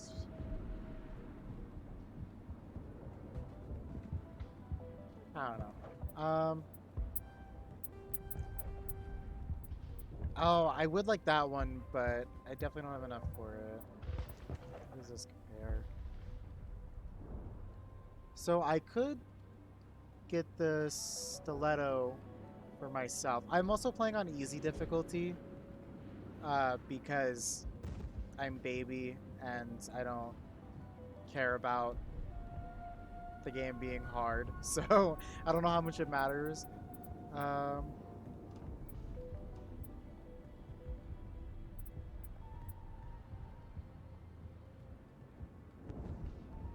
So I guess I probably could pick up the stiletto and then give my stinger to Liara.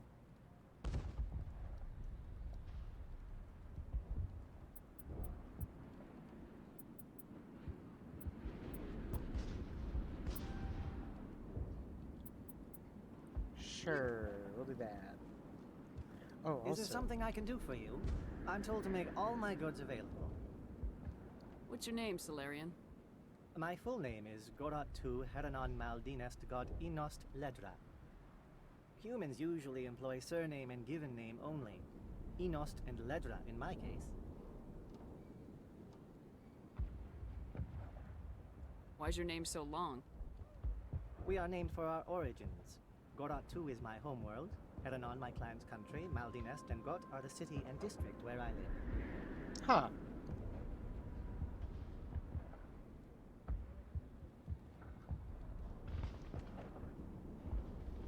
What can you tell me about Zoo's Hope? A fascinating place by all accounts, though the Geth have made it treacherous. You might like it here too, if you gave it a chance, Commander. I never thought I'd stay in one place for long, but here? I will stay here. This place is barely holding together. Why stay here? I can't give you an answer to that, Commander. At least not one that you would comprehend. I mean, I do... asking Fidan. Maybe he can tell you what I can't. I do plan on... How do you keep things in stock in conditions like this? Occasionally My list using... of consumers has shrunk significantly since the attacks. Rex and few of those have time for shopping. Tali are like the other 2 characters I care about bringing on occasion. Kaida, not so much. And Ashley, I just don't. What's a Solarian doing on a human colony? This Solarian goes where the credits are. Or I did. A well-stocked freighter can be a profitable investment on a new colony. But once I was here, I decided to stay on. The colony life grows on you after a while.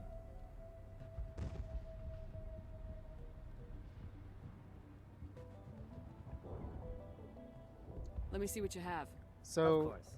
I may be able to provide a few interesting items. You're saying I should probably just sell... like...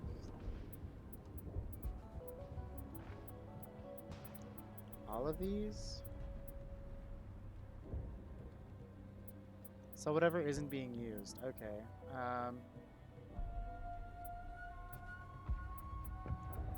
I don't know, to be honest. I don't know if the game, cause like, okay.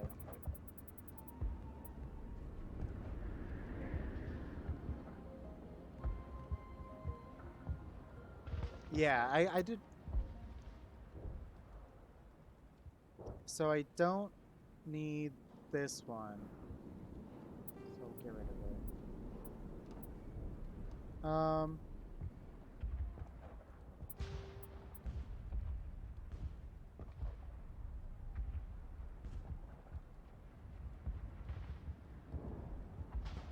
Is this worse. I don't know if I think I would consider it worse.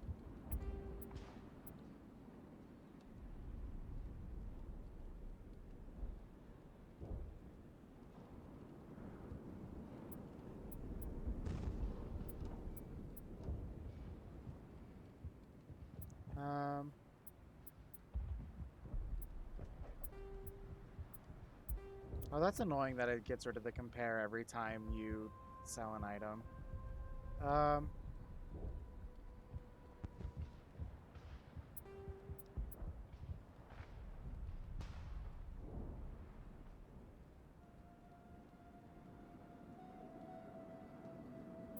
Oh, she can use human armor?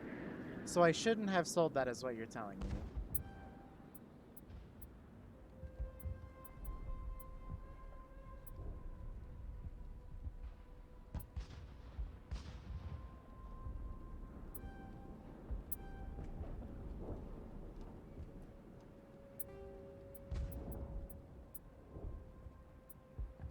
I also don't know what how to use those.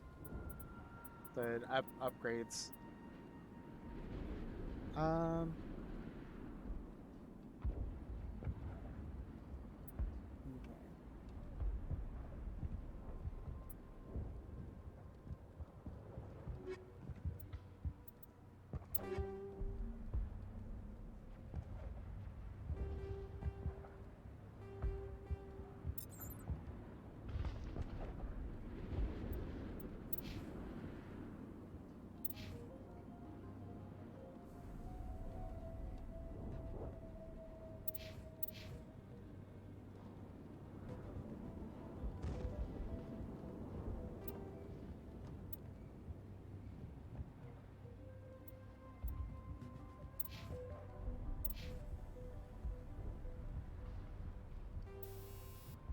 Oh.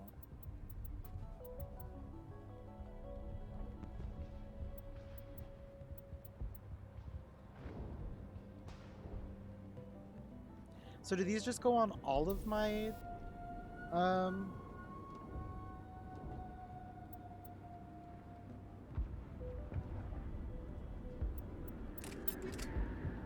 Oh wait, did I just I don't want to put it on that weapon. Shoot, just let me take it off.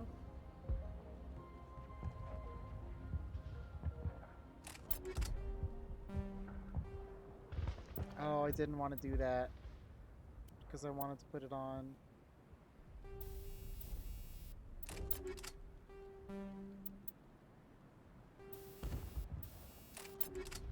How do I? No. It took the upgrades off, I think. Okay.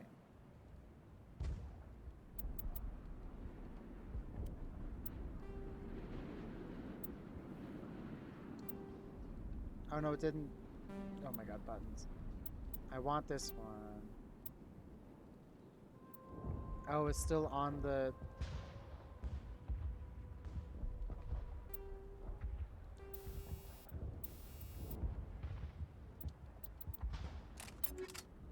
Oh, thank you. I really hope they do, because this current version sucks.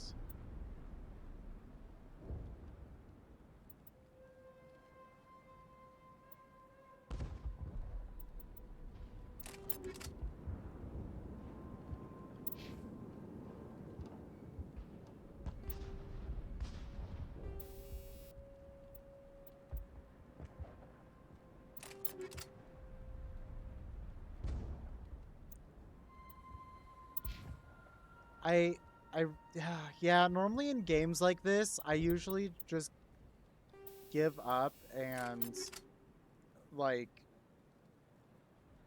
have the game do all of this for me.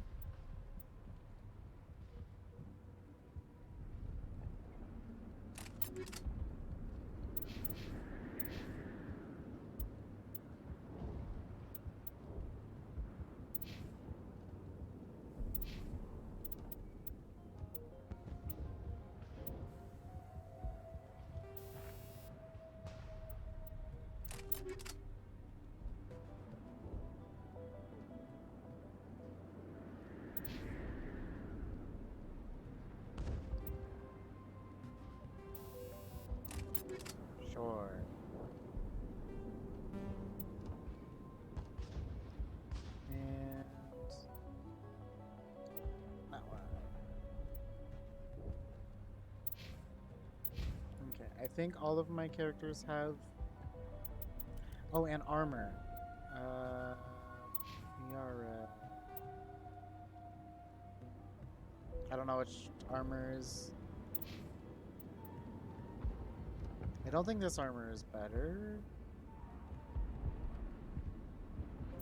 So we'll just leave him with the armor he has now.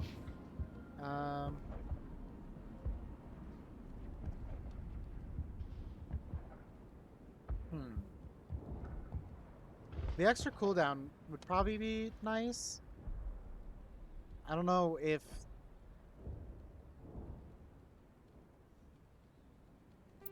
we'll just do the cooldown.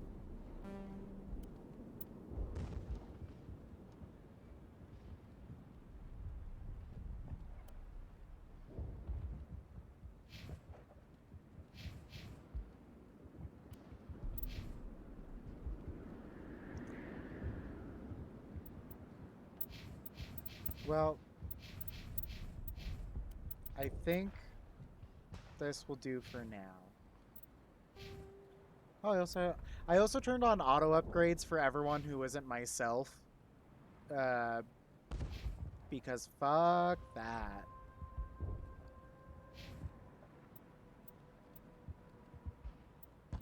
One, two, three, so I need 5 points to get that.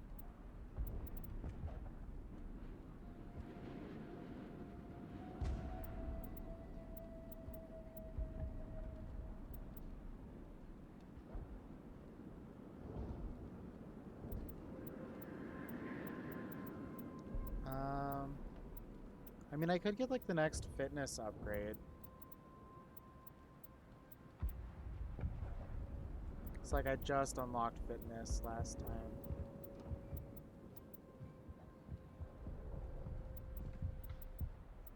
But also I would like to put points in here to get that.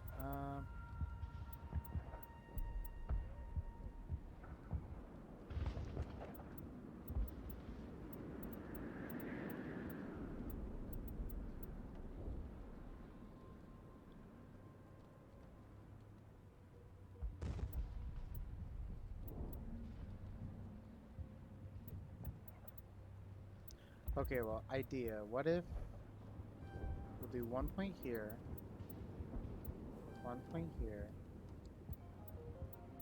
and then 2 points here. So that gives me within range to unlock first aid next level up, and also, yeah.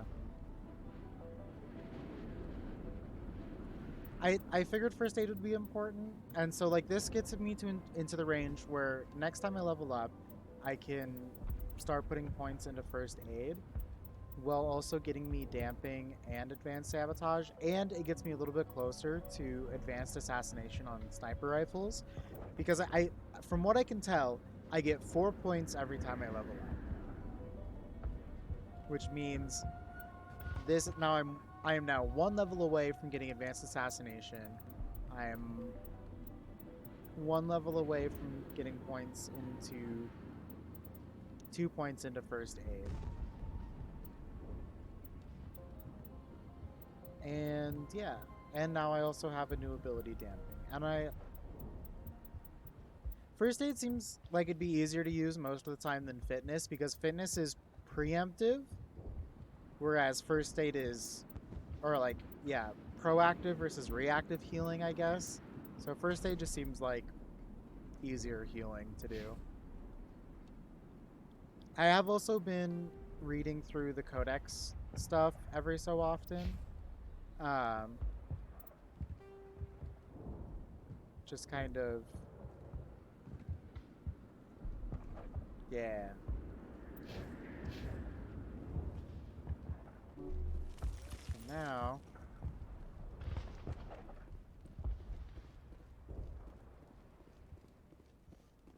so this is about where my first playthrough of Mass Effect ended.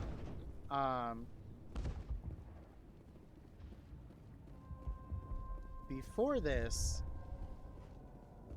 sorry, I saw an exclamation mark. Do I still need to talk to this person?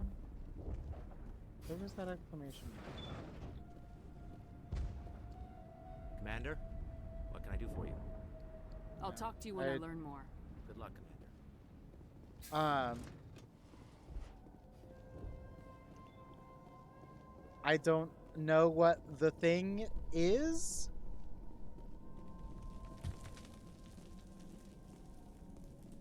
And I don't think I'm excited to find out.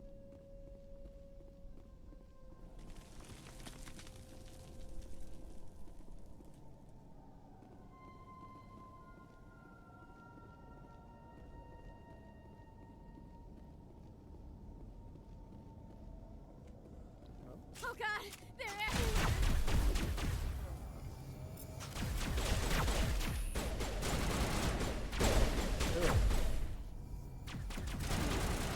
What the heck?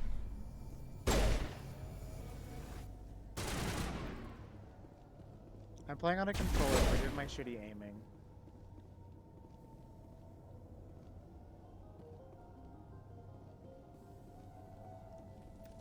I wanted to play this game on mouse and keyboard because it's a shooter, but I found out that if you want to put your weapons away, you need a controller, because that's the only way to do it is by pushing this like bit on the controller. Otherwise, if you're playing on mouse and keyboard, if you pull out your weapons for any reason, they're just out now. And that annoyed me so much that I am now playing on controller.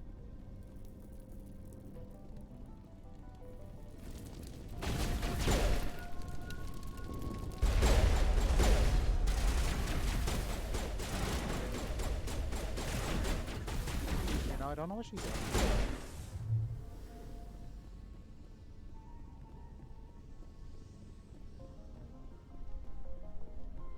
This valve looks like part of a large system. There are likely others we need to activate as well. The game was definitely designed around being played with a controller. Just because, like, the dialogue options being in a circle the way they are, it's very clearly... Doesn't look like it's been activated yet, though. We should keep looking.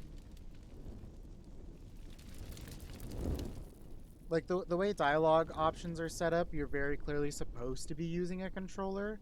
Oh,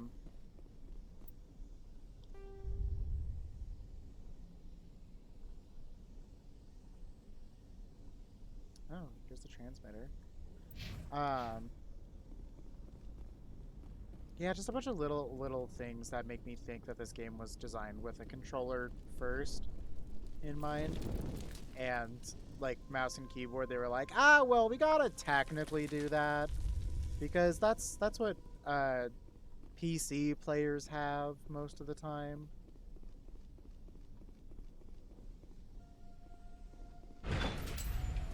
Oh, hello.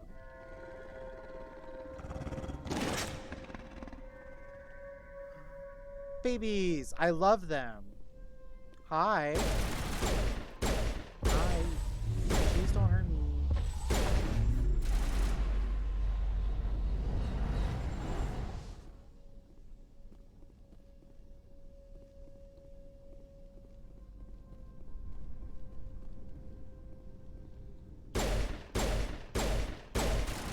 Oh, that's the alpha. The alpha male.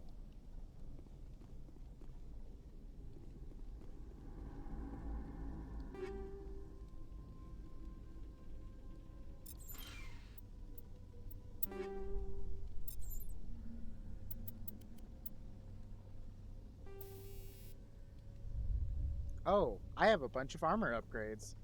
Okay.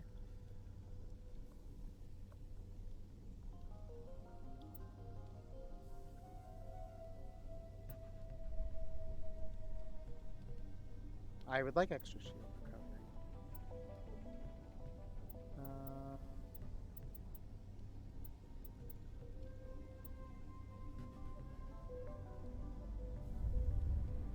Okay, so I'm going to take the shield recovery. I'm going to give her the bonus on that. And then you can get... There we go.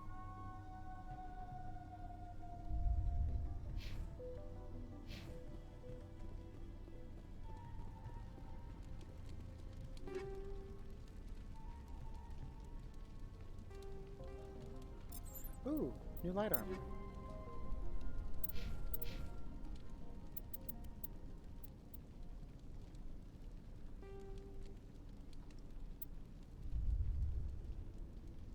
Oh no, Garrus does not look good in yellow.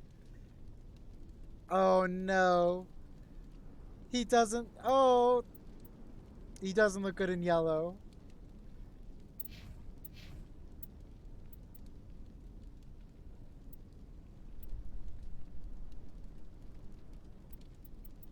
Oh, I can't use heavy armor.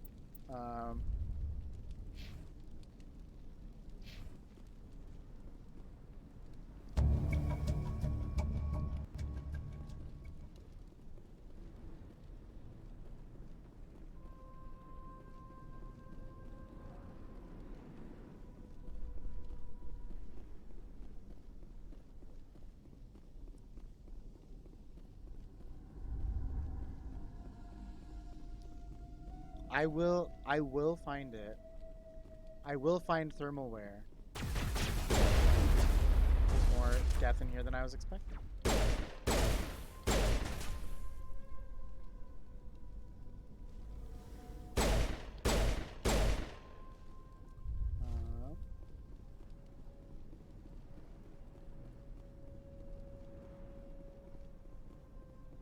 Oh, hi.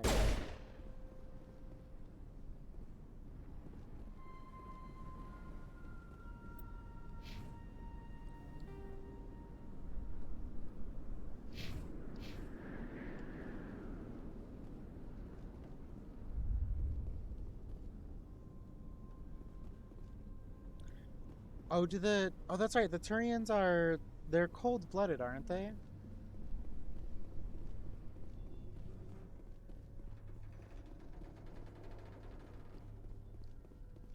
You don't want to go down there. Who are What are the you doing fuck down are you? here?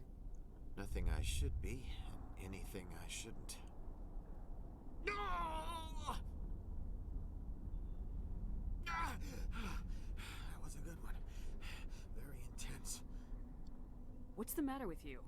Just invoking the Master's whip helps remind me I'm still alive. You're here for the Geth, aren't you? Okay. You're not the only one interested in those things. Who else is looking for the Geth? Not looking for, looking to get rid of. They're a thorn in the side of the... Trying to get to the...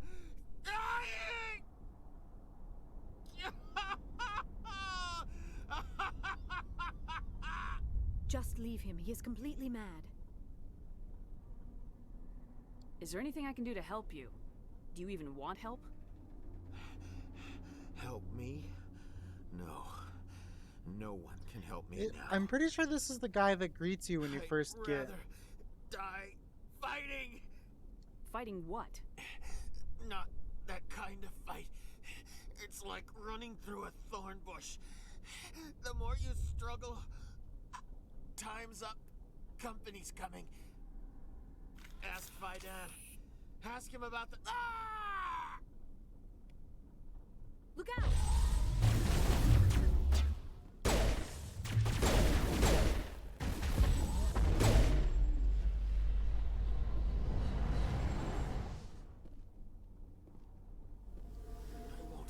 I won't do it.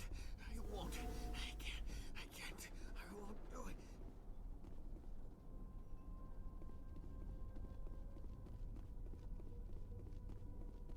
Nope, not here. Okay.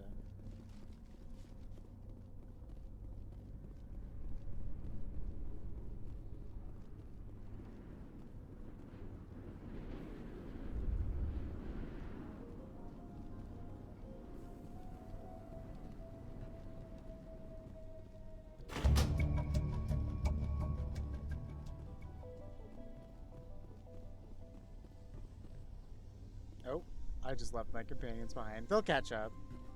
They'll catch up. Oh, hi.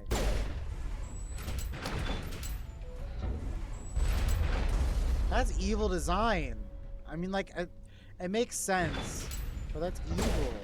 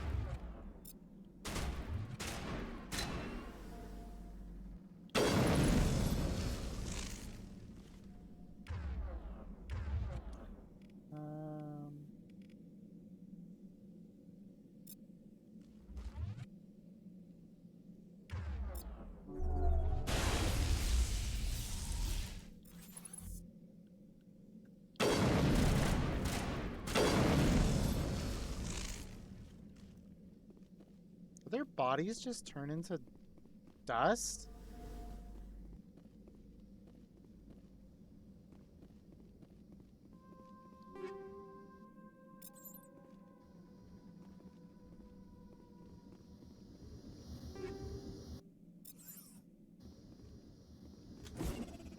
Is that what I'm supposed to do? No.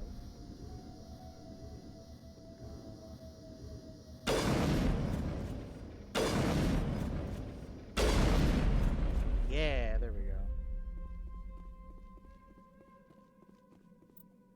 Oops.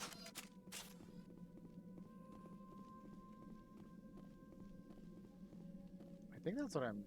Right? Like, I just destroy the thing?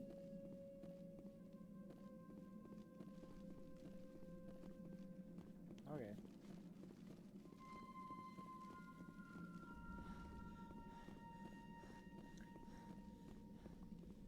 I think the AI got stuck back over near that weird dude who was shouting in pain.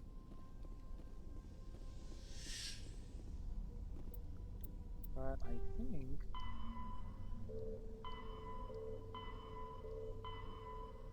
Yeah, I got all those done. Okay.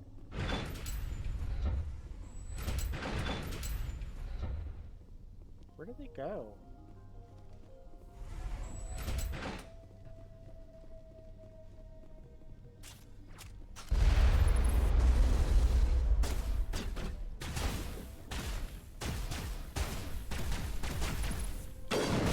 Oh, I should have used...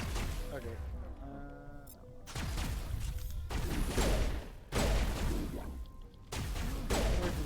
Wait. Nope. Okay. I'm a fighter. Yeah.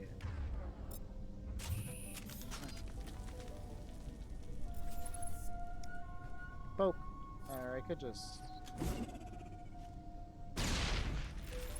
Here we go.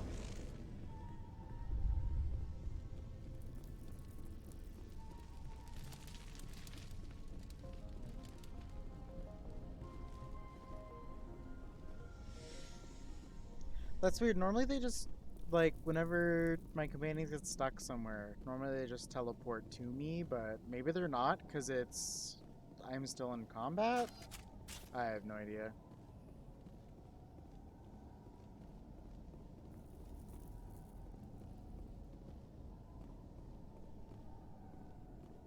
Oh, there they are. Are you two coming? I can't believe the colony held out as long as it did. They tried to build a life here, but now all they have are ruins. Oh no, I think the AI just stopped working. Whoopsie doodles.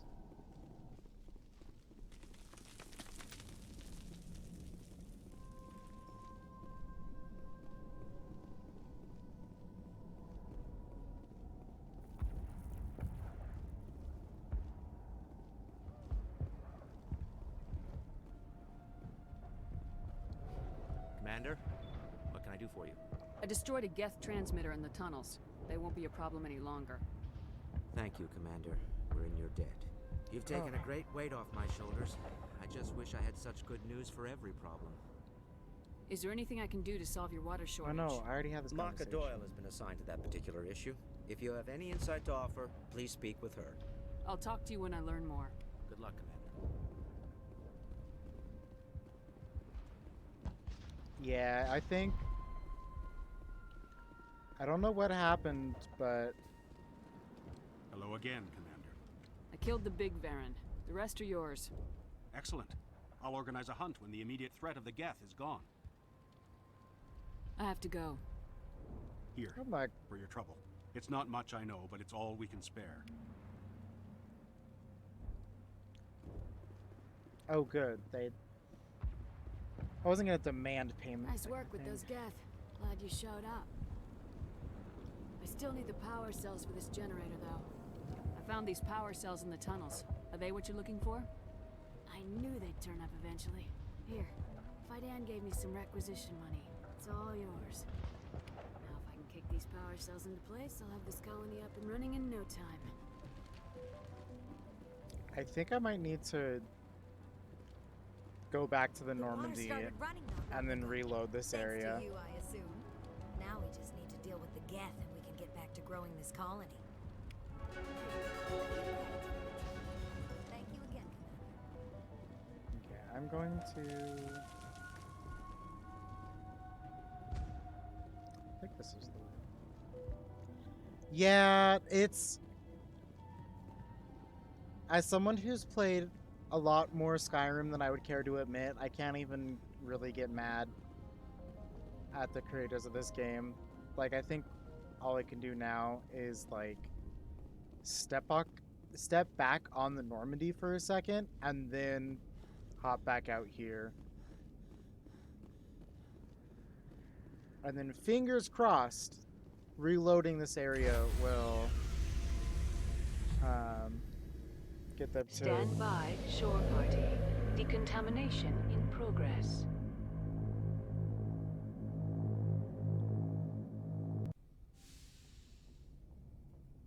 Logged. The commanding officer is aboard. XO Presley stands relieved.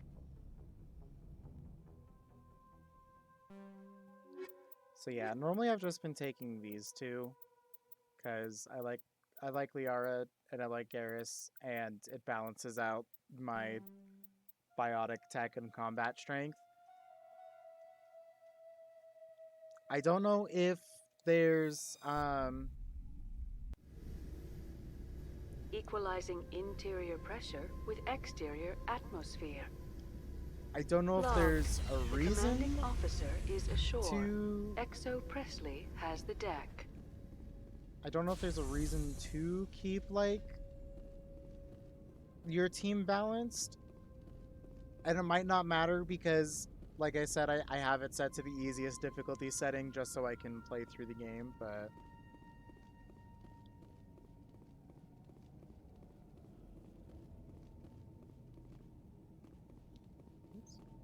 I'll probably start taking Rex with me again then, and also Tally on occasion.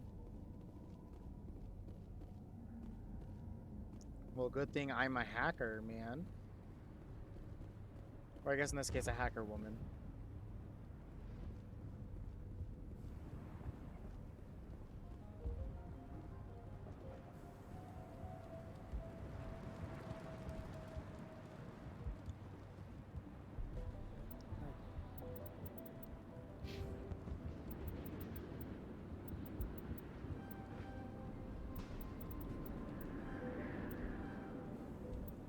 Yeah, there we go.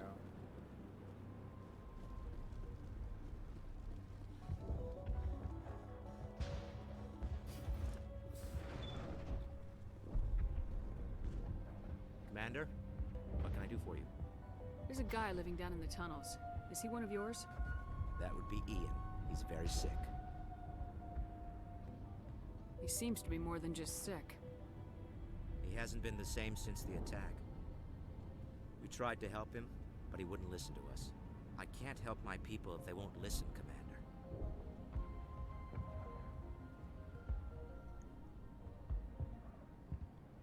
No, medicate him feels wrong. I'm pretty sure that I'll he talk to you when I learn more. just has, like, some Geth shit implanted in his brain or something.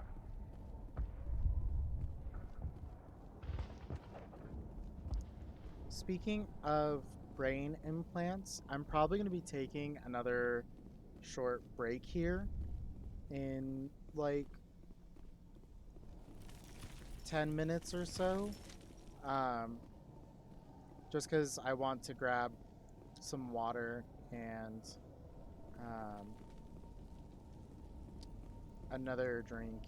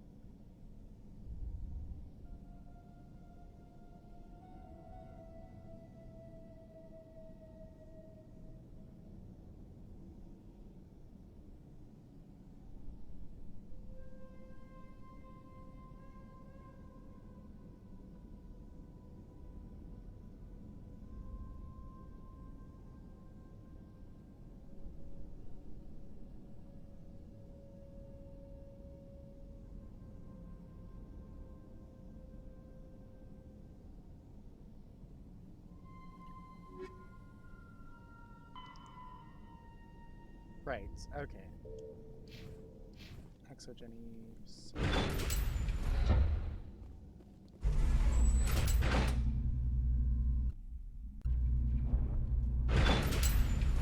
Watch out!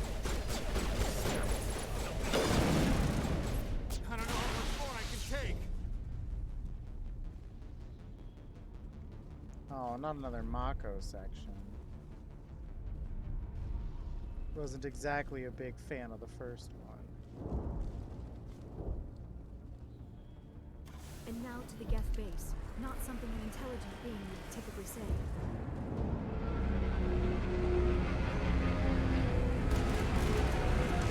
Oh, they're dropping off labs.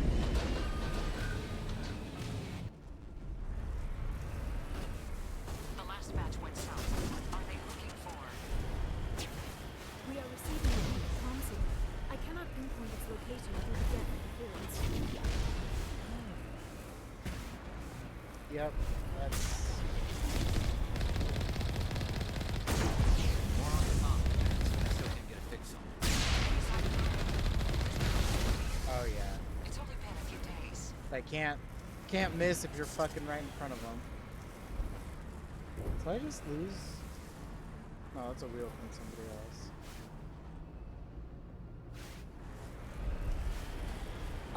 I hope they fixed it in the remaster because I remember I was playing the original and I'm pretty sure this was the exact part that caused me to quit because I lost like an hour's worth of progress once just because there wasn't, like, the auto-saving was not very good.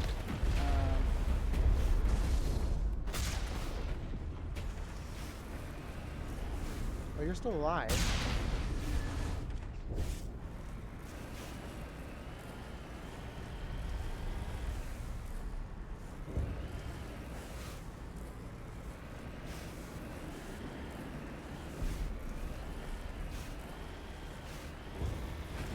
We've got movement. Some kind of vehicle. Not one of the Geth. They've got us on visual. We must be close. Forget them. We need to deal with the Geth. Okay. But actually, speaking of, now would actually be, I'm gonna take a short break. Just because I've been streaming for like 5 hours now. So I'll be back in about like 10 minutes, probably.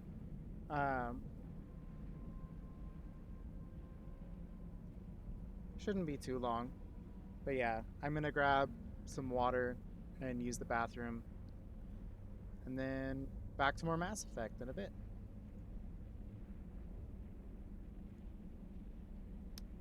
And I have returned. I have water, because there's a heat wave, and I'm a responsible person. And my flag is falling off as we speak. Water, because there's a heat wave and I'm a responsible person. And this beer that my friends recommended to me, it's best when it's cold, I've noticed. Because when it gets warm, you lose a lot of the flavors from it, and you just kind of are left with the bitter parts of it. That said,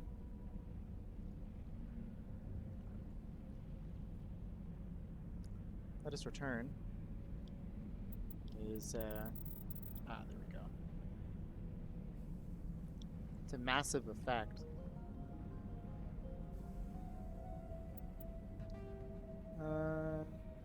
After the Geth secure, Varen are omnivores with a preference for living prey.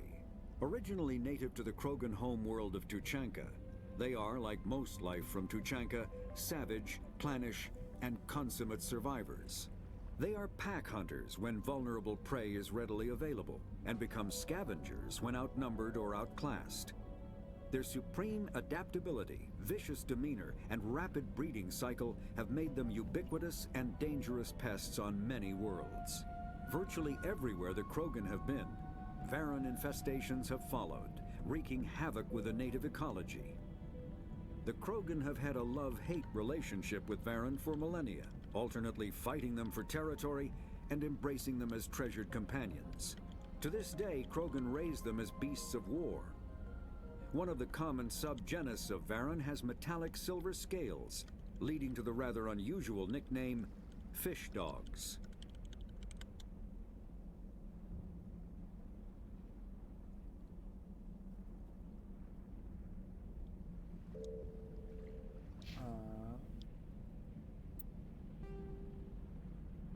The Citadel. Citadel space is an unofficial term referring to any region of space controlled by a species that acknowledges the authority of the Citadel Council. At first glance, it appears this territory encompasses most of the galaxy. In reality, however, less than 1% of the stars have been explored. Even Mass Effect FTL drive is slow relative to the volume of the galaxy. Empty space and systems without suitable drive discharge sites are barriers to exploration. Only the mass relays allow ships to jump hundreds of light years in an instant, the key to expanding across an otherwise impassable galaxy. Whenever a new relay is activated, the destination system is rapidly developed. From that hub, FTL drive is used to expand to nearby star clusters. The result is a number of densely developed clusters, thinly spread across the vast expanse of space, connected by the mass relay network.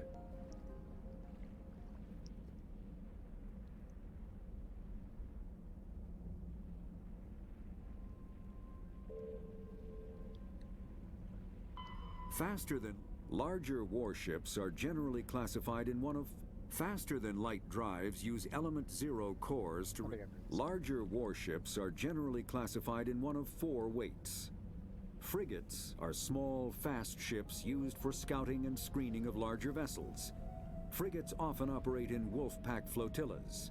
Cruisers are middleweight combatants, faster than dreadnoughts and more heavily armed than frigates. Cruisers are the standard patrol unit and often lead frigate flotillas. Dreadnoughts are kilometer-long capital ships mounting heavy, long-range firepower. They are only deployed for the most vital missions. Carriers are dreadnought-sized vessels that also carry large numbers of fighters. Smaller vessels are almost exclusively used in a support role to the warships during combat. Fighters are one-man craft used to perform close-range attacks on enemy ships. Interceptors are one-man craft optimized for destroying opposing fighters. The Normandy is a prototype starship developed by the Human Systems Alliance with the assistance of the Citadel Council. It is optimized for scouting and reconnaissance missions in unstable regions using state-of-the-art stealth technology. For most ships, the heat generated through standard operations is easily detectable against the absolute zero background of space. The Normandy, however, is able to temporarily sink this heat within the hull. Combined with refrigeration of the exterior hull, the ship can travel undetected for hours or drift passively for days of covert observation. This is not without risk. The stored heat must eventually be radiated, or it will build to levels capable of cooking the crew alive. Another component of the stealth system is the Normandy's revolutionary Tantalus drive, a Mass Effect core twice the standard size. The Tantalus drive generates mass concentrations that the Normandy falls into, allowing it to move without the use of heat-emitting thrusters. Ship mobility dominates space combat. The primary objective is to align the mass accelerator along the bow with the opposing vessel's broadside. Battles typically play out as artillery duels, fought at ranges measured in thousands of kilometers, though assaults through defended mass relays often occur at knife fight ranges, as close as a few dozen kilometers. Most ship-to-ship engagements are skirmishes between patrol vessels of cruiser weight and below, with dreadnoughts and carriers only deployed in full-scale fleet actions. Battles in open space are short and often inconclusive, as the weaker opponent typically disengages. Once a ship enters FTL flight, the combat is effectively over. There are no sensors capable of tracking them, or weapons capable of damaging them. The only way to guarantee an enemy will stand and fight is to attack a location they have a vested interest in, such as a settled world or a strategically important mass relay.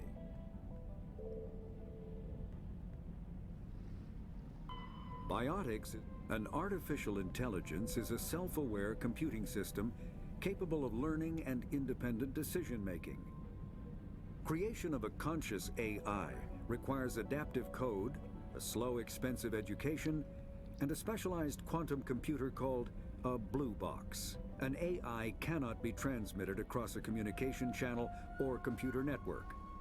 Without its blue box, an AI is no more than data files.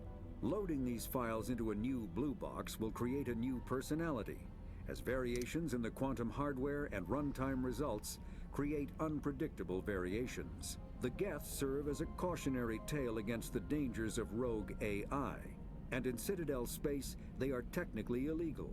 Advocacy groups argue, however, that an AI is a living, conscious entity, deserving the same rights as organics. They argue that continued use of the term artificial is institutionalized racism on the part of organic life.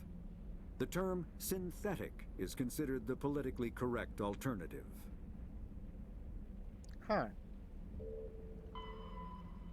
Omni-tools are handheld devices that combine a computer microframe, sensor analysis pack, and manufacturing fabricator.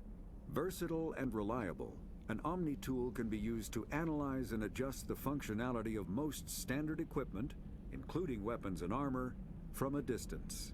The fabrication module can rapidly assemble small three-dimensional objects from common reusable industrial plastics, ceramics, and light alloys. This allows for field repairs and modifications to most standard items, as well as the reuse of salvaged equipment. Omni-tools are standard issue for soldiers and first-in colonists. Combat.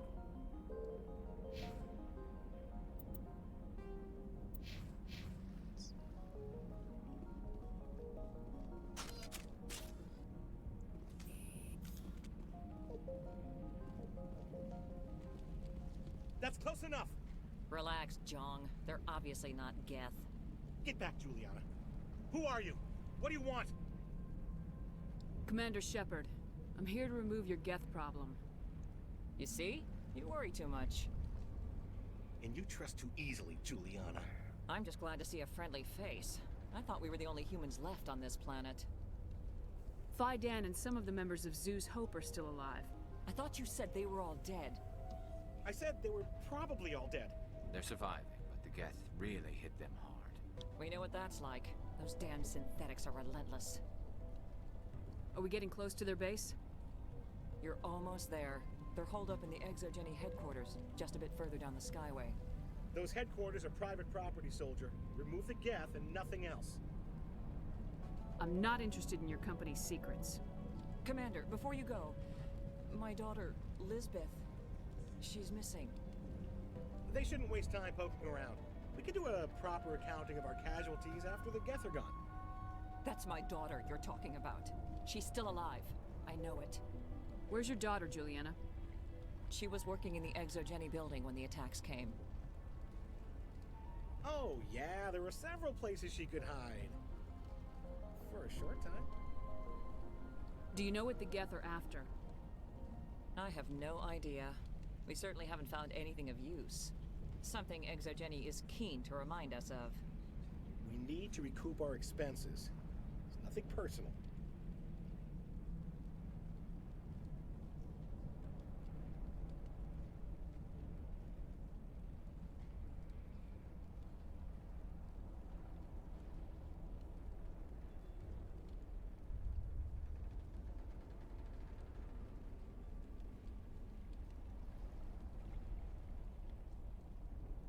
Tell me about the colony. We established ourselves here 4 years ago. Growth was steady until the attacks. Our biggest challenge has been the lack of resources. There's just so little here of value. Still, we were making a go of it. It was even starting to feel like home. What brought you here? I guess I thought this would be the start of a new life. I wanted to go where I could feel like I was making a difference. Instead, everything we built is destroyed. It's very hard not to lose hope. How did you get split up from the Zoo's Hope colony? Most of us lived closer to the Exogeny building. Zoo's Hope was mostly used as a port. When the Geth hit, we scattered. Until you told us about the others, we assumed they were killed in the first wave. If we had known they were still alive, we might have attempted to join them. They're fairly secure now. Maybe you should do that. No. I don't think that's a good idea. We have no vehicles, and the Skyway offers little protection. Like the building we're in now? Listen, our best hope is to sit tight and wait for company reinforcements. They'll come eventually. What was the building used for? Oh, yeah, we repurposed that structure to serve as headquarters for Exogeny. That's mostly offices with a number of light-duty R&D labs. Exogeny is a master at repurposing anything and everything. The company has to make a profit somehow, Juliana. Feros is a long way from self-sufficient. Where's your daughter, Juliana? Somewhere at the Exogeny headquarters, I hope. Stay bunkered down until I find out what the Geth are after. Of course. And please remember, if you see my daughter...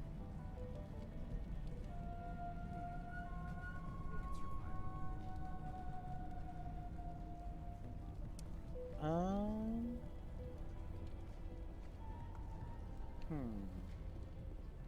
are we supposed to... Yeah, they could find it. No problem. I was hoping you'd have a moment to speak with me. I've got a bit of a problem. What do you need? I need to retrieve some data. It's not a big job, but it pays well. Sounds easy enough. What's the catch? No catch, really. It's dangerous work, but not for someone like you. People are quick to assume we enjoy being in hazardous situations. It's not that bad, really. All you need to do is find my console at Exogeny headquarters and drop the data onto this OSD. It's that simple. I'll look around if I get the chance. I appreciate it. That data could be worth a lot of money. Of course, this all depends on getting out of here alive. Tell me about the data I'm getting for you. Plans for a few prototype mods? I'm a freelancer. Some of my mods are highly sought after. Why work in the middle of nowhere if your skills are so useful? Maybe I've got a bit of the frontier spirit in me. That, and the alternative is a bit too secure for my liking. Freelancers don't have to worry about security as much, so long as we keep a low profile. Do you have any idea what the Geth were looking for? That's for smarter men than me to figure out. I have no idea what anyone would want with this ruin. Time to get moving. Just keep in mind what I said.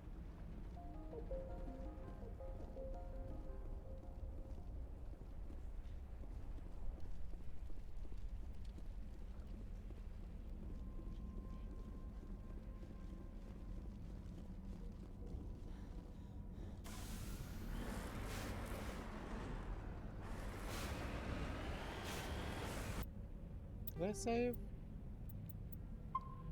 No, I did.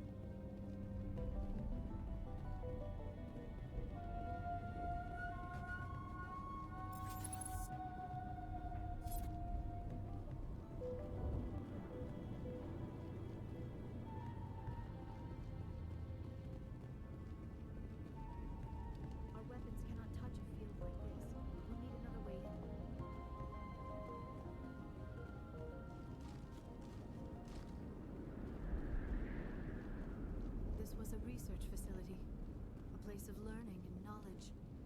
It should not have become a slaughterhouse.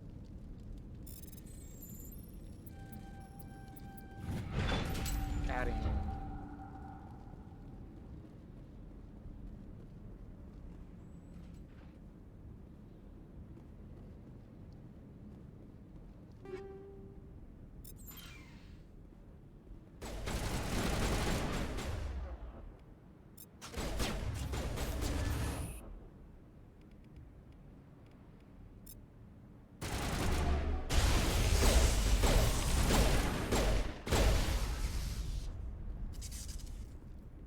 Not now, Shepard! We're not gonna find many survivors at this pace.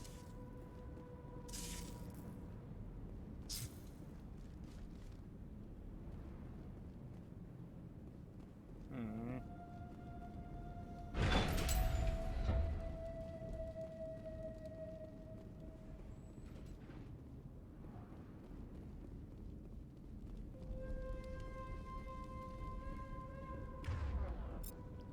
Maybe there's something I missed?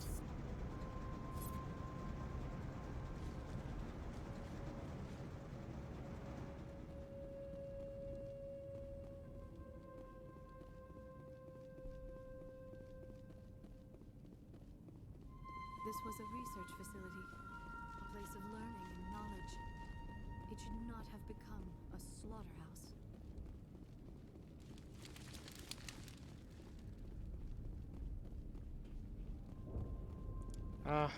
I probably missed something obvious.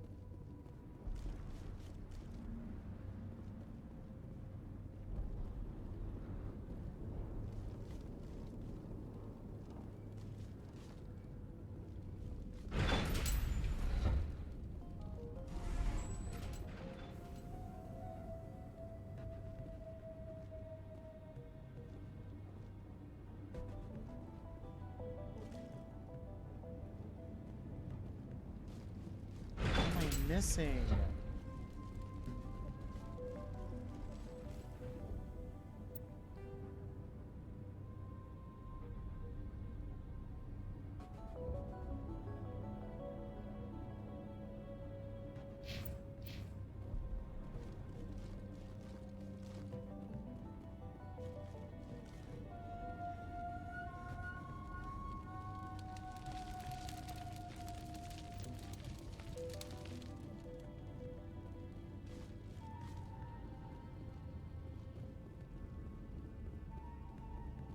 A one-way trip down, Commander Shepard.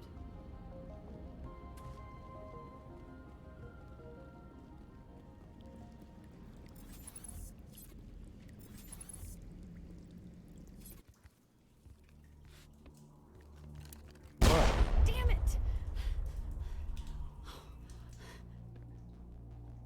I'm so sorry. I thought you were Geth, or one of those Baron. You're safe now.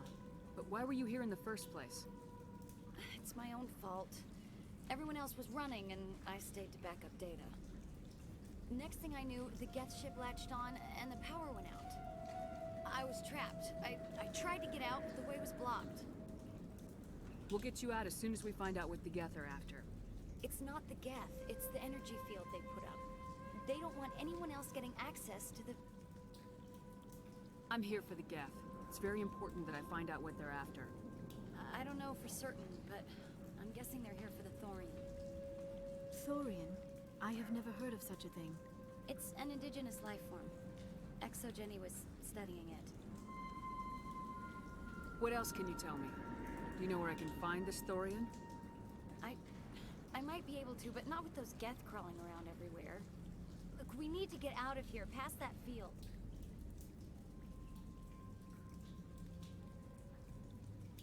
Any suggestions? No, not exactly. But I think the Geth ship is powering it. I've noticed the Geth laying power cables everywhere. You could follow those cables, but there's Geth all over the place. Tell me about yourself. I'm just a research assistant for Exogeny. I came here with my mother. I don't even know if she made it out alive. She's with some others from the colony. She's safe for now. She's alive? Oh, thank God. I thought I was the only one left. Please, Commander, just get that field down so I can see my mother again. Tell me what you know about the Thorian. I really don't know that much about it. I think it's some kind of plant being. I know it's very old. Thousands of years even. Why do you think the Geth would be interested in the Thorian? It's just a plant. I don't know why the Geth would care. Exogeny was studying it, but I don't think they found anything special. You stay put. I'll go open some doors. Oh, here, take my ID. This should get you past any locked doors. Good luck with that field.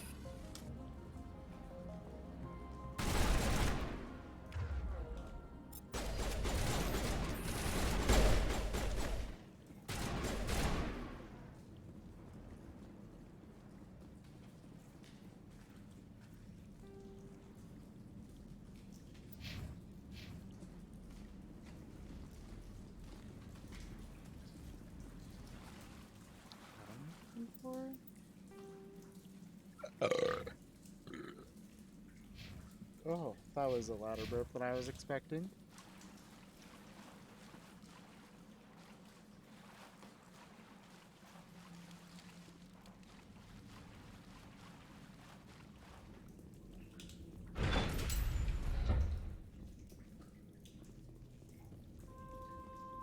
Stupid machine! Access encrypted files!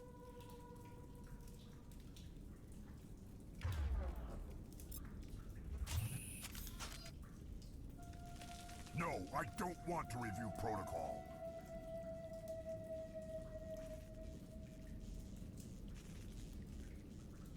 I am unable to comply. Please contact your supervisor. Damn it! Tell me what I want or I'll blast your virtual ass into actual dust! Please contact your supervisor for a level 4 security exemption, or make an appointment with... Stupid machine! If there is nothing else, please step aside. There is a queue forming behind you for the use of this console.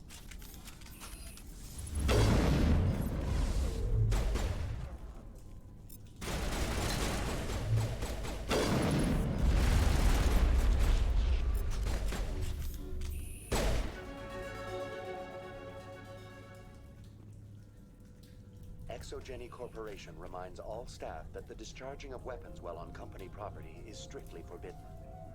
Welcome back, Research Assistant Elizabeth Bainham. What can I do for you? What information was the last user attempting to access? Fetching data.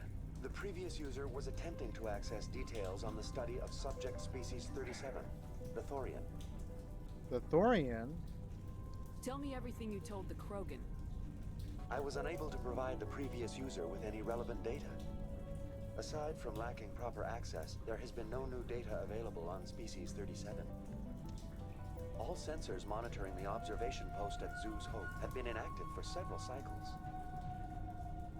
What does Zeus Hope have to do with the Thorian? Species 37 is located within the substructure of the Zeus Hope outpost. Tell me everything you know about the Thorian. The Thorian is a simple plant life form that exhibits a sentient behavior uncommon with other flora. Through dispersion and the eventual inhalation of spores, it can affect and control other organisms, including humans. The Zeus Hope control group has yielded interesting results. That explains why the Before dude was sensors being went weird. offline, almost 85% of all test subjects were infected. Are you saying Exogeny knew its people were getting infected? It was deemed necessary to assess the true potential of Species 37. That explains their strange behavior. You should contact Joker. Joker!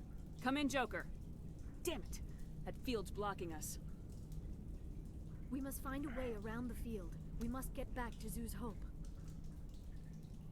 VI, what can you tell me about the Geth ship and the field it's generating? I have limited data on the Geth. They have effectively blocked all sensors within the facility. I have detected unusual power fluctuations, but am unable to determine the source.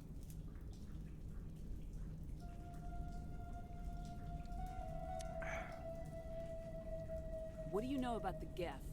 I have no specifics on the Geth as they relate to this facility. All sensors have been purposely decommissioned since their arrival.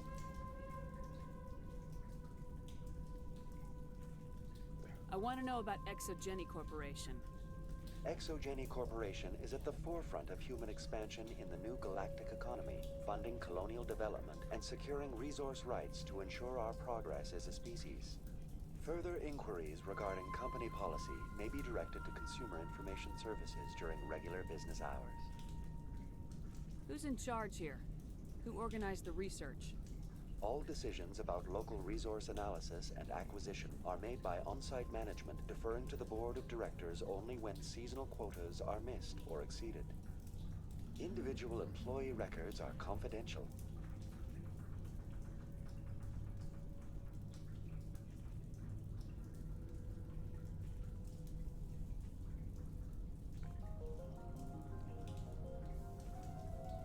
Tell me about the Thorian.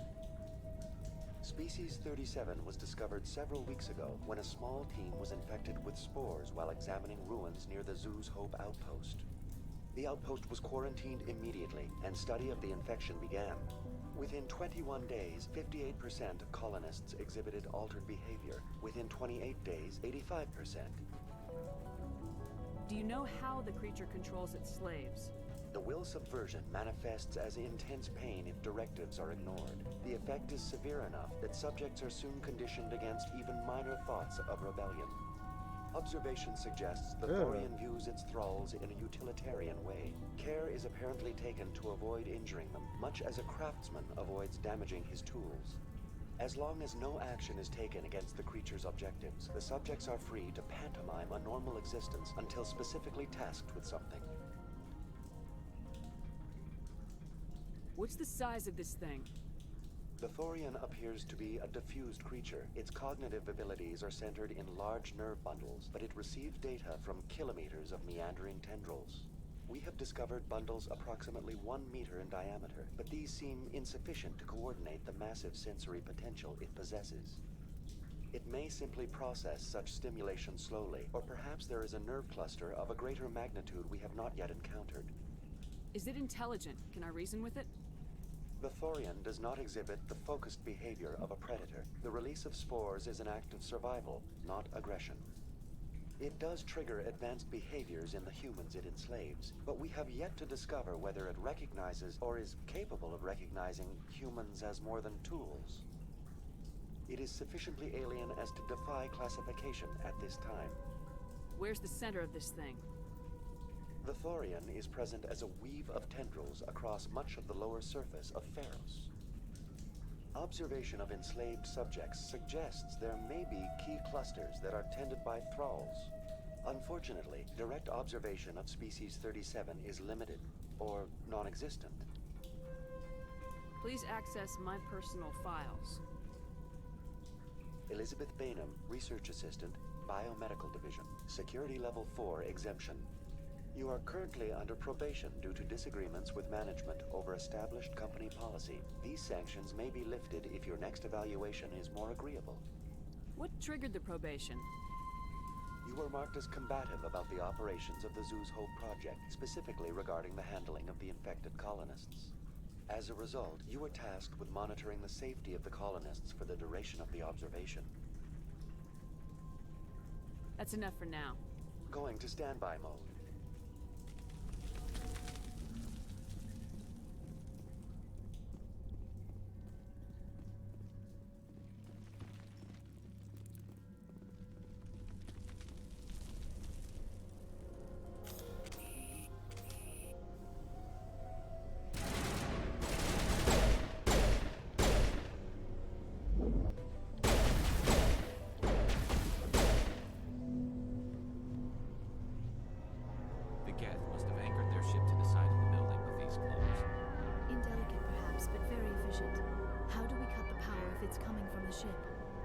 Ship be dislodged. Maybe there's a flaw in one of the other claws we could exploit. Oh my god, that is bright.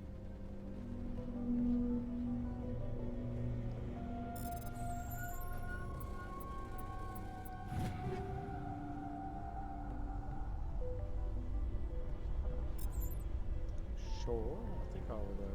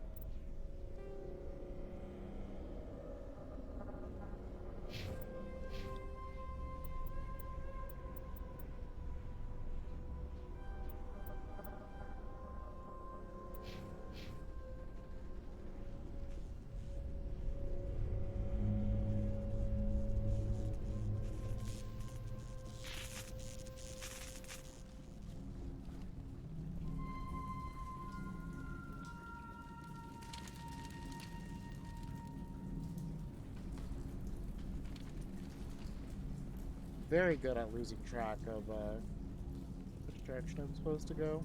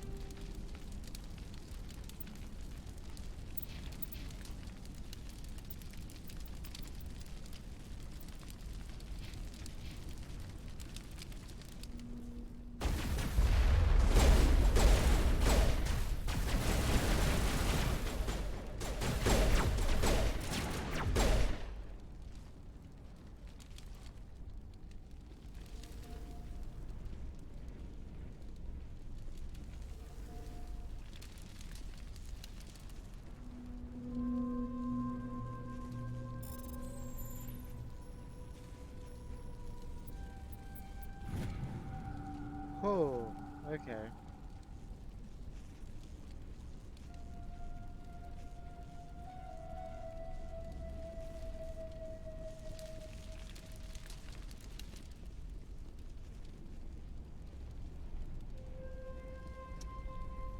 Dang, these corporations really said. I fear we do not have the needed gear to destroy this claw. We will have to keep looking.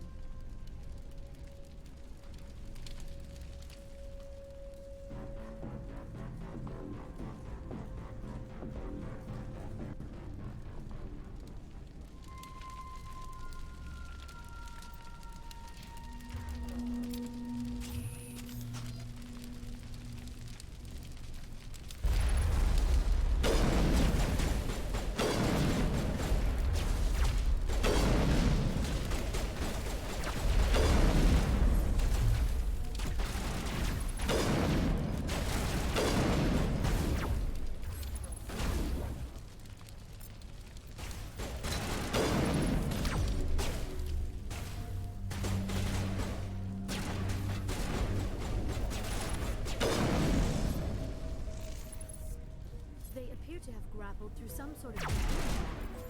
It may be helpful. If we can dislodge even one flaw, the ship may fall.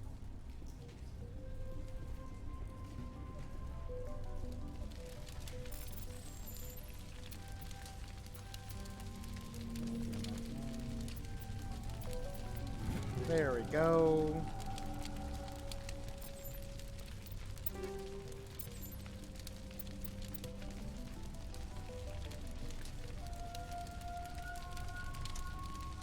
Better DPS, better accuracy.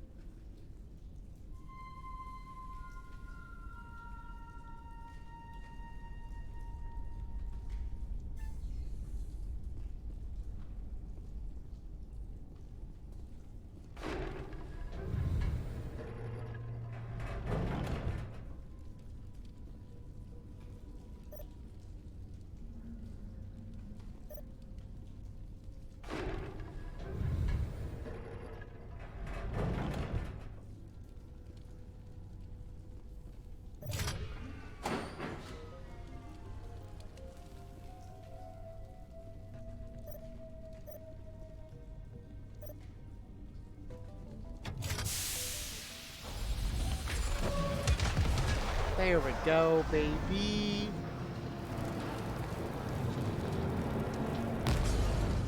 Get that ship fucking out of here.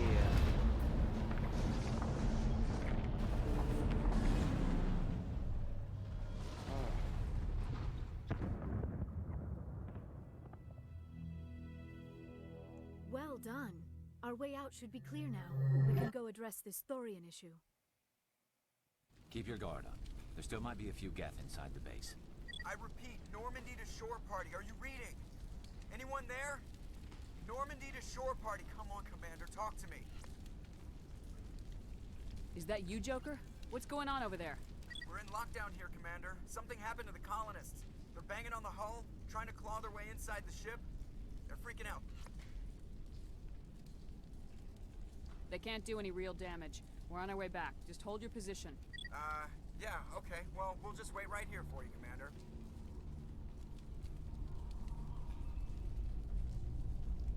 All right, people. You know the drill. Let's move out.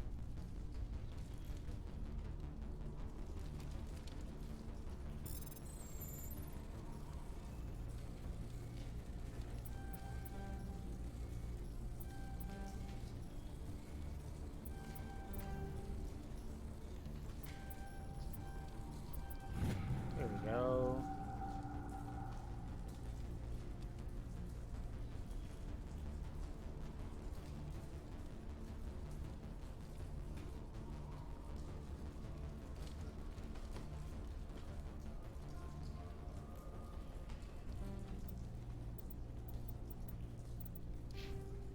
What? My how fucking high does my decryption skill need to fucking be? Aha.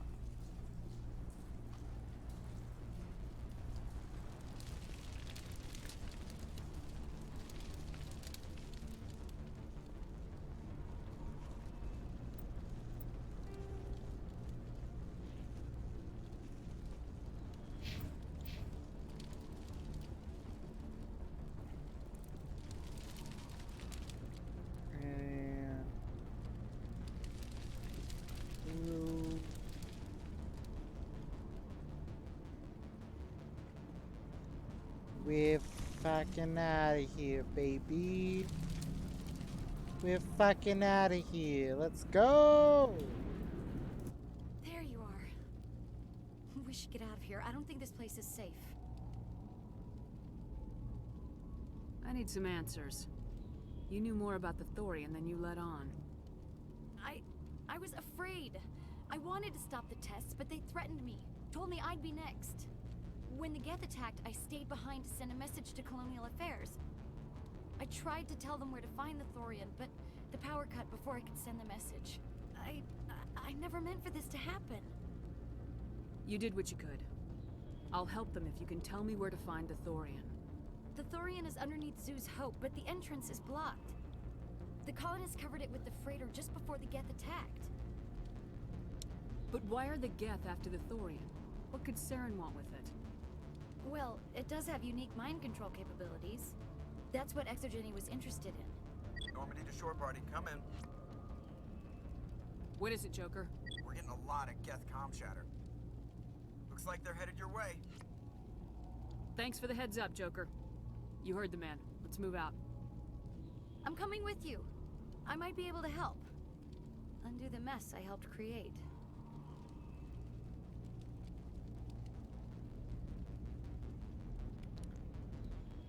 Oh no, she's gonna fucking die. I'm calling it now.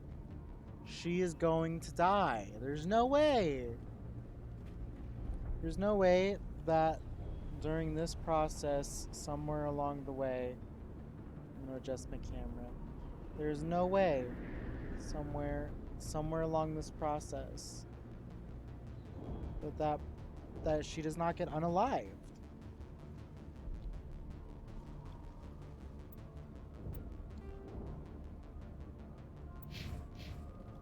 Is the Mako fucking gone? No, okay, I would have been very upset.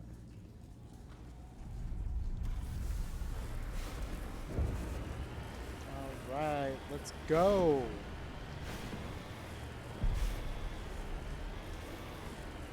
Over the river and through the woods, I suppose.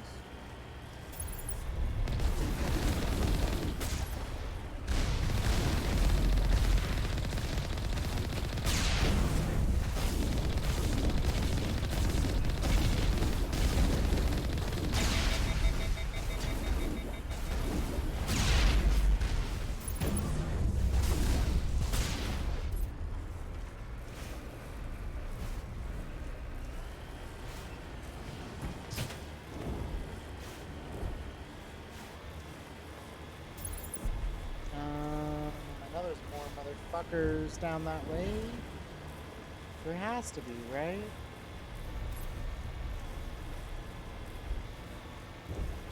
That's what the little red triangles on this screen. Okay.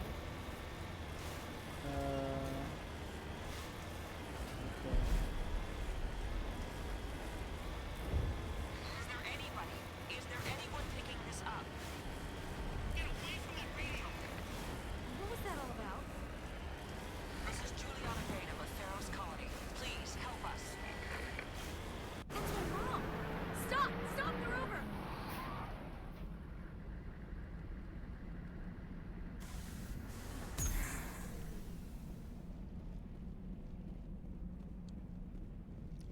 Well, we should probably go figure out what's up with the...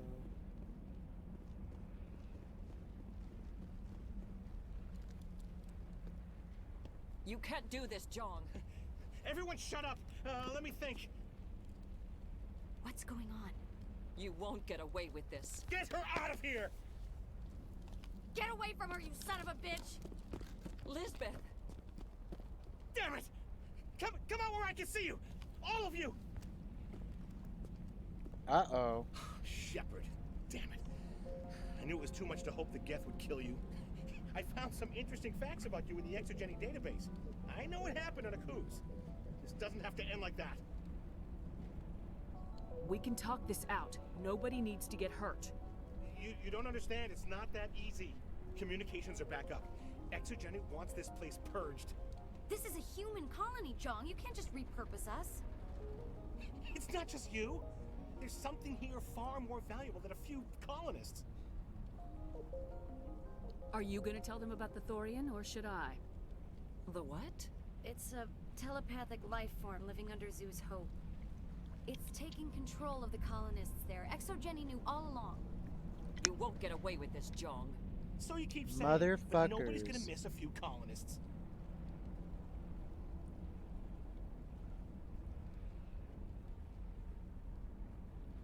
You've gone way too far.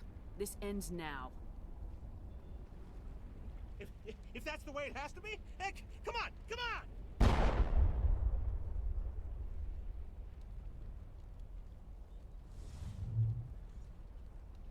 As if we don't have enough problems. Now we're shooting each other in the back. It's my fault. I knew what was going on, and I didn't do anything. Girl, it's Don't not you your start. fault. You do good work, and you know it. It's not your fault that So what now, corporations Commander? are inherently corrupt.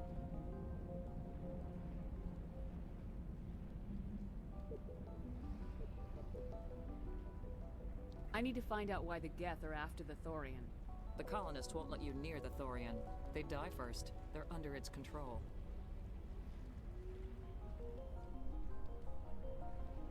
What else am I supposed to do? There's gotta be another way. I think there is. You could safely use a nerve agent to neutralize the colonists. Like a gas grenade. Releasing clouds of nerve gas doesn't seem like a particularly good idea. It's not like it's weapons grade. The insecticide we use in the grow labs contains trace amounts of tetraclopine, a neuromuscular degenerator. If their nervous systems are already weakened, it may act as a paralyzing agent. A reduced capacity concussion grenade might suit our needs. Sounds good. I'll do what I can. Excellent. Thank you so much, Commander.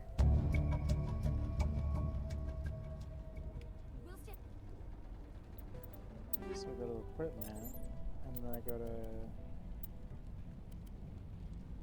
grenades. so many.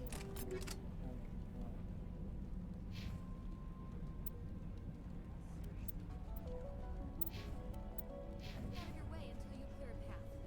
Good luck.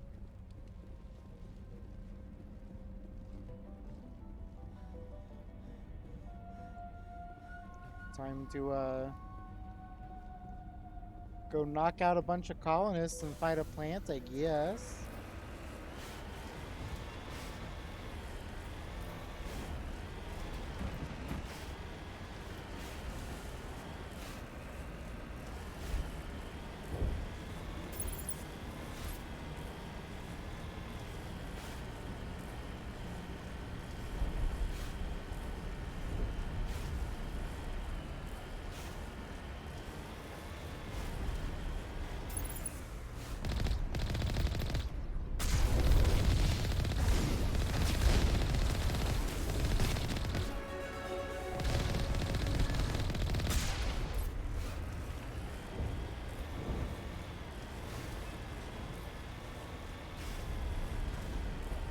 This game, I'm so happy this game doles out Medi-Gels like they're fucking candy on Halloween.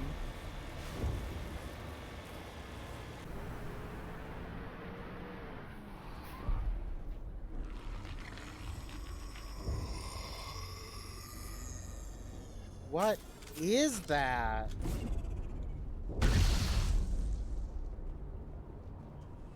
No amount of infection could have altered a human to that extent. I wonder what is going on here.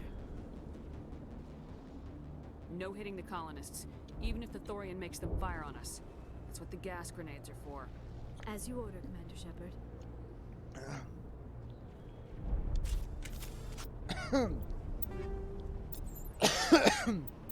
Oh boy.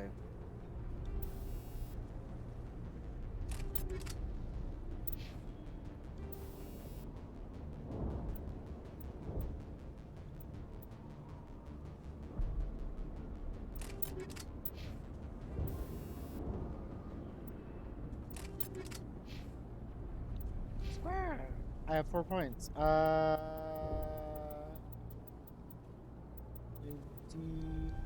Decryption. And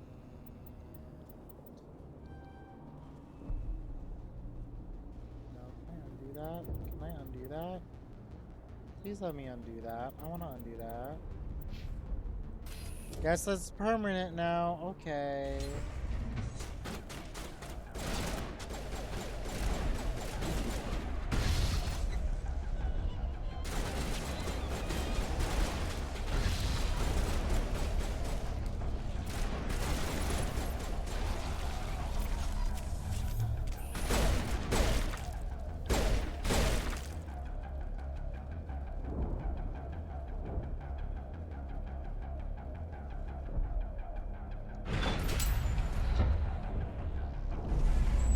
I don't want to hurt the colonists, man.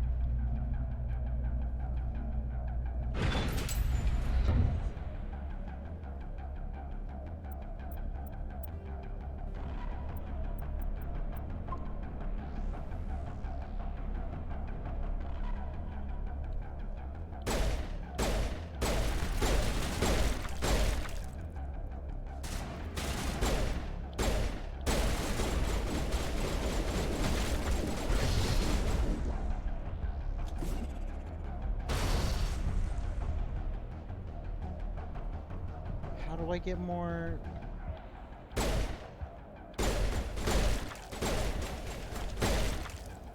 How do I get more grenades?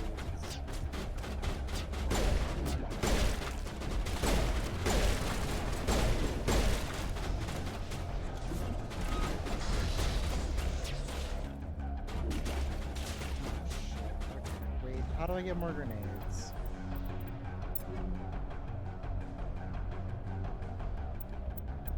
How do I get more grenades?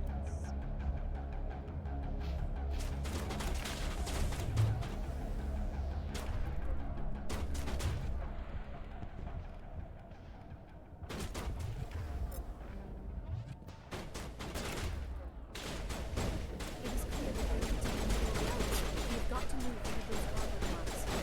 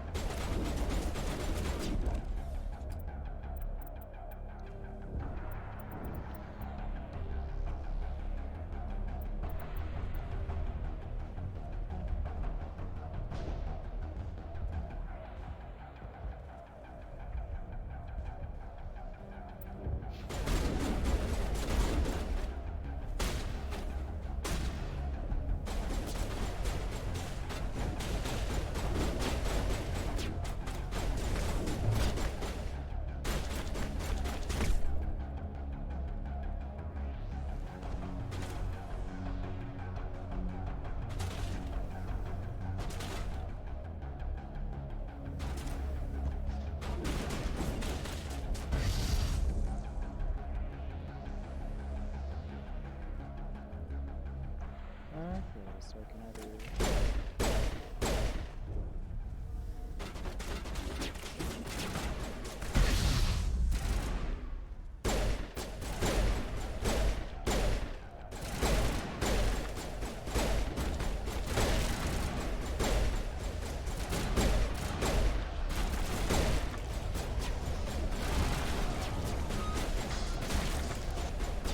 There are the controls for the train. Can you make sense of them?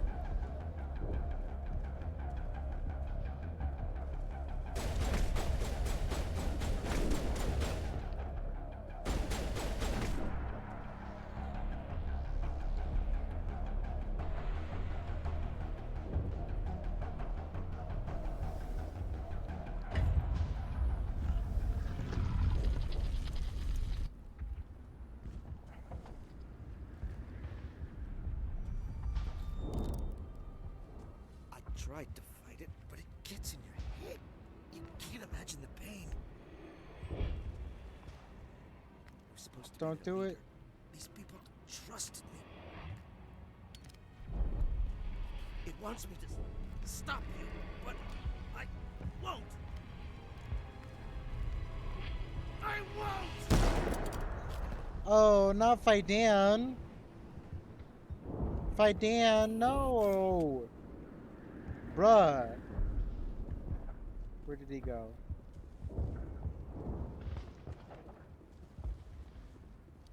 R.E.P. That man deserves a proper burial.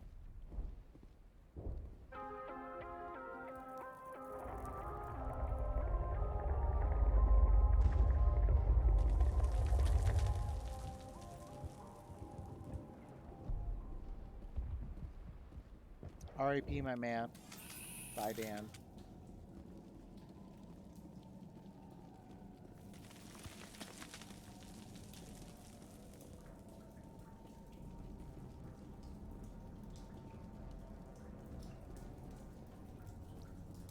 What is All right, that? we just need to find this creature and determine what it...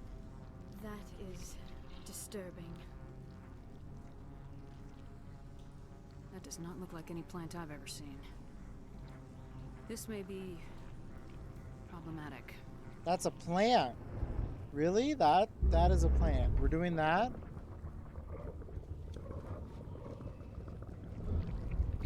I mean, I guess.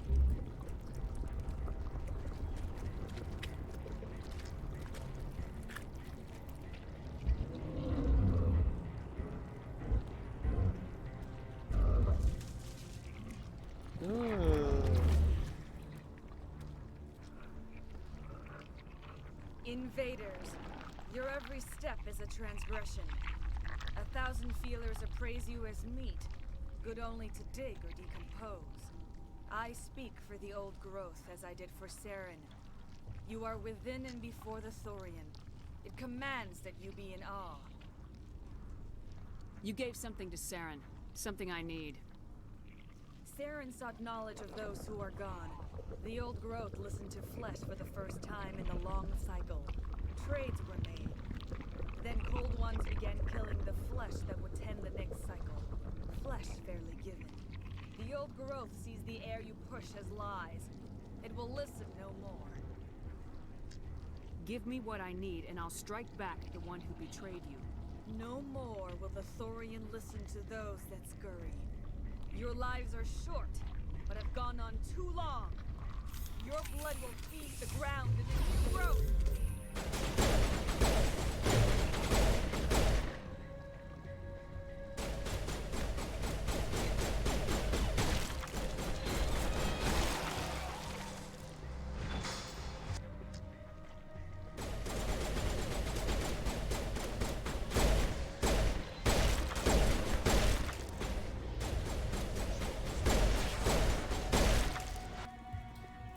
Commander Shepard, there is something here.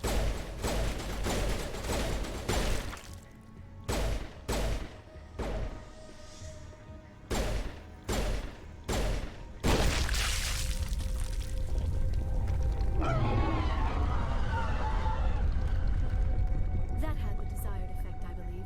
A few more and it will be severely hurt.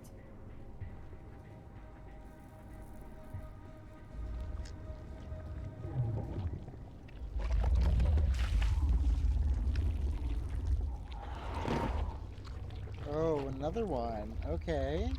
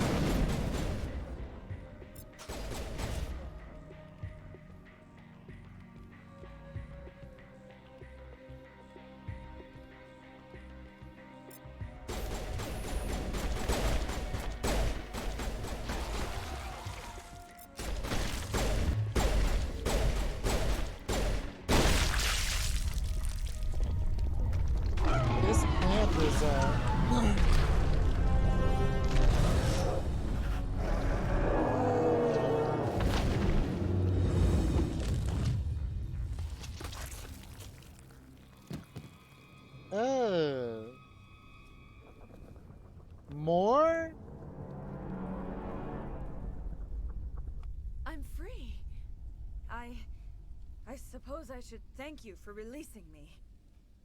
Is everything all right? Are you hurt? I am fine, or I will be, in time. My name is Shiala. I served Matriarch Benezia. When she allied herself with Saren, so did I. Benezia foresaw the influence Saren would have. She joined him to guide him down a gentler path. But Saren is compelling. Benezia lost her way. Are you saying Saren can control minds? Benezia underestimated Saren, as I did. We came to believe in his cause and his goals. The strength of his influence is troubling. Benezia sought to turn the river and was swept away.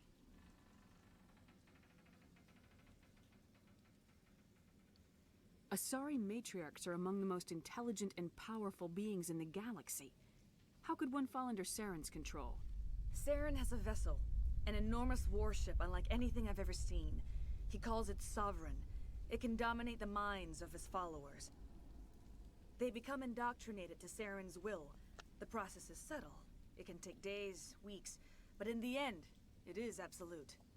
I was a willing slave when Saren brought me to this world. He needed my biotics to communicate with the Thorian, to learn its secrets. Saren offered me in trade. I was sacrificed to secure an alliance between Saren and the Thorian. Saren's pretty quick to betray his own people. He was quick to betray the Thorian, too. After he had what he wanted, he ordered the Geth to destroy all evidence of its existence. Saren knows you are searching for the conduit.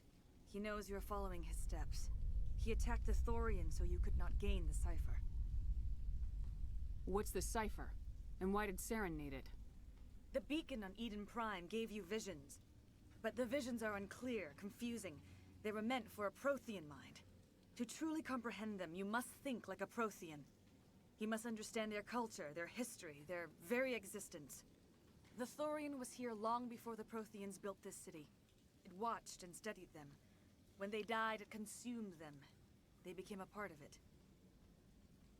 So the Thorian taught Saren to think like a Prothean. How? The cipher is the very essence of being a Prothean. It cannot be described or explained. It would be like describing color to a creature without eyes. To understand, you must have access to endemic ancestral memory. A viewpoint spanning thousands of Prothean generations. I sensed this ancestral memory, the cipher, when I melded with the Thorian. Our identities merged, our minds intertwined. Such knowledge cannot be taught. It simply exists.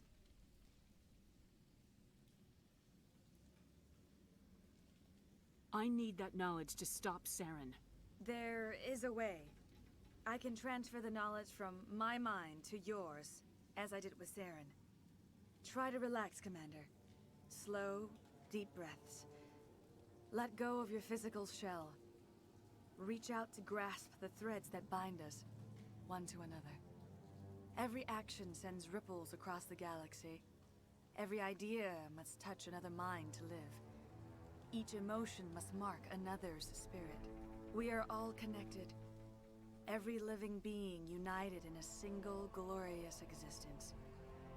Open yourself to the universe, Commander. Embrace eternity.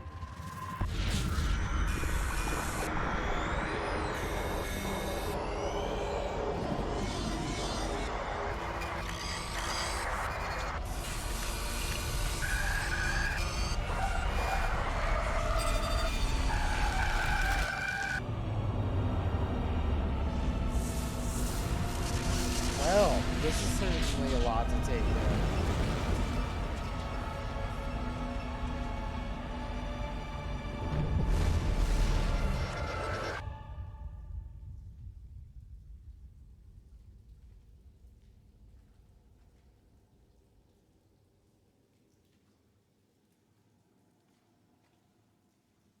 I have given you the cipher, just as it was given to Saren. The ancestral memories of the Protheans are a part of you now. Are you all right? What just happened? I saw something. It still didn't make any sense. You have been given a great gift. The experience of an entire people. It will take time for your mind to process this information.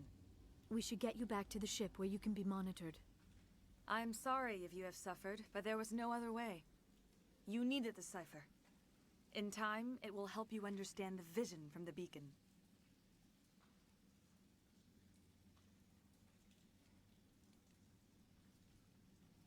What else can you tell me about Saren? There is little I could tell you that you do not already know. He's powerful, he's charismatic, and he is dangerous. Once I followed him, blind to his true nature. But now I see he's leading the galaxy into an age of darkness and suffering. I want to know more about Benezia. Benezia was greatly respected among our people. A powerful biotic, even for an Asari. She was widely known as a teacher of philosophy and religion. She always sought the paths of peace and harmony. She joined with Saren because she hoped to turn him away from his path of destruction. Instead, she became one of his most powerful allies. As I mentioned before, Matriarch Benezia underestimated Saren. Hey, be sure thank you for the follow, my guy. I really do appreciate it. Tell me more about this ship Saren has. Sovereign is alien. I do not know how it was built or where it comes from. Its design does I'm doing not this match every that of Wednesday, any my known boy. Spacefaring species. It dwarfs any vessel in the Citadel or Alliance fleets. Its weapons are devastating. Its defenses virtually impenetrable. With it, Saren believes he is unstoppable. You said Saren uses it to manipulate his followers. He's The not at the apartment right now, an so energy about Sovereign. basically You feel I drawn to the ship. get all It the makes Saren's bandwidth to arguments myself more persuasive, and more compelling. Spend enough time in all of Sovereign's the presence, and you will lose yourself. There is no other way to explain it.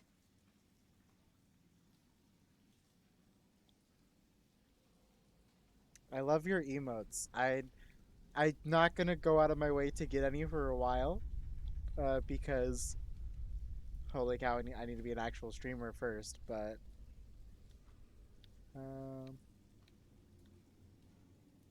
Is there anything else you can tell me about the Thorian? When the creature enveloped me, I became part of it, but I still don't truly understand it. So alien, so ancient. Its exact age is impossible to know. It measured time differently. that sounds like a 10,000 good years idea, of honestly. hibernation broken by a few frantic I'm basically centuries just of using activity. this as an excuse Its to mind was awesome, magnificent. It transcended all classification. And now it is gone. Don't tell me you feel sorry for that thing. The Thorian was a unique life form. A sentient being that lived for 50,000 years. This is maybe basically more. an excuse for me to There is finally nothing play even through Mass remotely Effect. like I'm gonna it be in the known honest. galaxy. Also, goodbye. I'm grateful you saved me from a life of struggle. I'm having a good time. Yet I Yeah, cannot I'm help probably but only feel gonna some stream for a sorrow little the bit loss of longer, such a honestly. rare and remarkable creature. I want to know more about you. There is nothing remarkable about me. I was merely one of Matriarch Benezia's disciples. For nearly 2 centuries, I followed Goodbye. her, learning I'll at miss her you. feet. When Benezia revealed her plan to join Saren, she gave her disciples a choice. Only those who were willing had to follow her. Many felt her plan was too dangerous, but I believed in her. I thought she could turn Saren away from his insanity. Instead, we joined him in it. Now that you're free of the Thorian, what are you planning to do next? If you allow it, I would like to stay here with the colonists. They have suffered greatly, and I played a role in their suffering. I would like to make amends. The colonists will need all the help they can get. They'll be happy to have you on their side. Thank you, Commander. May fortune smile upon you. You did it. With the Thorian gone, we can start rebuilding for ourselves again. And we're free of Exogeni's threats. We're back to being just a little nowhere colony. Thank you, Commander.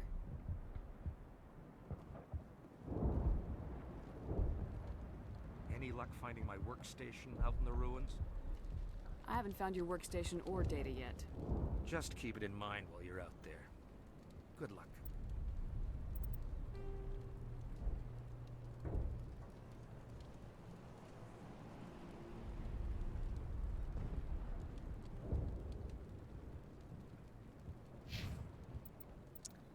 I missed a side quest. No.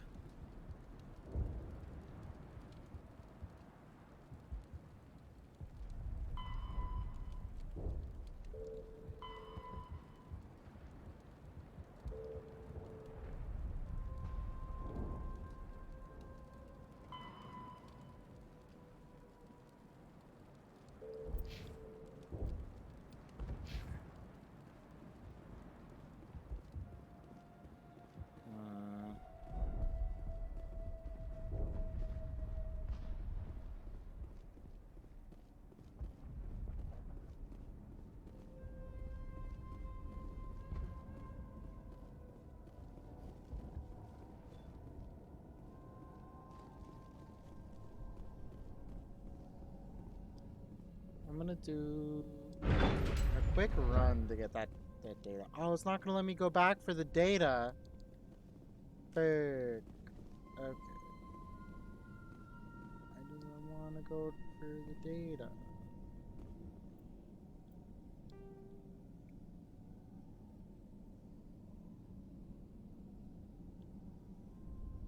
Okay, well.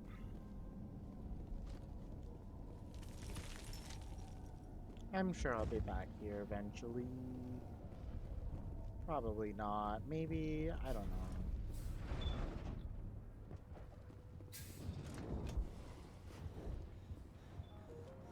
Thank you for everything you did. Thanks, Commander. It's great to be free again.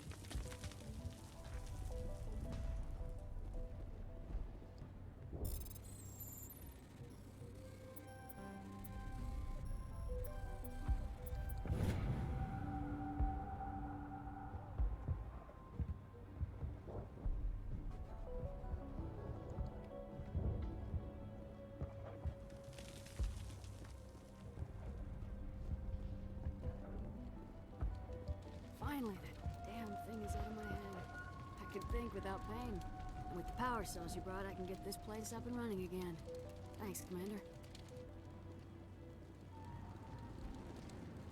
It will take time for things to get back to normal around here. Well, job well done as far as I'm concerned. Save the whole fucking colony and shit. I am going to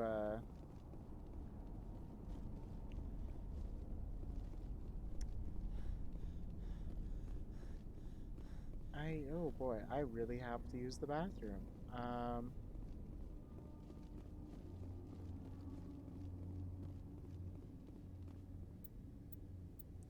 Okay, I'm gonna, oh, yep, I would. Okay. I'm gonna use the bathroom and then we're gonna be back and we're gonna finish up the stream.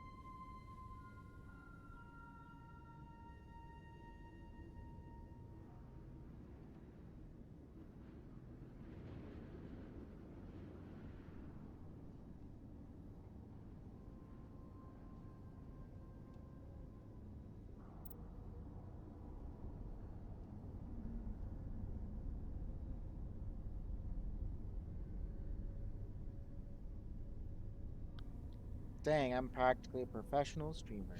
Okay.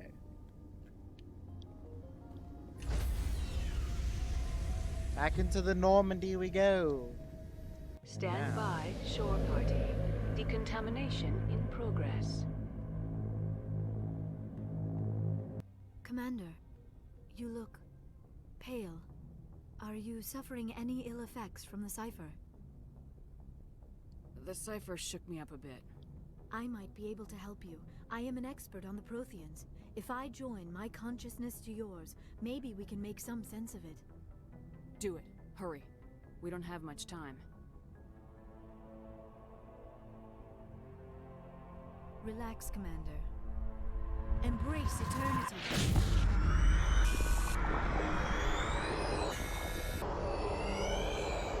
Two minds working as one. Lots of images.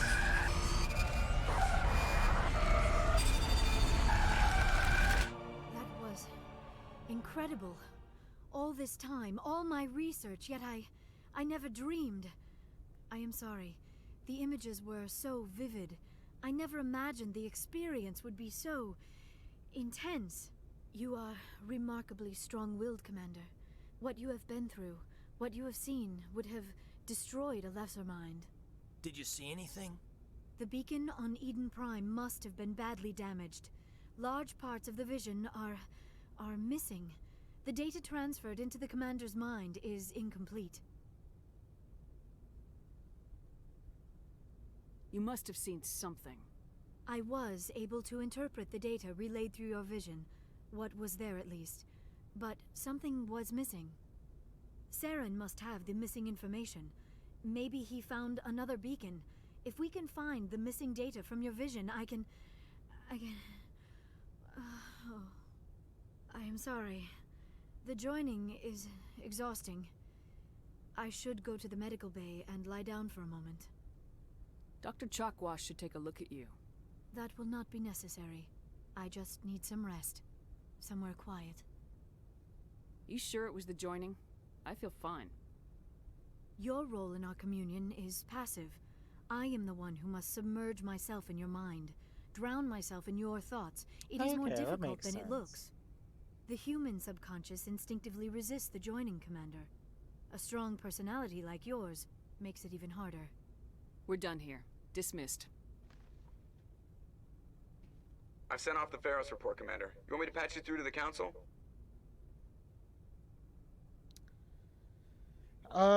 Do I? I don't know. Do I?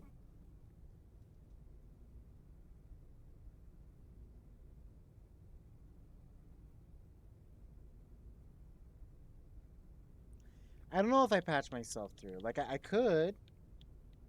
Wouldn't be a bad idea.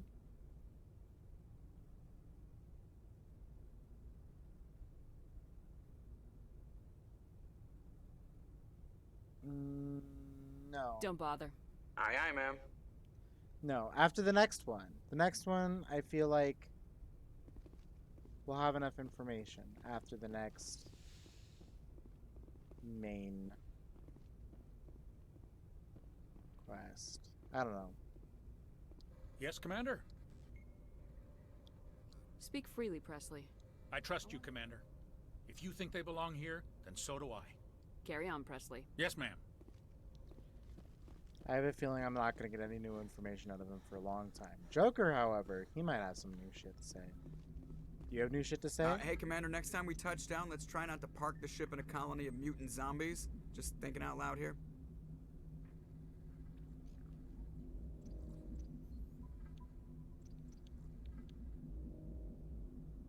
How's the Normandy performing? Is she everything? She's the best ship, and balance isn't what... The Normandy's probably too much ship for your average Alliance pilot, Commander. Lucky for you, I'm anything but average. I have to go. All right, see ya.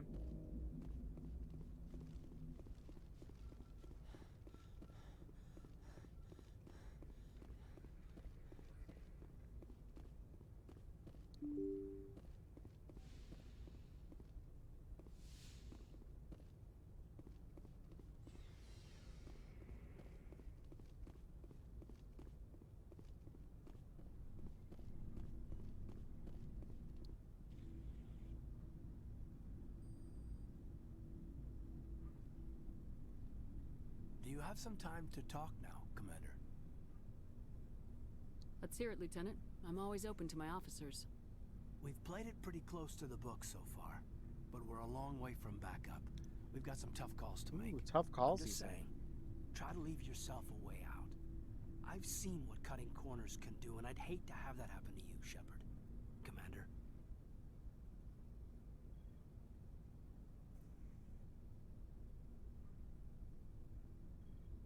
This a personal observation, Caden? I don't want to step on anyone else's toes, especially if you're if I have misread your interests.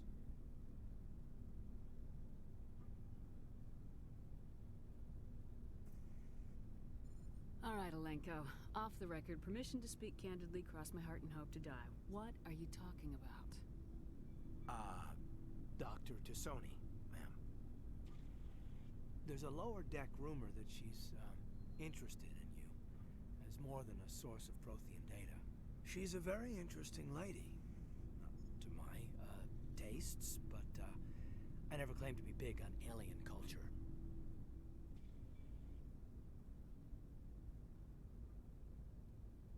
I don't think you should be prying into my affairs. There's my answer, then. I'm sorry to have bothered you, Commander. I got some mixed signals. With your permission, I should return to my duties.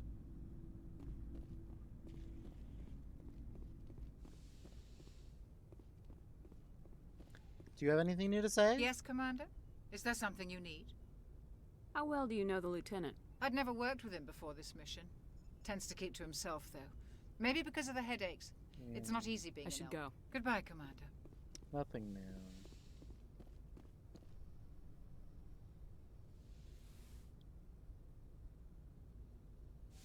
Commander, are you coming to check up on me? You look much better. How are you feeling? Dr. Chakwas assures me I am going to be fine. I was impressed with her knowledge of Asari physiology. You're in good hands. Dr. Chakwas knows what she's doing. I get the feeling you want to ask me something, Commander. Maybe we could pick up where we left off. You were telling me about your interest in the Protheans. Actually, I think I was talking about my interest in you, and making a fool of myself in the process. As I said, I am not used to dealing with people, especially humans. I did not really know much about your species when we first met, Shepard. I found it hard to take humanity seriously. Your kind always seemed so rushed and high-strung. We don't have the luxury of time. An Asari can live for 1,000 years. We're lucky if we hit 150. That is true. At first I thought that was a weakness of your species. After spending time with you and your crew, however, I think it may actually be an advantage. You humans are creatures of action. You pursue your goals with an almost indomitable determination. It is an admirable trait, but also an intimidating one.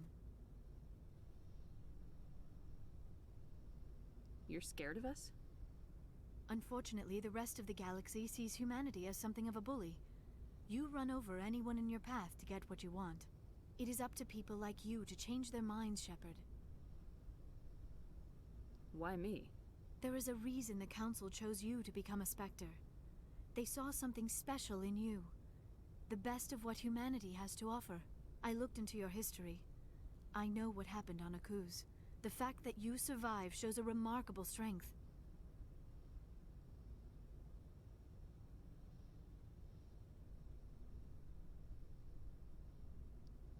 You didn't need to go behind my back. I would have told you whatever you wanted to know. I apologize, Commander. After our last conversation, I was afraid I would say something stupid again. I wanted to know more about you, to understand what made you into the woman you are. There is something compelling about you, Shepard.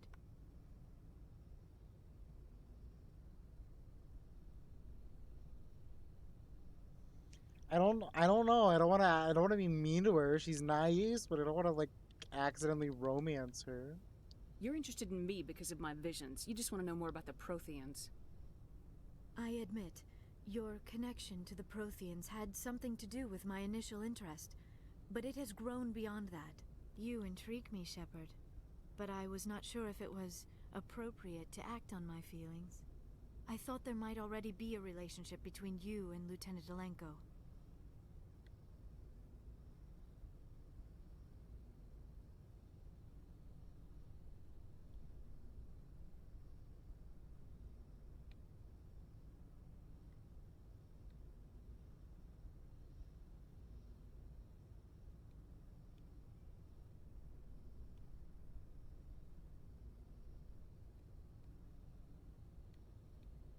The lieutenant and I are just friends. Nothing more. My mistake, then. I am not as adept at understanding human relationships as I thought. But what about us, Shepard? Is there a mutual attraction, or was I wrong about that too?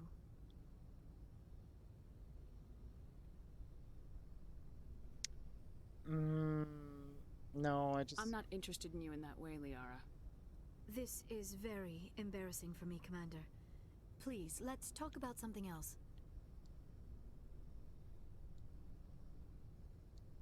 I should go. Goodbye, Commander. Hit her with the I ain't interested and then the goodbye. Oh, yeah. That definitely isn't awkward and or weird at all.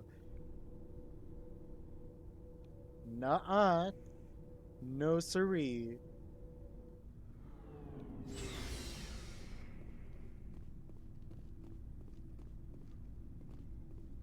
Commander, good to see you. You've been with C-Sec a while. Have you seen much action? Well, not as much as you, but yeah, I've seen some interesting things. I bet you have. Anything in particular that stands out? I remember this Solarian geneticist I was sent to investigate. That case was a bit disturbing. What happened? Why were you investigating him? I was tasked with tracking black market trade on the Citadel. Most of it harmless, nothing I needed to pursue. But during the course of my investigation, I noticed an increase in the trade of body parts, organs mostly. Oh boy. We usually get a few of those, but not the numbers I was seeing. We weren't sure if there was a new black market lab or if some freak was harvesting organs from citizens. So what was it? Both, actually. But it took us a while to figure that out. So how did you figure out what was happening? First, we got a hold of a sample and ran DNA tests. The weird thing was, the match led us to a Turian who was still alive and was very convinced he'd never lost his liver. After a bit of digging, I discovered this Turian worked briefly for Dr. Salion, the geneticist. So I went to his lab hoping to find evidence of cloned organ development, but there was nothing. No Solarian hearts, no Turian livers, not one Krogan testicle. You're kidding, right? Why would anyone want Krogan testicles? Some Krogan believe that testicle transplants can increase their virility, counteract the effects of the genophage. It doesn't work, but that doesn't stop them from buying. They'll pay up to 10,000 credits each. That's 40,000 for a full set. They really... Making a killing out there.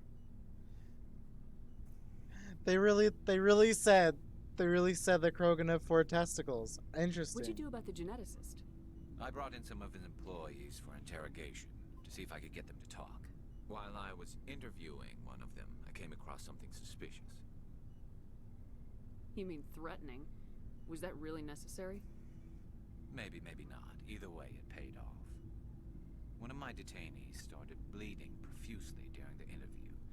We offered to patch him up, and he got frantic, freaked out. I ordered a full exam to find out what was going on. Our medics found incisions all over his body, some of them fresh. That was our big break. These people weren't just Dr. Salion's employees. They were test tubes. Walking, living test tubes. Ugh. He was growing parts inside these people? Exactly.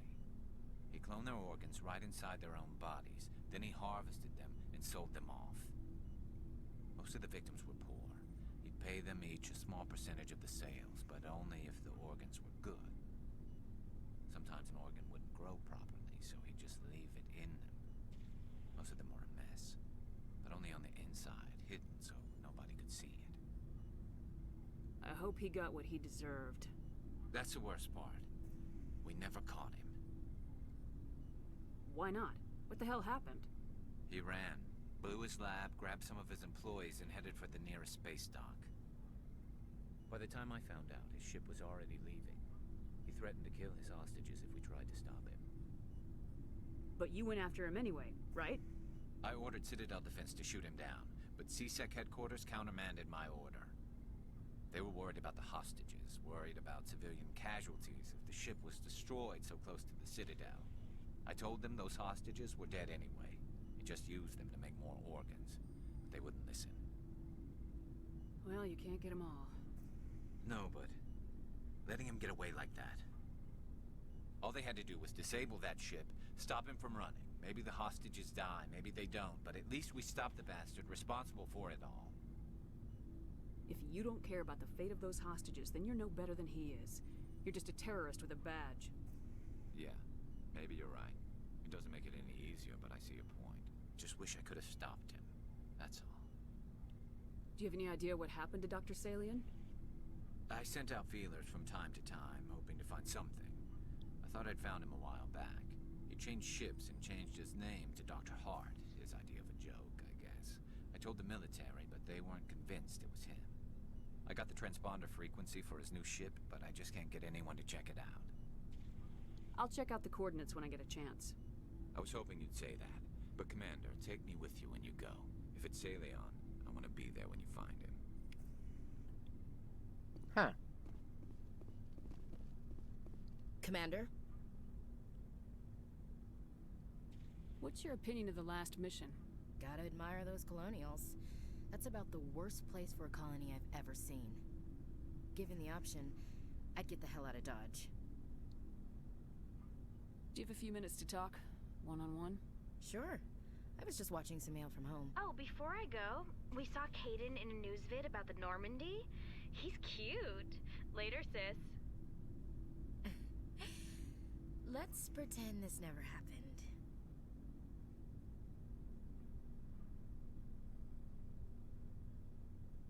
The damage is done, Williams.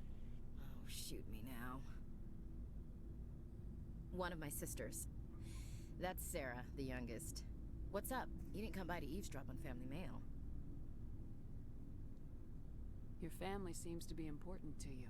Yeah, we've always been close. Me and my sisters especially. With Dad on duty so much, I had to help Mom raise them. I was an only child, but I get the idea. At least one of my parents was always on duty. Yeah, military families, eh? With schedules like that, it's a wonder we ever have kids anymore. Things were tense between Sarah and me for a while. Then we bonded. Sounds like your father wasn't around much. Wasn't your family stationed near him? Dad always wanted to serve in space, but he wanted us to have real ground under our feet. He'd say, space is beautiful, but you can't raise a family there. I cannot rest from travel. I will drink life to the lees. All times I've enjoyed greatly, have suffered greatly, both with those that loved me and alone. For always roaming with a hungry heart, much have I seen and known, cities of men and manners, climates, councils, governments. I didn't know you liked classical literature. Ulysses was my dad's favorite poem. Every time he shipped out, he recorded me reading it. He had a dozen versions when he retired. Does he still like it? I sure hope so. I read it to his grave every time I go home. Dad passed on a few years back. He's probably still watching, though.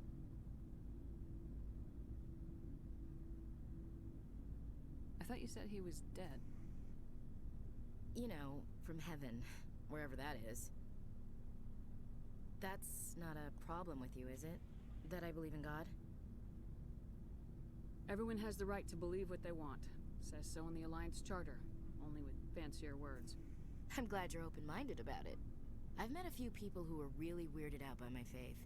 Because I work in space, I can't believe in a higher power? Jeez. Hello, have you people looked out the window? How can you look at this galaxy and not believe in something? I should get back to my duties. Didn't mean to take up so much of your time. Dismissed, Chief. Ma'am. So, we've you've got Saren on the run. It won't be long now. Saren's good, but I'm better. Good. He's rotten. To the core. I could tell as soon as I met him. Why didn't you tell me this sooner? I would've if I thought it was important. I think I'd like to hear about it just the same. This was a while ago. A bunch of mercs were bragging about a job out near the edges of the Terminus systems. They said it paid well and the boss was never around to ride them. They said he was looking for more men, too. So I checked it out. I didn't know Saren was openly recruiting mercs. It wasn't that open, and he only showed his face once. We'd been raiding ships in the area for months when we took out this massive cargo freighter. Our biggest haul yet. I was on board checking bodies for valuables, looking for some extra credits. That's when I saw him. What did Saren want with the ship? I don't know what he wanted. He was just moving through the ship, watching. Yeah. Couple of the mercs called him by name, but he never spoke to them. Never spoke to anyone. I had a really bad feeling about him, so I got the hell out. Didn't even wait to get paid. What kind of cargo was the freighter carrying? What was Saren after? I don't know. All I saw on that ship was food and medical supplies. There were some basic weapons, but nothing big. If there was anything of value on that ship, I didn't see it. That's why I didn't mention it sooner. Whose ship was it? There was a Volus trading vessel. Big one. Lots of guards. But they were no match for us. That's the only time you saw him? Yeah. Didn't even know who he was. Still wouldn't if I hadn't joined up with you. But my instincts were right. Every other merc on that mission turned up dead within a week. Every damn one.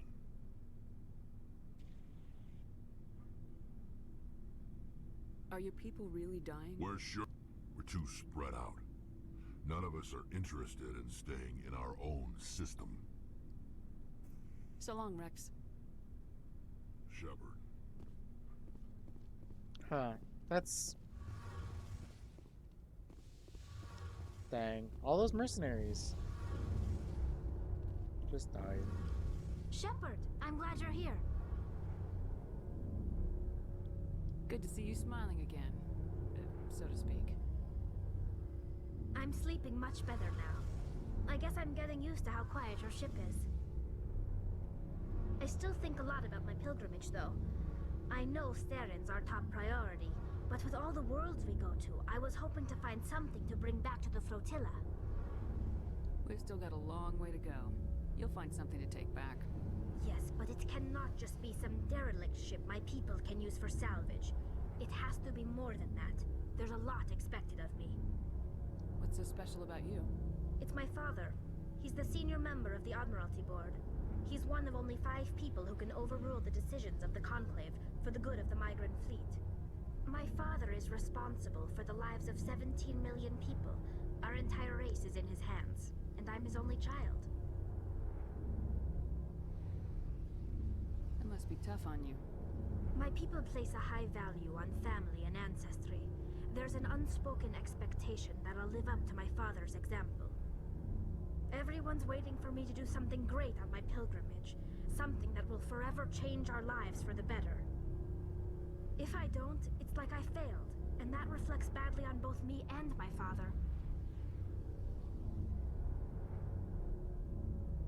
The work you're doing here is more important than anything any Quarian's ever done before. Yes, I know. But you have to understand Quarian culture. We're a very insular society. The events beyond the flotilla don't much matter to the average citizen.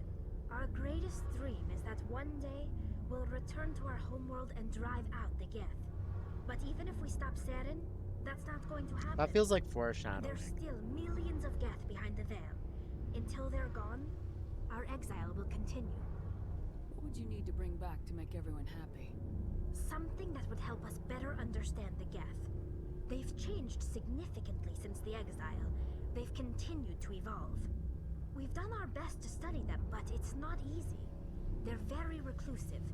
Until recently, they never went beyond the borders of the Veil. And all the Geth we run into now are under Saren's control. We'd need to find Geth operating on their own, independently. But I don't want this to get in the way of our mission, Shepard. First, we stop Saren. Then I'll worry about my own problems. What was your father like? It wasn't easy growing up as the daughter of one of the Admiralty. Even before he joined the board, he was a prominent figure. People looked to him for leadership. He had to set an example, and he expected the same of his daughter. Plus, he was pretty strict, a military man through and through. He never allowed me to settle for anything less than excellence. As a kid, I sometimes felt like he was pushing me too hard. But now I'm old enough to appreciate what he taught me. The world doesn't owe us anything. If we want something in life, we have to earn it. Where was your mother in all this? Mother was around, but she always seemed to kind of blend into the background. Almost like she was overshadowed by my father. He tends to do that to people. She passed on about 5 years ago. Some airborne virus that swept through the fleet. Happens sometimes when the filters start to break down. Airborne virus, you say? Pretty hard. After she was gone, he became even more focused on his work. I think that was his way of dealing with the grief. Sounds like a tough upbringing. You don't resent your father at all? Like I said, it wasn't easy. My father's not the kind of person you bond with. And he wasn't around all that much. Too busy. People counted on him, and he took his duties seriously. Even when he was around, he always seemed a bit distant. Like his mind was always somewhere else. Come to think of it, I can't ever remember seeing him smile. Not once. It's like he was always weighed down by all that responsibility. I mean, I know he cares about me, but he never really showed it. Not in the usual way. I guess the best thing I can say about my father is that I respect him. I want to talk about something else. Like what? I should go. See you later. Gotta get all those dialogue options in, baby. Gonna learn all about all the people on this darn ship.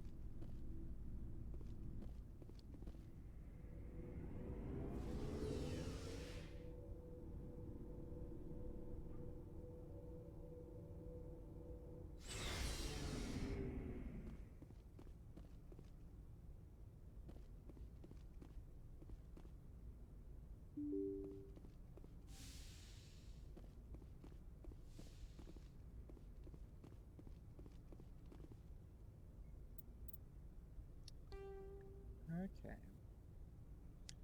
I'm gonna go through.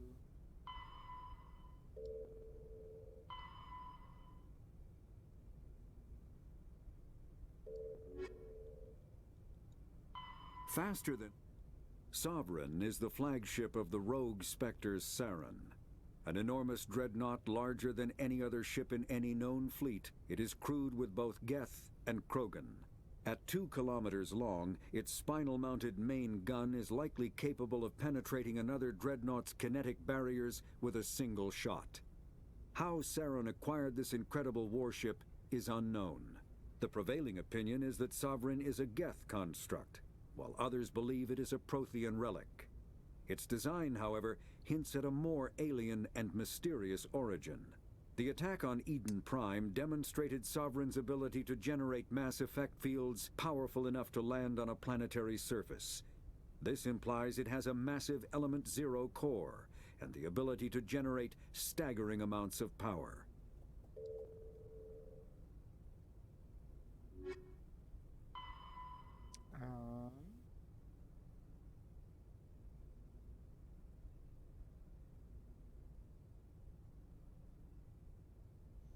You're unfazed that some of their investments and decisions may not pay off for decades or centuries.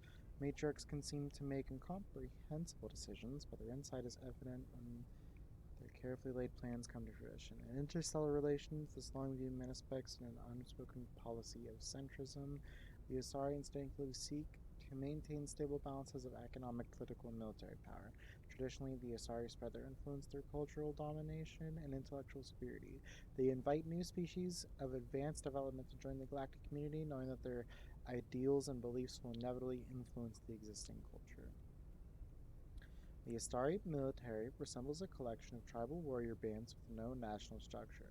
Each community organizes its own unit as the locals see fit and elect a leader to command them. Units from populous cities are large and well equipped, while those from farm villages may only be a few women with small arms. There is no uniform, everyone wears what they like. The Asari military is not in a regular mission, however, those who serve are full time professionals.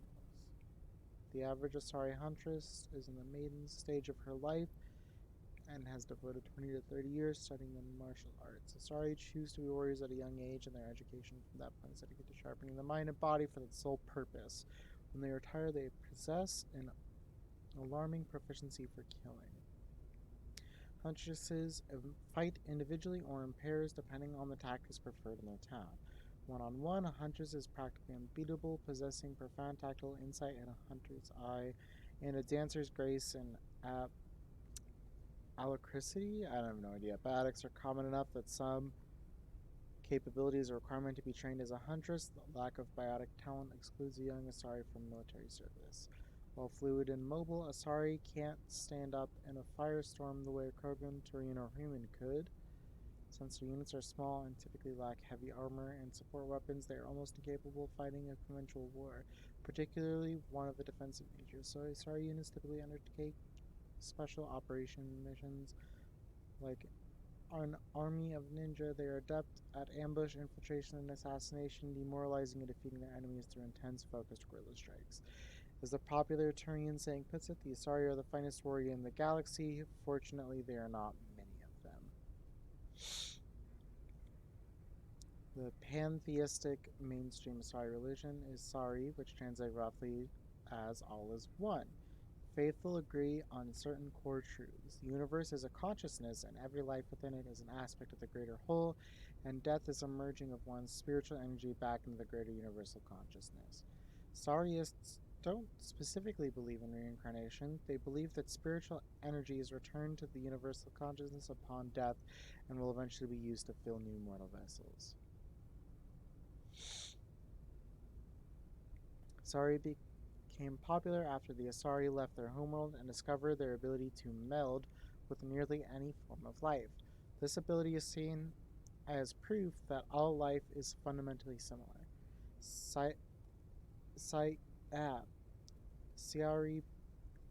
Sayari priestesses see their role as promoting unity between disparate shards of the universe's awareness. Before the rise of Sayari pantheism, Asari religions were as diverse as their political opinions. The strongest survivor of those days is the monotheistic religion worshipping the goddess Athame. Like the Asari, the goddess cycles through the triple aspects of maiden, matron, and matriarch.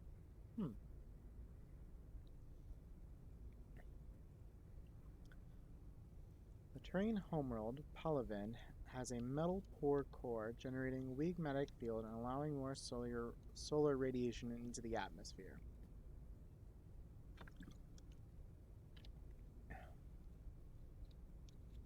To deal with this, most forms of life on Palaven evolved some form of metallic exoskeleton to protect themselves. The reflective plate-like skin makes Turians less susceptible to long-term, low-level radiation exposure, but they do not possess any sort of natural armor. A Turian's thick skin does not stop projectiles and directed energy bolts.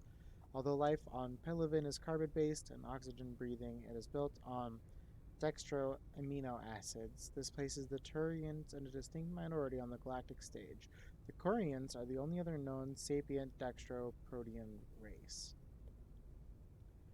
The food of human Cesarian Solarians who evolved in levo-amino acid-based biospheres will at best pass through Turnian's system without providing any nutrition. At worst will trigger an allergic reaction that can be fatal if not immediately treated. Weird. Turians believe individuals with personal desires. While Turians are individuals with personal desires, their instinct is to equate the self with the group and set aside personal desires for the good of all.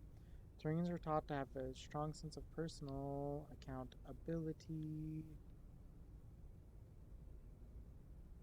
The Turian honor that other races find so remarkable.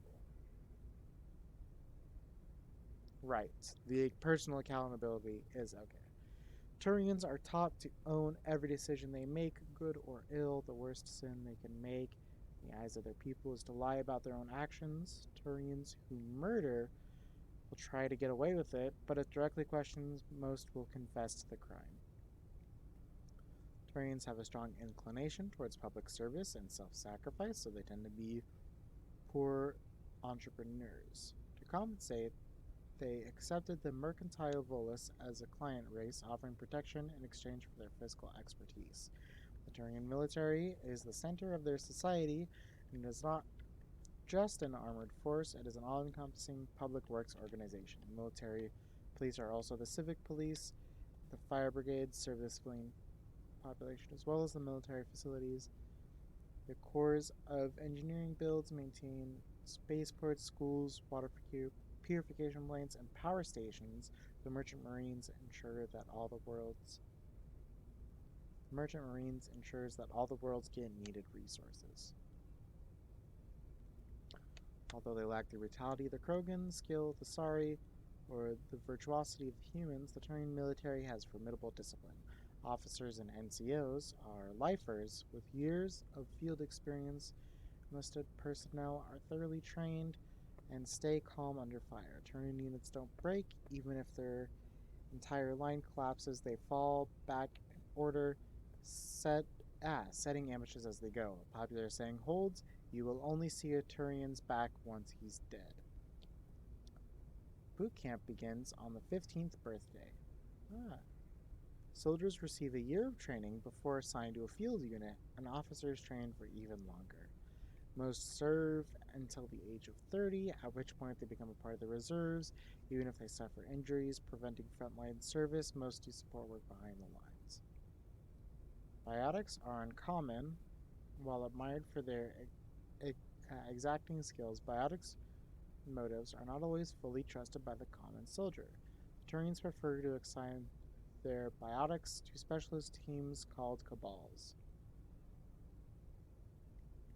Command and control is decentralized and flexible. Individual squads can call for artillery and air support. They make extensive use of combat drones for light duties and practice combined arms infantry operates with armor supported by overhead gunships. Strategically, they are methodical and patient and dislike risky operations. Tradition is important. Each legion has a full-time staff of historians who chronicle its battle honors in detail. The oldest have records dating back to the Turian Iron Age. If a legion is destroyed in battle, it is reconstructed rather than replaced. The Turians recruit auxiliary units from conquered or absorbed minor races. Auxiliaries generally light infantry or armored cavalry units that screen and support the main Turian formations at the conclusion of their service, and the auxiliaries recruits are granted Turian citizenship. So you have to be in the military to be a citizen? That's like Starship Troopers. Woof. That's a lot of reading. I'm gonna do more of this reading later.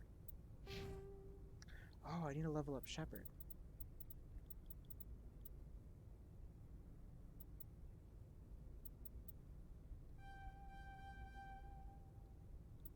Okay. Yeah.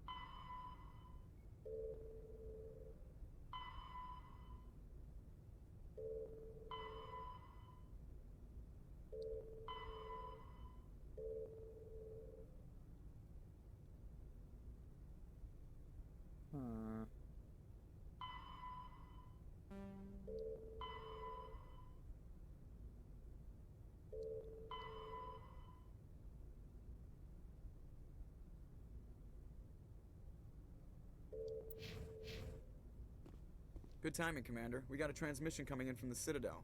Top priority clearance. I'll take it in the comm room.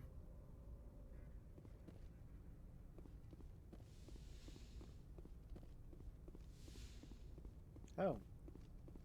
Commander Shepard, we've received information that may be critical to your mission against Saren. I'll take all the help I can get. We've received an urgent message from one of our infiltration regiments in the Traverse. You mean spies? Spectres tend to attract attention, Commander, but they are only one arm of the Council. Special task groups are often a better option for monitoring developing situations. We currently have several infiltration units scattered throughout the border regions of Citadel space. This particular unit was gathering intel on Saren. What did they find? Unfortunately, the message we received was little more than static. The infiltration team must be in a situation where they can't set up proper interstellar communications. But the message was sent on a channel reserved for mission-critical communications. Whatever they were trying to tell us, we know it was important. Considering your interest in Saren, we thought you might want to investigate this. Find out what happened to our team. The signal originated from the planet Vermeer. I'll look into it. The Council prefers not to become involved in the specifics of Spectre activities. We only want you to be aware of all your options, including Vermeer. Good luck, Commander Shepard. We will keep you advised if we learn anything else.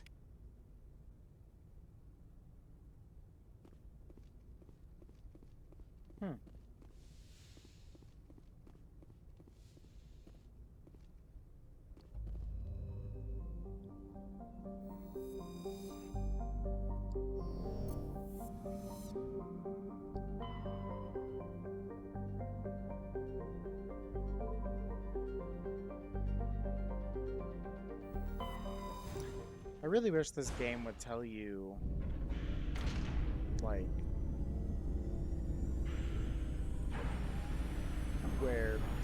like, little markers on systems for, like, where you have side quests or main quests. But I guess I'll just have to remember the... Message coming in. Patching it through. Normandy, this is Alliance Command. We're detecting your presence in the Attican Beta Cluster. One of our surveillance drones was gathering intel on Geth activities in the region when it was spotted and shot down. You need to go groundside and recover the drone's data module before the Geth find it.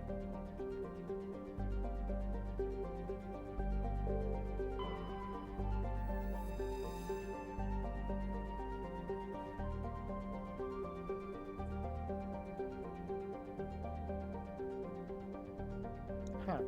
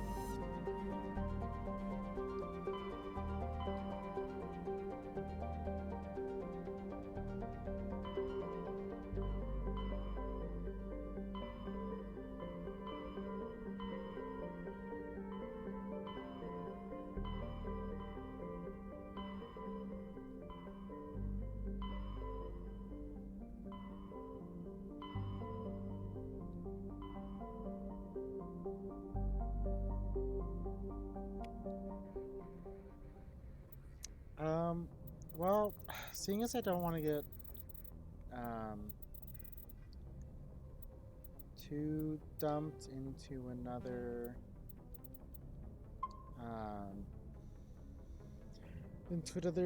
quest and end up spending way longer than I should, I think now would be a great time to call it here for the day. I just wanted to give a quick thank you to everyone who came in to watch live, and to anyone who is going to be maybe going back through and watching the VOD and actually made it all the way to the end. Yeah, I really appreciated what everyone's doing, and also streaming gonna be every Wednesday now. So unless something comes up and plans change, expect me to be here again at around the same time. Goodbye.